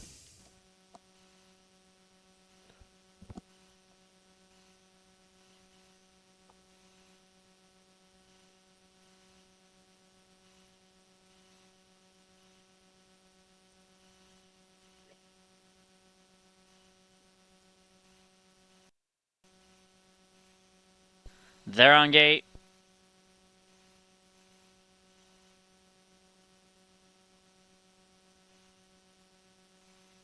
They're off and pacing. There goes Johnny Up out looking for the lead. Far outside, Fly High Cruiser is leaving cruising zone down along the inside, using that pole control as they head around the opening turn. He's very rough, though, as driving up past him is Johnny Up. 3 wide, arranging up Fly High Cruiser. In between is Down to Party. Back into 4th is Cruising Zone. Woodrow Blue Chip is 5th. Twin Bee High Tide is 6th. Unique Catch is 7th. And far, far back to Seaside Star. Johnny Up makes the lead by 3 as they go to the opening panel. Down to Party is second off a 27-1 opening panel. Fly High Cruiser lands in 3rd for Noble, only 4 lengths off the leader. Woodrow Blue Chip out and moving from 4th. Twin Bee High Tide picks up cover second over. Unique Catch is 3 clear of Cruising Zone. Far out of it, Seaside Star. 5/8 of a mile to go. Kurt Sugg and Johnny Up to reel in on an uncontested lead here. Down to Party was the loose pockets that are coming to the half. Woodrow Blue Chip first over grind on his back. Twin Bee High Tide at 7-1. Fly High Cruiser at the inside. Unique Catch is next through the half and 56-2. 3 back to Cruising Zone. Seaside Star, the distant trailer. Less than a half a mile to go as Johnny Up takes this field to the backstretch. Still in front by 2. Down to Party's gapped the pocket badly. Woodrow Blue Chip on his outside. Twin Bee High Tide 4 off the top into 3rd now. Unique Catch is 4th outside of Fly High Cruiser. 2 back to Cruising Zone. Across the backstretch and driving to 3/4. It's Johnny Up with the advantage. Woodrow Blue Chip drops inside. Unique Catch sent 3 wide outside of Twin Bee High Tide. 3/4 124-3. They round the far turn. Johnny Up on a 2-length lead. Unique Catch continues to gain ground. He's 3 deep on the course and 2.5 off the leader. Woodrow Blue Chip at the inside. Twin Bee High Tide not tonight. Then Fly High Cruiser. They turn for home. Johnny Up has to polish it up. Unique Catch down the center. Woodrow Blue Chip into the passing lane. Woodrow Blue Chip. Here comes Unique Catch over the top. Fly High Cruiser. Unique Catch has got it won. Unique Catch makes it 3 in a row over a charging Fly High Cruiser. Then either Woodrow Blue Chip or Johnny Up, 153-4. Unique Catch and Aaron Merriman gets up to get the win. 3 in a row for the Darren Harvey trainee. Comes home in 153-4. Big win, and just a great race. Right across the finish line. We had 4 of them right at the finish line, there, and the number 8 Fly High Cruiser, I think, was able to get up for second. Not sure, but it was a whale of a finish there. Woodrow Blue Chip also was right there at the finish, and Johnny Up as well. But, boy, Unique Catch just had a burst right there at the end, didn't he? And with that win, Aaron Merriman breaks the tie he had with Dan Noble, all-time winningest driver in Buckeye Stallion Series races, now with 11 victories. Darren Harvey picks up the training win. So Unique Catch won his last start at Delaware in the Buckeye Stallion Series, and the start before that went to Burton, to one of our fairs in Burton, and finished won by 5 3/4 lengths in 2:01. And you wonder that last win at Delaware vaulted him into the 8th spot. So that win was very important to get here. Absolutely. Unique Catch. Owned by Wayne Mass Jr., Eden Acres Farmstead, Stephen Miller, and Darren Harvey. Darren Harvey, the winning trainer, driven to victory by Aaron Merriman. 3-year-old Big by Catch the Fire out of the Real Desire Mare. Unique Legacy, written by Henry Burkholder of Ohio. 14th lifetime win, 5th this season, 3 in a row for Unique Catch, 153-4. You see Darren Harvey there next to Aaron Merriman in his colors. Darren has done a great job, a great partnership with Wayne Mast. They really are working well. Walt Callum not in on this one, but the three of them together have, Sire Stakes Nice horses and everything. Yep. Comes in the long shot at 12-1, or 10-1, pardon me. William Mass has been all over the country in the winner's circles lately. Sometimes it's just good to have those good horses and a good trainer, and good things happen. So the finished Johnny Up finished 4th, and Woodrow Blue Chip was 3rd. So this time we'll stick around and wait for it to go official and get the prices up there for everybody. And then we will be joined by another guest. Rosie Weaver has made her way back. See, I told you we could get Rosie back here.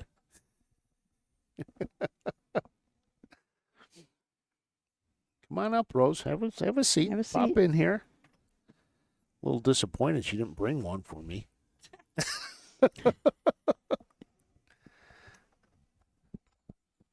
Well, there you go. You got back in time to warm up. Yeah. 3rd place finish. Race. Especially after the break. Yeah, he raced huge. You got run into behind the gate. Is that what happened? Is that what it was? Yeah, Chris was a little disappointed, but very happy with Brady's effort. Yeah, to come back and finish came roaring 3rd. back to finish 3rd. So I mean, that horse run in front of him at the half, and then in the last turn there was horses running in front of him and beside him, and he was almost 2nd through all that. Yes. So raced huge. Very happy. Well, that's good to hear. Well, this race now official. There's the bell. We'll get the payouts here from Kenny, and they go on the board.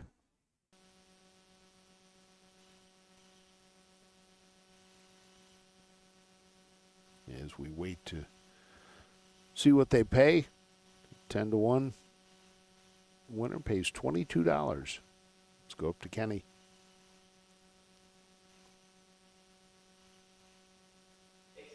Exact $89.60, trifecta $370.80, pick 3 $962.50.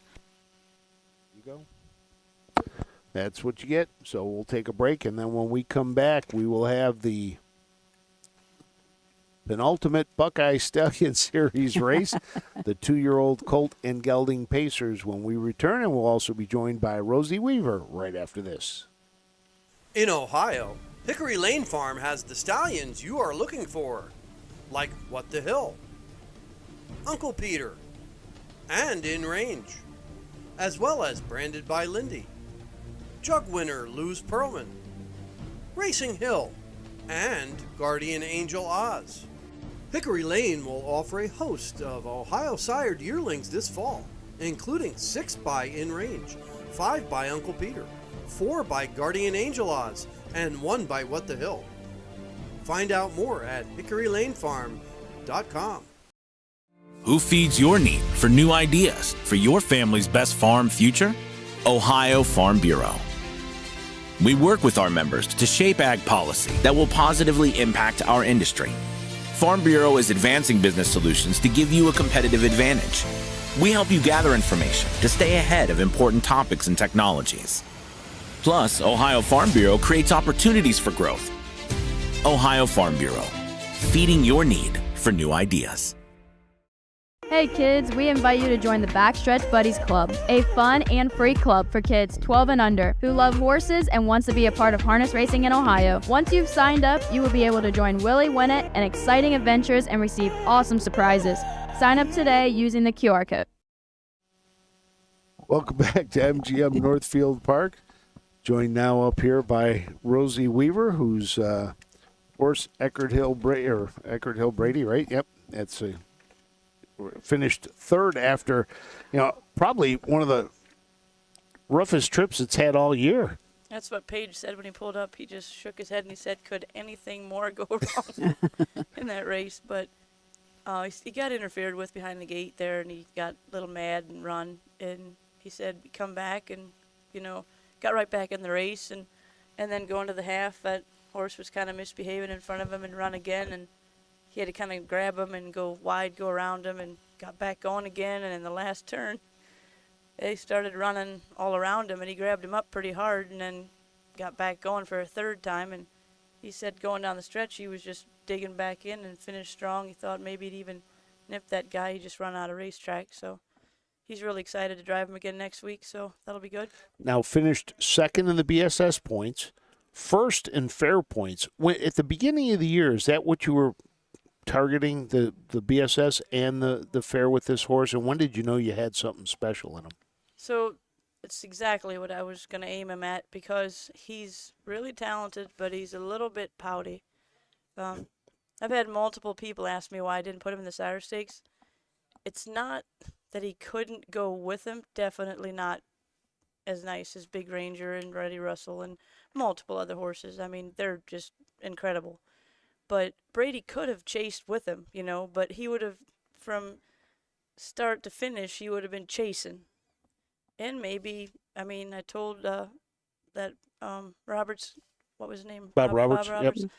Tonight, I said if he would have been in the Sire Stakes, he probably would have made about 18 to 20,000. Maybe had one win if he would have been lucky somewhere, you know, and just kind of the light wouldn't be near as bright for next year, because he's just, like I said, he's a little bit pouty. He looks great, but he's not the happiest of horses every day. So I tried to put him early on. I tried to put him in spots where he would be confident and try to keep him cocky. And I mean, we all shoot for nights like tonight and Sire Stakes and state fairs and whatever. But I just felt like if I managed that horse right on a little bit of a cheaper, you know, level, he would actually be better for next year too. So just has to mature a little bit. Yeah. Now, like I said, he's got next Saturday. He's already made over 50,000. I think he's got like 9 wins or 10, something like that. And he's just a nice horse. He's not a great horse, but he's done everything we've asked him to do.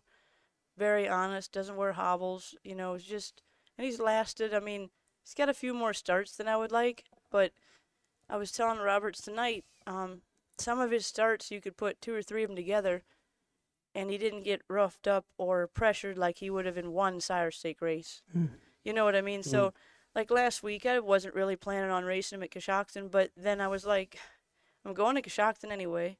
Why would I want to take time away that morning, pull somebody out of the barn to help me water the track, get the track all ready, train, hustle around, and then go to the fair where I could just take him with me to the fair, basically train him there and maybe make a few bucks. So that was a start where he would have just worked just as hard at home training. So, you know, I don't think he got roughed up at all this year. Like, he's got 14 starts, like I said, and that's plenty.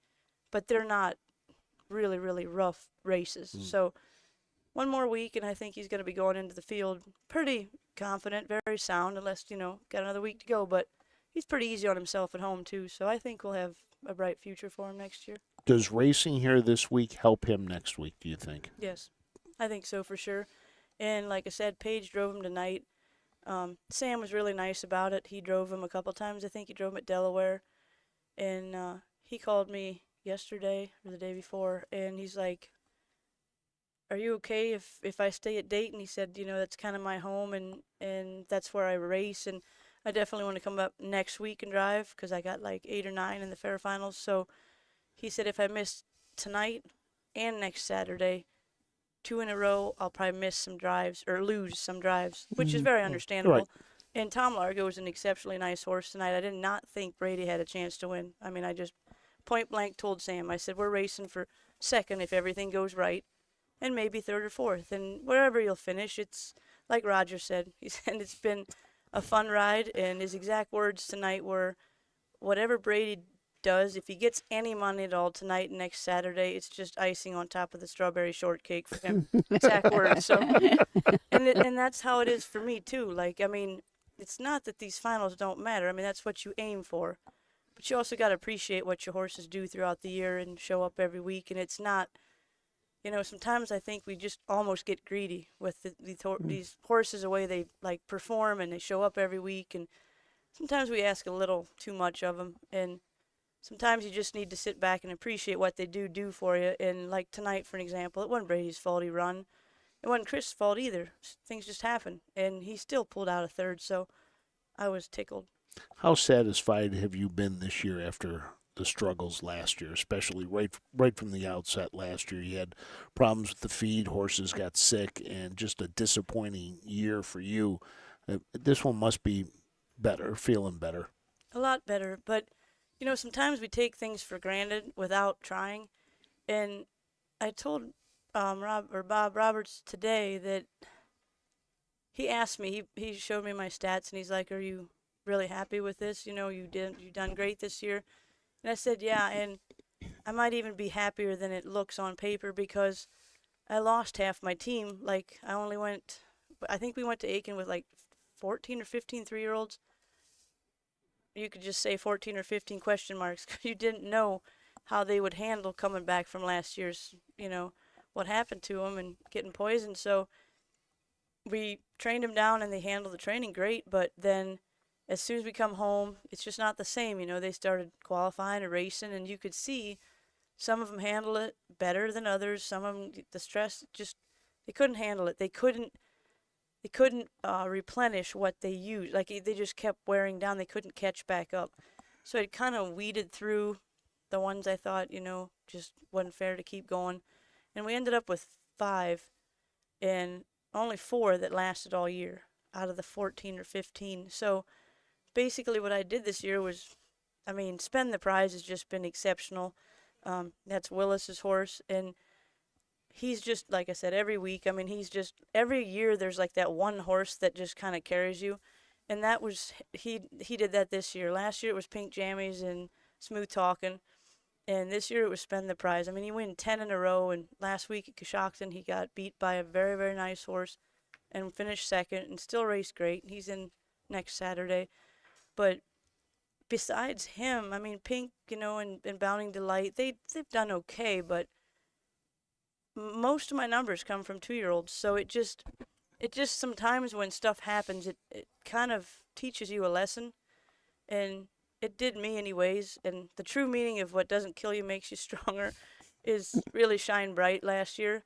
And now, like I said, like some things you just take for granted, but it really made me appreciate everything about horse racing more than I just kind of overlooked it and just kind of glided through, and now, I don't know, it's never am I glad it happened, but sometimes it makes you a better person in a lot of different ways. And I feel like bouncing back and having the year we had and the horses that we, ended up racing and showing up like Spend the Prize did, and all the 3-year-olds that we kept, you got to give them an A for effort because they weren't dealt the same cards as most of the horses they raced against this year, and they still tried their best. So I'm super happy with my horses. And next year, you got to be really excited with the 2-year-olds you got coming back next year. Yeah. There's 3. So, I've had owners say the same thing, like we made it through last year, and that was great. But then we still have lingering effects from it. So getting this year through and starting fresh without anything will be great. Let's go to the post parade for the next race. $75,000. The penultimate. 2-year-old Colton Gelding Pacers won Stoke the Fire. Chris Lim's up for Scott Cox and owner Terry Mount Pleasant. 2 Barcelona legend Darren Dowler drives, trains, Collins with Lawrence Bettler and Shelley Bettler. 3 Wagon Day owned by Julie Farley, trained by Mike Paul Hamus. Kane Kaufman up.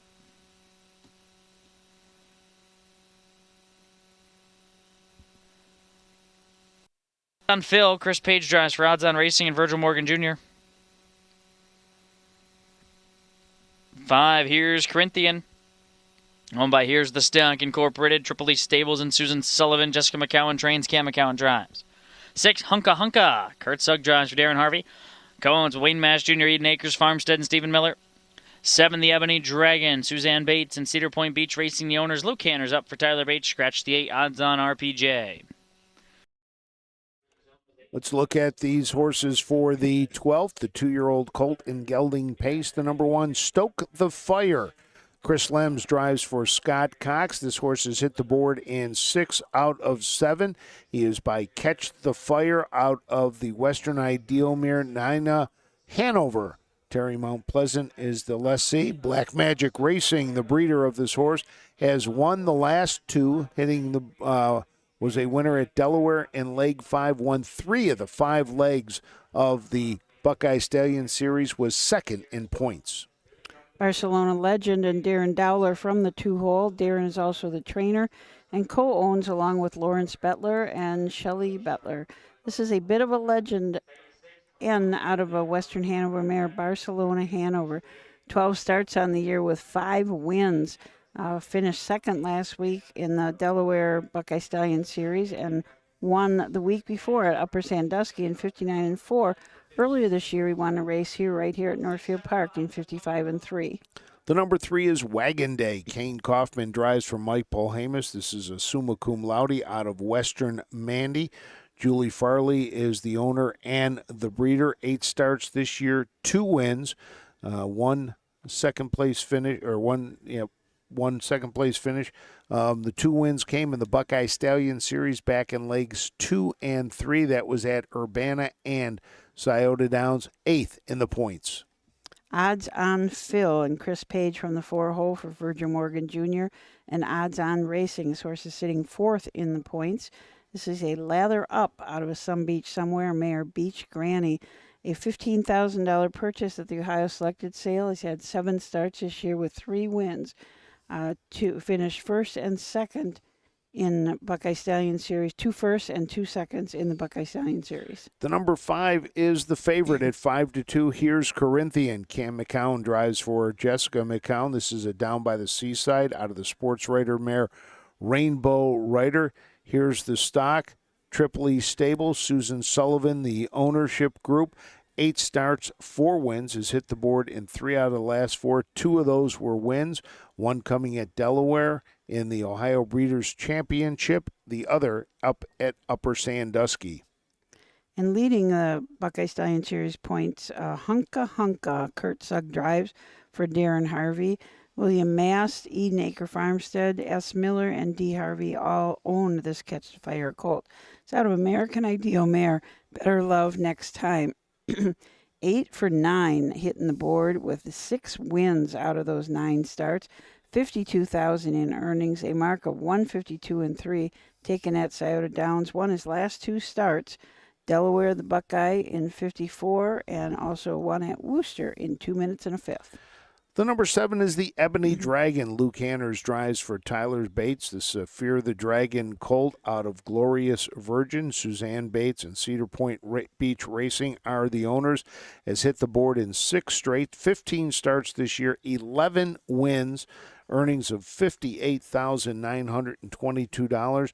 Won the 2nd, the 4th, and the 5th leg of the Buckeye Stallion Series. Was a winner last time out at Delaware. Also has wins at Wauseon and Vermont and Van Wert. And we scratched the 8-hole. Odds on RPJ scratched out 6. That horse had 5 starts. All 5 of them were the Buckeye Stallion Series. So that horse was just targeted for that. Got to be disappointing to have to scratch after you've been working all year for that. Now, how many will you have up here next week? I think 9. Tomorrow's Dayton, right? Yes. Yes. So those starts still count. Yes, right? those points will count. Lancaster does not? Does not. That seems unfair. But too hard. They draw before those races are done. So yeah. And Lancaster thinks it's unfair. Also, they have said, "How can we be included?" I said, "Well, you got to move your fare up a week. Yeah. It's the only way." But yeah, I think as of now, I think 9 of them. Do you have any in Dayton tomorrow? No. Oh, I was going to I'm say. not Holy staked geez. to that. Okay, you're not in the OCRA. Most of those fairs are just a little too far away. Mm-hmm. A fair too far for Rosie Weaver? Well, that doesn't make sense. It doesn't when you see me going to Hicksville, Van Wert, and Paulding. But exactly. Those were some hikes now, that's for sure. But I try to, especially like Paulding. It's like I told, that Roberts. I told him he had like the stats of how many races I won at the fairs and whatever, and he said I did really good at Paulding, and I said it's kind of a. It's not at all that my horses are any better than anybody's. Not what I mean at all. But my horses have a better chance, I feel like, being ready that time of the year. Not everybody's got the opportunity to go somewhere, like I go to Aiken and I have a matinee and that all these horses go to and they're all gate schooled. like it's almost like an advantage, you know. Mhm. So sometimes slow and steady wins a race early in the year for babies, and I feel like that's why I do good at Paulding lots of times, because like I said, I have a little bit more of an advantage because my horses are like, sometimes it doesn't make sense to say one race is like huge, but it really is for 2-year-olds. Like one experience, you know, it's just very key to and to have a good experience that first time. So yeah, he brought up Paulding and then Marion and some of the like Hicksville, and then he's like, you guys stay overnight, right, with your horses? And Katie was with me. She just started smiling. I said, no, we never stay overnight at a fair. Heck, we have to go home and restock, you know. So. And you've got a great facility where you are at, and that, you know, and that's great for you to help with the training and everything you do with these horses. Yeah, I mean, all of the above, you know. It's like I was telling him earlier. I played softball for a lot of years and won a lot of trophies, but I wouldn't have one trophy in my room if I played softball on it by myself, you know. I would have never won a game or nothing. So you have to have a team and to do what we do, and I always want to make sure everybody understands what a team I have and the people that work for me that make all this possible to travel all over the place and do what I do. It's definitely not just me, and I mean, it's my help. They're great, you know, and my owners, they're awesome too. Like, they have faith in me to go to the sales and help them pick out babies. We've got, I think, 17 so far again that we've already hooked and so-called broke. Some of them are a little wildish still, but we have some nice ones. But, you know, like I said, it's from a blacksmith caring and showing up and wanting to shoe your horses and do what's right, to owners having faith and believing in you to train their horses, and the list just goes on, that you have to have good people around you or else you're nothing. Checkbook going to be open next week at the Buckeye Classic sale as well? Yeah. Hopefully Brady helped a little bit tonight. We got to find a horse for Roger yet, so I have a few that, you know, it's like Roger always says, he just whatever we decide, you know, is good with him. So I got a handful of horses I need to pick out yet, so it'll be interesting, see if we can find a couple more horses that are going to fit the stable and hopefully do good next year. How is Roger Houston as an owner? Great. A little more nervous than I thought he would be with all the experiences he's had, but he's good. Yeah, well, Rosie, thanks for stopping back up. We are set to go with the 12th. Let's send it up to Kenny Livingood. Thanks.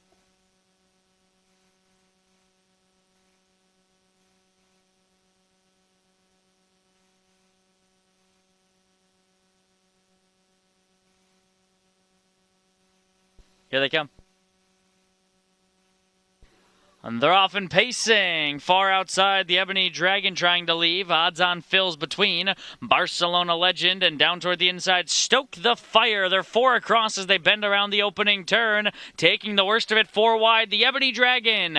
3 wide, Odds on Fill. 2 wide, Barcelona Legend now drops in behind Stoke the Fire. Coming out in 5th is Wagon Day. Then here's Corinthian and Hunka the trailer. Across the back stretch into the opening panel they go. Luke Hanners and the Ebony Dragon make the lead in front by 2 as they zip through a 26-4 opening panel. The fastest quarter of the night goes to the freshman pacers. The Ebony Dragon in front 2. Stoke the Fire second. Odds on Phil is third. Barcelona Legend is fourth. Quick move coming from here's Corinthian from the back. He just quickly blitzed from 6th all the way up into 4th and challenging for 3rd and towing Hunka right into this.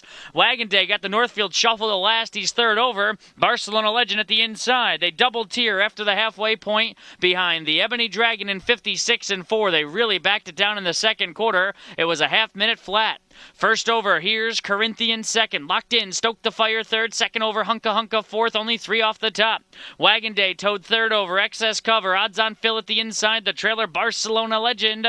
Across the back stretch and driving to 3/4. Here's Corinthian. Has powered to the front. The Ebony Dragon may have done too much too soon. He's back to second. Hunka uncovered there third as here's Corinthian has gotten away by 3. After 3/4 and 125-1. Stoke the Fire buried there for Lems. No place to go. as they round the far turn. Here's Corinthian, made that big move. He's in front by 3 with an eighth of a mile left to go. Wagon Day is 3 wide at a big price. Hunka Hunka 2-path. The Ebony Dragon at the rail. Stoke the Fire angling for clear. Racetrack, they turn for home. Here's Corinthian on a 3-length lead. Wagon Day up the inside. Stoke the Fire, but here's Corinthian's got it won. Here's Corinthian, makes it 3 in a row. Wagon Day with a very good second. Hunka Hunka's third. Stoke the Fire fourth. 155 and 4. Wow, a lot of action in that race, Yeah. without a doubt. Right from the beginning, there was a lot of action. They went out fast, and Rosie was sitting here, and she goes, "Yeah, watch them." And the two best horses, here's Corinthian and Hunka Hunka, were at the back of the field, and all of a sudden, as they made that turn to come to the half, both of them looked like they were shot out of a cannon, came roaring back, and then here's Corinthian just took charge, able to hang on, and closing fast was Wagon Day and Kane Kaufman. Finishing third, though, was Hunka, I believe. What as Kenny said, the fastest last quarter of the night. 2-year-old Colt Pacers, 26 and 4. Then they really slowed down. Came the next quarter in 30 seconds flat. So 155 and 4, the final. Cam McCown picks up the win. Is he on the list? Nope. We'll have to see if he gets himself there. Jessica is not on the list either. As here's Corinthian, comes home a winner. The Down by the Seaside gelding wins in impressive fashion. Quite a bit slower, though, than the other races that the 2-year-old Colt Pacers that have been here at Northfield. In 2021, Western Ready, 53 and 1. And in 2018, Yankee Boots in 51 and 3. I think it was just they all battled it out so much at the beginning. It was who the heck can hang on at the end. Yeah. And here's Corinthian, was able to hang on at the end. Here's Corinthian. Here's the Stock Incorporated, the Triple H Stables, and Susan Sullivan. Trained by Jessica McCowan, driven victory by Cam McCowan. 2-year-old Big Ellen by Down by the Seaside. Out of the Sports Rider mare, Rainbow Rider, bred by Bernard Grandin. Ireland. 5th lifetime win. 3rd in a row for Here's Corinthian, 155 and 4/5. The result of 5-3-6-1 is now official. Didn't take long for that one to go official. 5-3-6-1. No, sure didn't.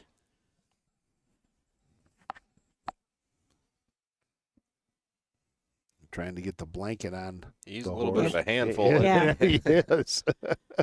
2 head poles are flying everywhere. I see that another one on the ground. Well, he's full of himself right now. 2 head poles on a horse that's shaking his head. It's difficult. He's like, okay, I won. Let me get back out of here. See, these horses know there's late night here. They got a long trip back to the barn, then they're going to get there. And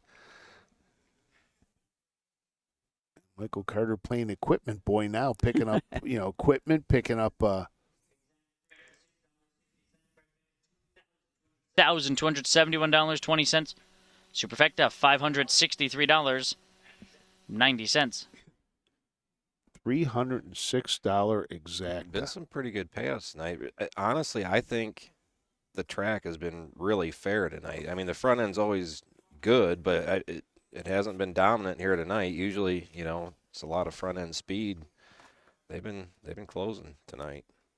What did that Wagon Day go off at? Did you see? I thought it was only like 30-something to 1, and he paid 50-something. Not too bad. The one horse being out of it really played havoc on those payouts. I'm sure there was a lot of place and show money on that one horse, and win. I think he went off 4-5. All right. Well, our final Buckeye Stallion Series race will be the 14th, but before that, it's our penultimate our broadcast. Okay. And this will be Fillies and Mares, non-winners of 6,500 in the last 4 when we return to MGM Northfield Park right after this. Dublin Valley Farms, home of Volstead sire of 2024 Ohio Horse of the Year, Sugar Instead. Also standing at Dublin Valley Farms, Slay, a promising young son of Chapter 7 and Coach K Hanover by world record holder Walner. Looking for your next winner? Dublin Valley Farms and our clients are offering an exciting lineup of yearlings with current and fashionable pedigrees. Available at public auctions this year.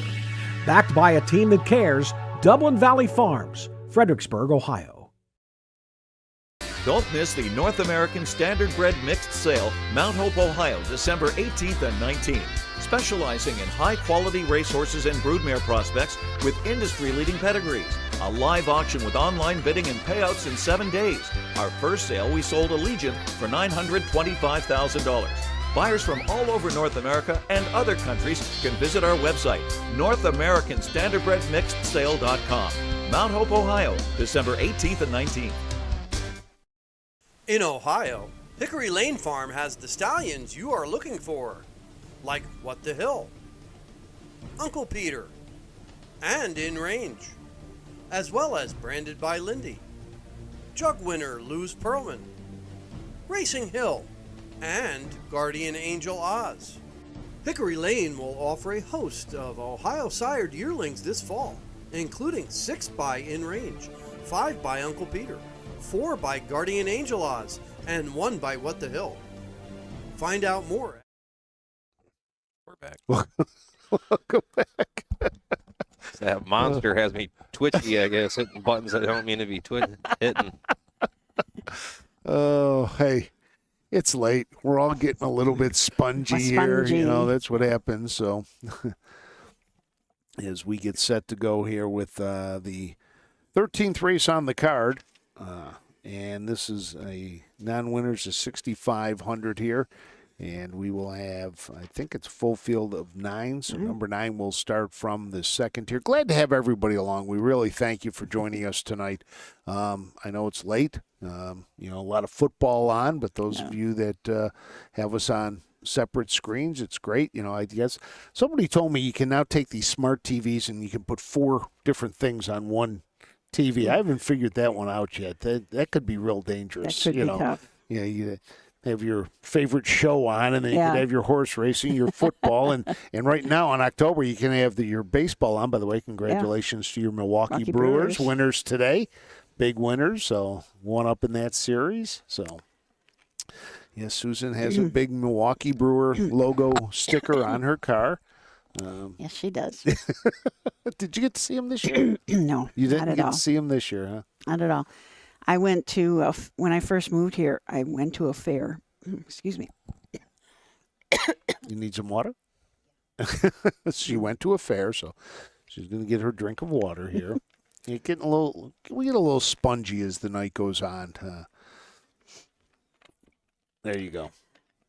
I can't remember which fair it was, but I had a guy walk up to me and he said, "That is the best logo in all of sports." I don't know if you know what the Milwaukee Brewers. It's like a glove, but it's just really. Yeah, it's neat. got the M for the fingers and the B, on the side, and it looks like a glove. Milwaukee Brewers. Yep. Ever since that day, I said I got to keep a sticker on my car. There you go. Yep, and that's it. And that makes it a lot nicer when your team gets there. You've got you guys. Matt with his Indians. Did they pull it out or not tonight? The Tigers? Tigers. Deadlocked at 2 right now. 2? In the 8th inning. 2 in the 8th. Top of the 8th. All right. The Philadelphia Phillies, I'm a little intrigued with. Not so much the baseball team, but I saw that they're doing a challenge. Oh, I saw that too. What is it? 9 hot dogs and 9 beers and 9 innings? It's the 999 challenge. 9 beers, 9 hot dogs, and 9 innings during the playoffs. Oh my gosh. See, I'd give it a shot. Oh, Of course you would. Now, it depends on how big the hot dogs are. Yeah. If they're regular, just little hot dogs that you would get out of a normal pack, 9's nothing. Yeah, in I mean, 3 hours? Oh, Yeah, that's no problem. You may have to carry me out after the 9 beers, but but no, I mean 9 hot dogs is nothing. I could do that. I could probably do 6 right now. I wonder what that 10 costs, minutes. though, to do it. I mean, it's probably just a way to sucker people out of $100 at least. Well, what do you think? To be honest with you could probably do it for, well, the price of beers now at sporting events is ridiculous. I mean, you go there, they only sell you the big 16-ounce Souvenir cans, cup or and all something, that yeah. kind of stuff. But you're probably looking at $100 to do it. But the hot dogs don't cost you anything. I mean, the Columbus Clippers still do dime a dog night, so you're not paying much for dime a dog. If you you do that, but 9 dogs wouldn't be too bad. 9 dogs. Ew. Maybe I'll try that some night when I leave here and I stop at the Sheets. The Sheets. Just south of near Lodi, the new Sheets in there, because I remember doing these broadcasts the first couple years, and you would leave here at midnight, 12:30. Yes. And there was nothing between here and Columbus except a Waffle House in Medina, and it was some of the worst food. I mean, I stopped there once, grabbed an egg and cheese sandwich and a cup of black coffee to get home. I thought I was going to die in another 20 minutes. It was so bad. Now there's a Sheets, and at least now I can pull over there, and they got some pretty good food, and they got that kitchen going all the time. So how far is Sheets? Because I can only go 62 miles till I'm empty. Lodi, you should be good. Okay, good. But, double check. It's the Lodi exit. 62 should get you there because it's, it'll be close. So I don't like close. No, got to fill up someplace. You put gas in your car before you leave the Northfield area tonight. Yeah. Right in the parking lot here. It was pretty cheap on the way out. I saw it was like $2.60 something, that's 45 cents cheaper than what we have in Toledo right now. But it has a weird name, and I didn't think. Yeah, I know. I don't. Gas is gas. Well, I don't know. No, you get gas before you drive back tonight. So. But no, it's I wonder what the cost of that challenge is. But interesting. Different stuff like that should be fun. Scott Tarleton asks if we think the staggered starting gate has helped a lot on these horses that drew outside. I really haven't noticed anything. No. Out of anything unusual. I mean, you had a 5-horse win that race. I mean, Unique Catch, but Unique Catch got to the pocket. I don't think it had that big of an effect on it. Ebony Dragon was able to clear there out of the 7-hole, but he got stung pretty hard doing it at 26 and 4. So. Yeah, I don't know. We were trying to just look at it. Yeah, it doesn't seem to be that much. No, I thought it would be more dramatic than that, but it really doesn't appear to be when they come by here. The wings are open. But, I mean, these guys kind of have a driving style here, too. I mean, a half-mile track, it's just like any other. They want to be on or near the lead, so you really got to be humming if you want to clear from the outside. So tomorrow night, though, here we will have the consolations for the Buckeye Stallion Series. We will not be here, but they will have those races here tomorrow night, and but we will be live from the Montgomery County Fair that's held at Dayton Raceway. So tomorrow, 1 o'clock. Yep, 1 o'clock, I believe. 1 o'clock. I think we'll there's have 18 those. races there. Jeremy Moore and Jasmine Short will be doing it now that Jasmine has been married. Yep. So those consolations tomorrow will be going for $25,000 each. Tonight's finals $75,000, so tomorrow will be $25,000. And then the fair. Well, then we have 2 days at Lancaster, and then the fair championships, and then we are done with our broadcasts. And we have you were talking about that Thursday. The sale is Tuesday. Sale is Tuesday. Tuesday, okay. The sale's Tuesday. The fair's Wednesday and Thursday. Might be a little cool down at Lancaster this year.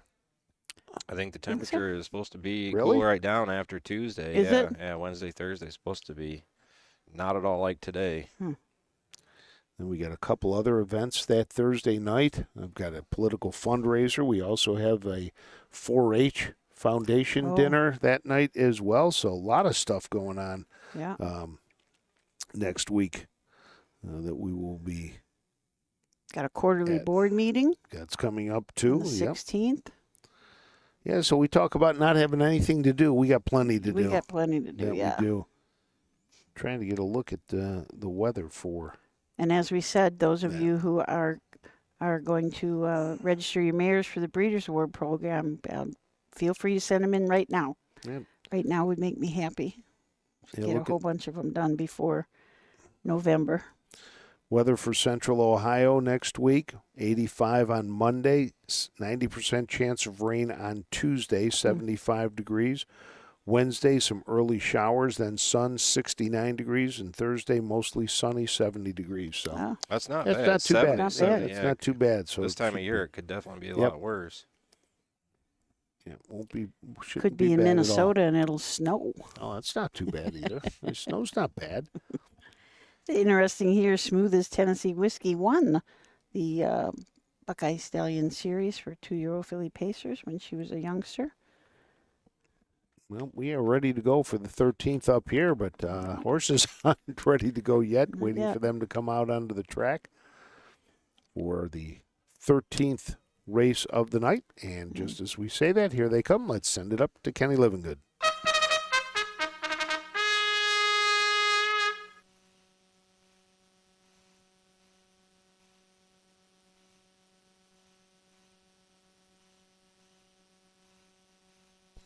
Pacers to the track for the 13th one, Lazing on the Beach, over the PT stable. Trimmed by Whitney Johnson, Braden Rhodes in the bike.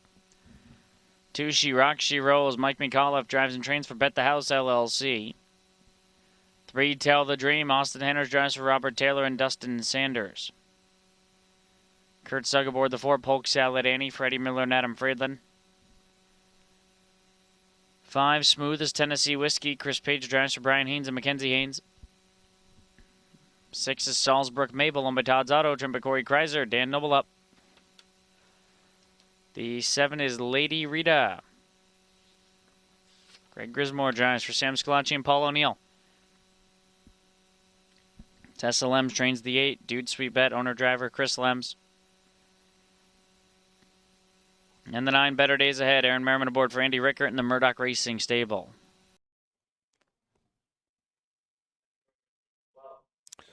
So there you go. Let's take a look at these horses. The number 1 is Lazing on the Beach. Braden Rhodes drives for Whitney Johnson. This is a 5-year-old mare by Lazarus N. out of One for the Beach, owned by PT Stable of Brick, New Jersey. 28 starts this year, 7 wins, 3 seconds, 5 thirds, earnings over $76,000, was a $25,000 purchase at the Harrisburg sale. 4 straight finishes on the board, a winner 2 back here at Northfield, also a winner 4 back here at Northfield. She Rocks, She Rolls. Mike McAuliffe drives and trains for Bet the House LLC. This is a 6-year-old mare by a rock and roll dance out of a Better's Delight mare, Helen Wheels. A very lightly raced horse, only has 27 lifetime starts as a 6-year-old. And something very interesting, she had 2 wins last year, but has no standard record time, which leads me to believe that those races had to be 2:20 or more in order for her not to have that standard record time. So kind of an interesting horse with only 27 lifetime starts. The number 3 is Tell the Dream. Austin Hanners drives for Robert Taylor. This is a 6-year-old mare by Tell It Like It Is out of Ideal Soul. Dustin Sanders, the owner. 29 starts, 7 wins, a second and 4 thirds, earnings just under $52,000 this year. Last time out at Dayton in the Filly and Mares Open 2, finished 8th, well back. Did have a 3rd place finish in the Northfield at the Filly and Mares Open Handicap back on September 13th. Polk Salad Annie, Kurt Sugg from the 4-hole for Edward Miller and Adam Friedland. This is a 5-year-old mare by Racing Hill out of a Charlie Barley mare, Lucky Suds. 124 lifetime starts with 27 wins, over $200,000 earned. A mark this year as a 5-year-old, a 150-4 at Scioto Downs. The number 5 is Smooth as Tennessee Whiskey. Chris Page drives for Brian Haynes. Mackenzie Haynes is the owner. The 7-year-old mare by Nob Hill High has won 4 times in 32 starts this year. Earnings of over $46,000. Lifetime 183 starts. Earnings over $682,000. Was a winner 3 back here at Northfield Park, pacing in 155. Salzbrook Mabel and Dan Noble from the 6-hole for trainer Corey Kreiser. Todd's Auto from Canonsburg, Pennsylvania is the owner. This is a malicious mare out of a sports writer. She's 5 years old, out of a Southwind Oasis, who's by sports writer. This horse has had 15 starts this year and 7 wins. Her last win was right here at Northfield Park in 152-3, which is her mark this year. The number 7 is Lady Rita. Greg Grismore drives for Sam Scalacci. This 5-year-old mare by Always Be Mickey is owned by Paul O'Neill of Saratoga Springs. 20 starts, 3 wins on the year, earnings just under $67,000. 66 lifetime starts, has earned $213,000. Dude's Sweet Bet and Chris Lems from the 8-hole for Tisa Lems and Chris Lems, the owner. This is a 6-year-old by Dude's the Man out of a Better's Delight mare, Sweet Better. 8 starts on the year, 2 wins. Her last start at Northfield Park was a win in 54-2. The number 9, starting from the second tier, is Better Days Ahead. Aaron Merriman drives for Andy Rickard. This is an 8-year-old by Better's Delight out of the Mach 3 mare, Mach Lean, Murdoch Racing Stable of Washington, PA. The owners, 26 starts, 4 wins on the year. Lifetime, 178 starts, 29 wins. Has won 2 of the last 3, both of those wins coming here at Northfield. The number 9 will start from the second tier. A couple of trainer changes. In the number 1 is now being trained by Whitney Johnson, coming out of the Tom Smith barn. And then the number 7, Jessica Rogner, takes over for Sam Scalacci takes over, for Jessica Rogner, whose barn it was sitting in. One of these horses, Salisbury Mabel, was also claimed 3 back in for a tag of $36,000 today. So Smooth as Tennessee Whiskey, we know that song, Polk Salad Annie. What song is that? Elvis Presley, I believe. Really? I think so. I do not know. Polk Salad Annie. Salad Annie. Gator got your granny. Oh, Matt Yeah. performing tonight for us. Hmm.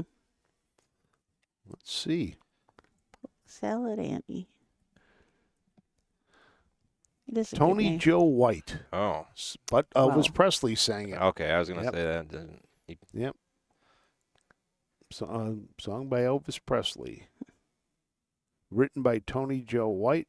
Describes a lifestyle of a poor rural southern girl and her family. 1970. It was released in 69. Whew. It's a long time ago. It is. It's 55 years ago. We know. My mother loved Elvis. God, she Did loved she? Elvis. She was an Elvis fanatic. I mean, if you needed to get Mom a present of anything, you put Elvis on it. You those collector plates. Oh, she loved those. Stuffed Elvis things. She loved that kind of stuff. Wow. Collections of you'd find this rare collection of his songs, even though you had them on 9 other albums. You'd get her for that. So she'd always be happy. Well, the horses are gathered in the first turn. They're ready to go They're ready. as the clock continues to tick.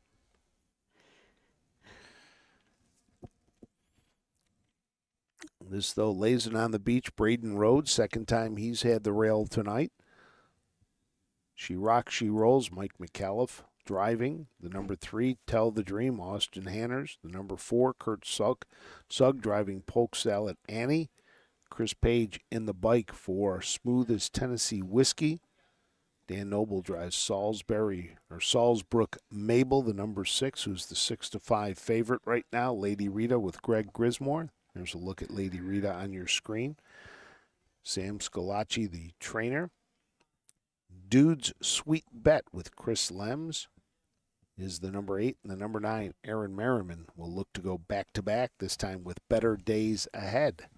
You look at Smooth as Tennessee Whiskey on the screen. She got her head way down. Wonder if she... She's tired. It's tired. I know. It's past her bedtime. 20 after 11. She's 7 years old. She's like, I'm not supposed to be out racing this late at night. As we get set to go, the starting car is rolling. Let's send it up to Kenny Livingood for the call of the 13th.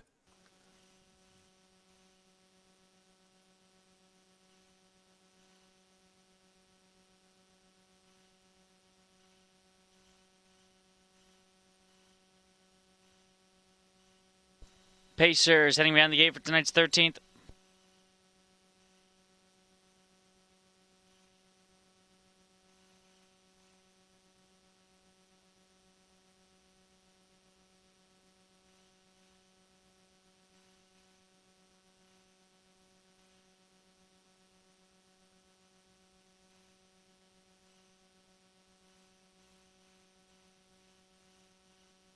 Here they come. Off stride the 3, Tell the Dream. Good beginning for Salzbrook Mabel. She rocks, she rolls, showing speed, ducking over smooth as Tennessee Whiskey behind Lazing on the Beach into the opening turn. Off stride, she rocks, she rolls, jumps it off in the opening stages. So a pair of early breakers here can change the complexion of things, as that was one of the favorites, as Salzbrook Mabel at 4-5 makes the front now. Lazing on the Beach is back into second. It's a gap of 2.5. The smoothest Tennessee Whiskey in third. Polk Salad Annie got away racing in fourth. Better Days Ahead from the second tier came out fifth. Grismore and Lady Rita are back in sixth. Then it's Dude Sweet Bet in seventh. She Rocks, She Rolls has regathered the race from eighth. 10 back to Tell the Dream. 27-1 the opening panel. Salzbrook Mabel, much slower than it was a week ago for her. She's a length and a half in front. Lazing on the Beach, the pocket sitter. Smooth as Tennessee Whiskey. In line third for Page. Polk Salad Annie racing from fourth. Nose to helmet for Better Days Ahead in fifth. Six. Dude Sweet Bet is seventh. She Rocks, She Rolls is eighth. Still 10 back to Tell the Dream. Halfway home, 55-4. They continue to roll along, though. Salzbrook Mabel sneaks away here. Salzbrook Mabel suddenly 4 in front of Lazing on the Beach, who's second. Smoothest Tennessee Whiskey third. Polk Salad Annie is fourth. The smoothest Tennessee Whiskey is sent to the outside, but Salzbrook Mabel is threatening to blow this wide open. She's in front by half a dozen as they move across the backstretch. Smoothest Tennessee Whiskey and Lazing on the Beach second and third. Polk Salad Annie is fourth. Then Lady Rita, Better Days Ahead, and Dude Sweet Bet. They're off 3/4. 1:22-4. 27 backside. Salzbrook Mabel throttling down on a 7-length lead. Smooth as Tennessee Whiskey is second. Polk Salad Annie is third. Lady Rita is fourth with an eighth of a mile left to go. Salzbrook Mabel with another dominating display. She's drawing off with complete authority. Give Dan Noble a triple on the card. Salzbrook Mabel wins by 5 in the end. Smooth as Tennessee Whiskey second. Polk Salad Annie third. Lady Rita fourth. Dude Sweet Bet for the high 5. 151-4. 151-4 takes almost nearly a second off the lifetime mark of Salzbrook Mabel. Coming in second, Smooth as Tennessee Whiskey. And Salzbrook Mabel with Dan Noble just blew it open as they headed to the back stretch after the half, and nobody could catch her. And she just cruised on home, finishing in third. It looked like it was Polk Salad Annie and Kurt Sugg. Smooth as Tennessee Whiskey was second. There's a look at your winner. Salzbrook Mabel claimed back on 9/13 by Corey Kreiser, owned by Todd's Auto of Cannonsburg, Pennsylvania. Has won 2 of the last 3 in Corey Kreiser's barn, has now won 5 of the last 6 races. 8th win on the year for Salzbrook Mabel.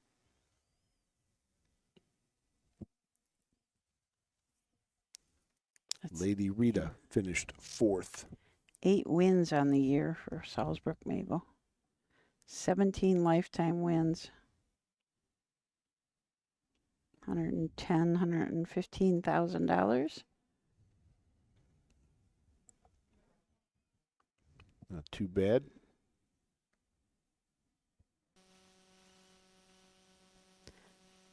We could have bought her for $36,000 tonight. Somebody might have. Somebody You might never have. know. You don't. I didn't see anything crawl across at the beginning, which is the Back new to the winner circle, the rule. 6, Salzbrook Mabel, owned by Todd's Auto, trained by Corey Kreiser. Give Dan Noble a triple. 5-year-old bay mare by Malicious, out of the Sports Rider mare, Southwind Oasis. Bred by Salzbrook Stables and Rebecca Hamilton. 17th lifetime win, 8th this season, back-to-back for Salzbrook Mabel. 151-4, lifetime best. Salzbrook Mabel, the winner. Smooth as Tennessee Whiskey, second. Polk Salad Annie, third. Lady Rita, fourth. And Dude's Sweet Bet finishes in 5th. Time of the mile, 51-4. So that new rule, they have to tell before the race Before the race goes that a off. claim is in on that Okay. horse. Yep. You don't know who claimed it, but you know that there is a claim in the horse, and it goes across the crawl at the bottom. Okay, won't say who, but No. just that it I mean, in the old days, you had to wait till the race was over. Yeah. You didn't know if your horse was taken. Now, at least Right. you know your horse is gone if that happens. So That's like the worst feeling ever when they used to come up and hand you a slip of paper that said that your horse got claimed. It was just like heartbreaking to me. I didn't like claimers very much. it's funny. Some new owners don't understand that when you try to explain how it works and why it works and why they have the claiming games. They eventually start to understand, the way it is. It's tough. Nothing is worse though. When I owned thoroughbreds 27 years ago, was driving from Columbus to Mountaineer, which was about a 2.5-hour, 3-hour drive to get over there to watch your horse race, a 6-furlong race, going minute and 15. So, I mean, you're there for a whopping minute and 15. Your horse gets claimed, and you didn't even get a check. You want to talk about a bad drive home. That was no fun driving home. No. So there are the payouts. We are done now, and next, our final race for us, but the penultimate on the card is the 14th, and that will be the final Buckeye Stallion Series final, the 3-year-old Philly Pacers, when we return to MGM Northfield Park. Midland Acres is proud to stand the prominent stallions, TCI, Long Tom, Ready for Money, Monty Mickey, Summa Cum Laude, and Bit of a Legend. With such great pedigree and speed in the stallion barn, Midland Acres will provide a diverse group of top yearlings in the sale ring for 2025. Visit us this fall at our consignments at the Blooded Horse Sale on August 26th, the Ohio Select Jug Sale on September 12th, and the Lexington Select Sale on September 29th through October 3rd. Let Midland Acres experience in the industry lead you to the winner's circle. The future is bright in Ohio. Ohio Sire Stakes, Buckeye Stallion Series, 66 county and independent fairs. Whether it's the Ohio Sire Stakes, the Buckeye Stallion Series, or the county fairs, Ohio has a place for your racehorse. This year, Ohio breds are racing for nearly $23 million in stakes purses. Be part of the winning. Breed, buy, race, win in Ohio. At Ohio State's Galbraith Equine Center, our veterinary champions are here for your champions 24/7, 365 days a year, providing advanced specialty care for sports horses from all stages and disciplines. Our expert team of boarded surgeons and sports medicine and rehabilitation specialists, together with veterinary cardiologists, internal medicine, and ophthalmologists, make our hospital your best resource for all sports horse performance issues. The Ohio State Veterinary Medical Center's Galbraith Equine Hospital. Call us today at 614-292-6661.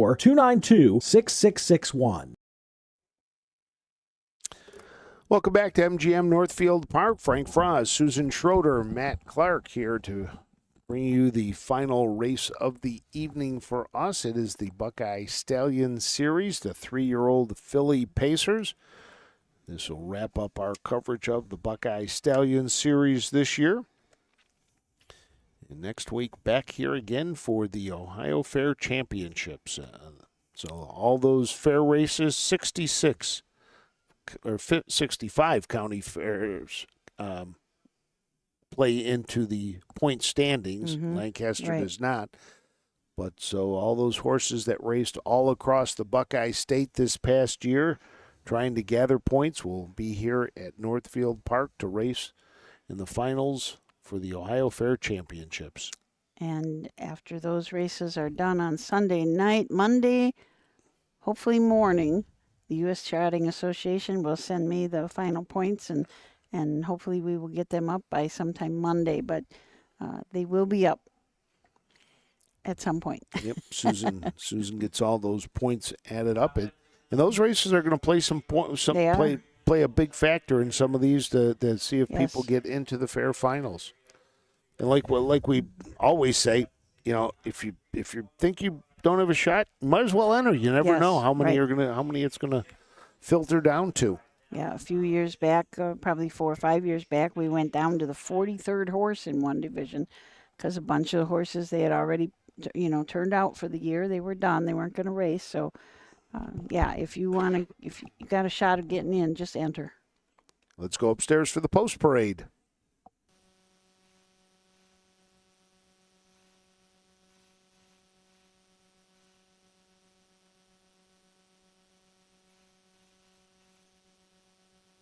On track for the 14th race, 1, Judge Me Again. Trevor Smith drives for Chris Beaver.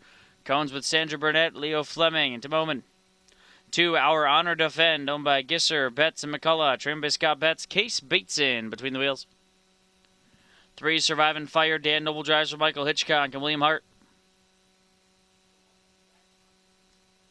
4, Anna Loves Bananas, Aaron Merriman driving for Scott Betts and Timothy Betts. 5, Legendary L, Hank Levan drives and trains. Land Stables, Darmarful Racing, and Megan Levan, the owners. Luke Canners drives the 6, Racing Like a Star for Ryan Holton.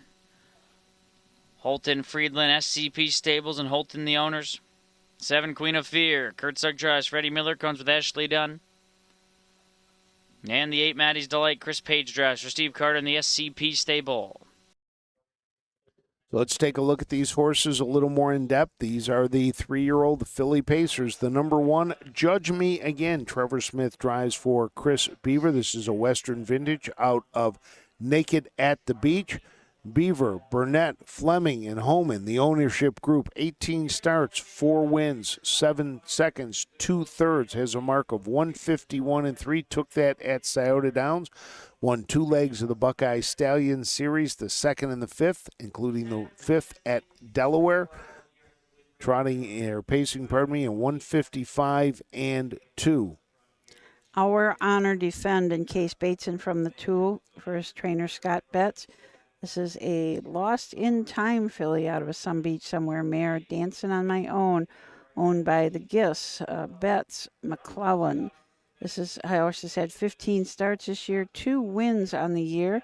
It's earned almost $36,000 and took that mark at the Meadows in 153-4. The number 3 is Survive and Fire. Dan Noble drives for Michael Hitchcock. This is a Catch the Fire out of Lions Mandy. William Hart of Carmel, Maine is the owner. This horse has hit the board in 10 straight. It has 10 wins in 20 starts, won the 2nd and the 4th leg of the Buckeye Stallion Series. That 4th leg on August 17th here at Northfield, the last win for Survive and Fire. Anna Loves Bananas and Aaron Merriman from the 4 for trainer Scott Betts, owner Timothy Betts. A well-said filly out of a Sweet Lou mare, Sweet Anna Banana.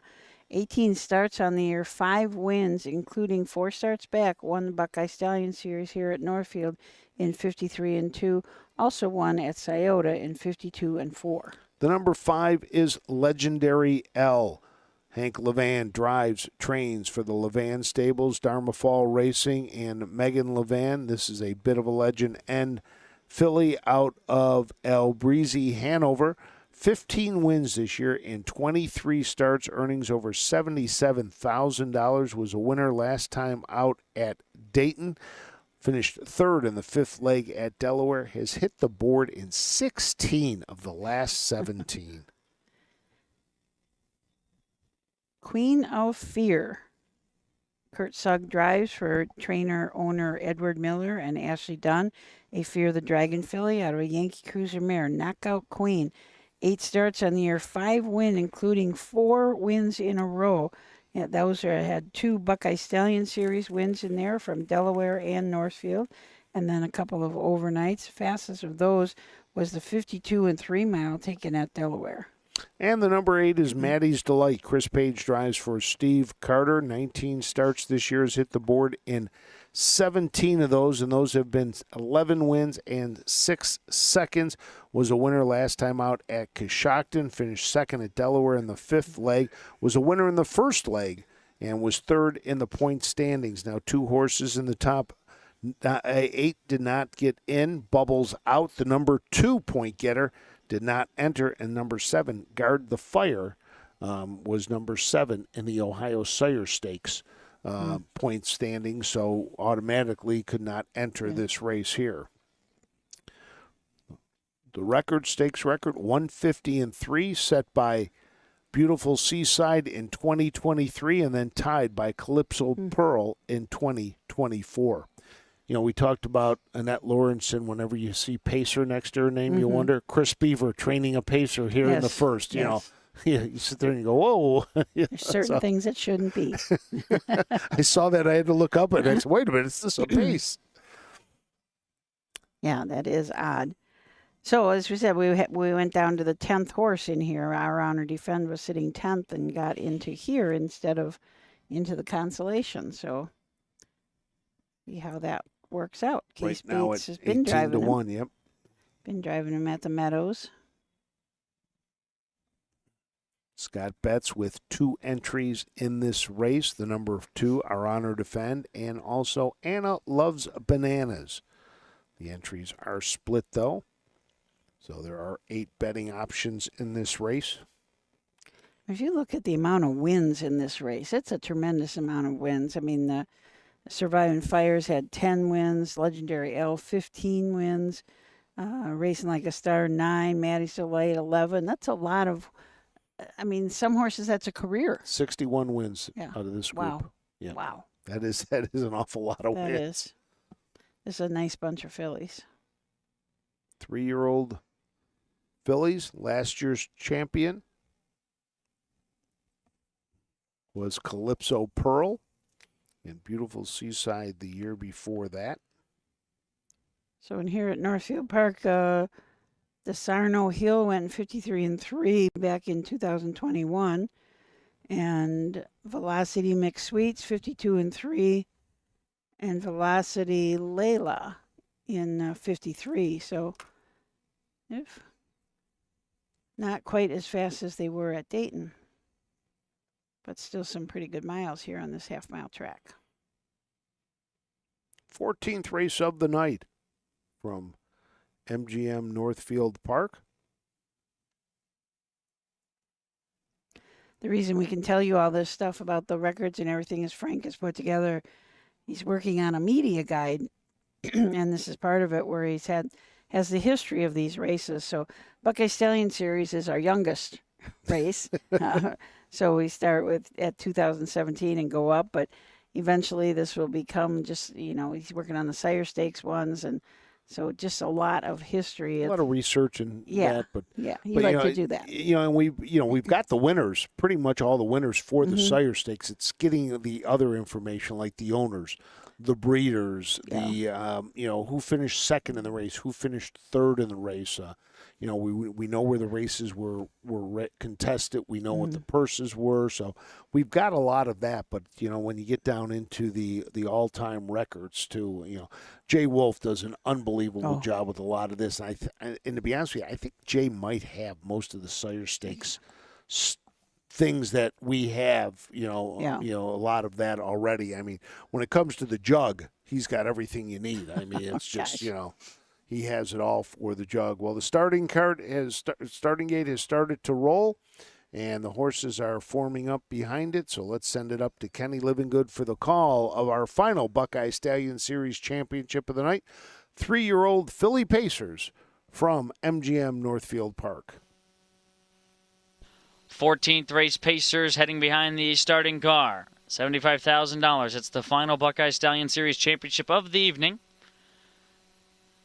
As we crown one more champion. Congratulations to all the connections that had horses race on this Buckeye Stallion Series card. And congratulations to all the winners. They're in behind the gate.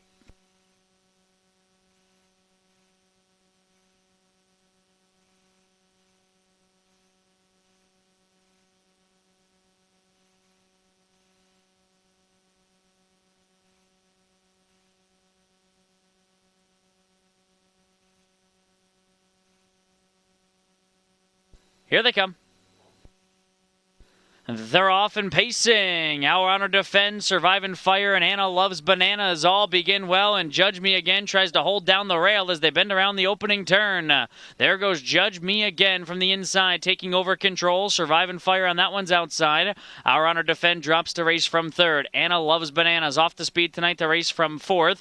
Then Legendary L, Racing Like a Star. Queen of Fear is second last. Maddie's Delight can see them all. Surviving Fire makes a clear lead. It's Dan Noble and Surviving Surviving Fire with his daughter of Catch the Fire off a 27-2 opening panel in front, a length and a quarter.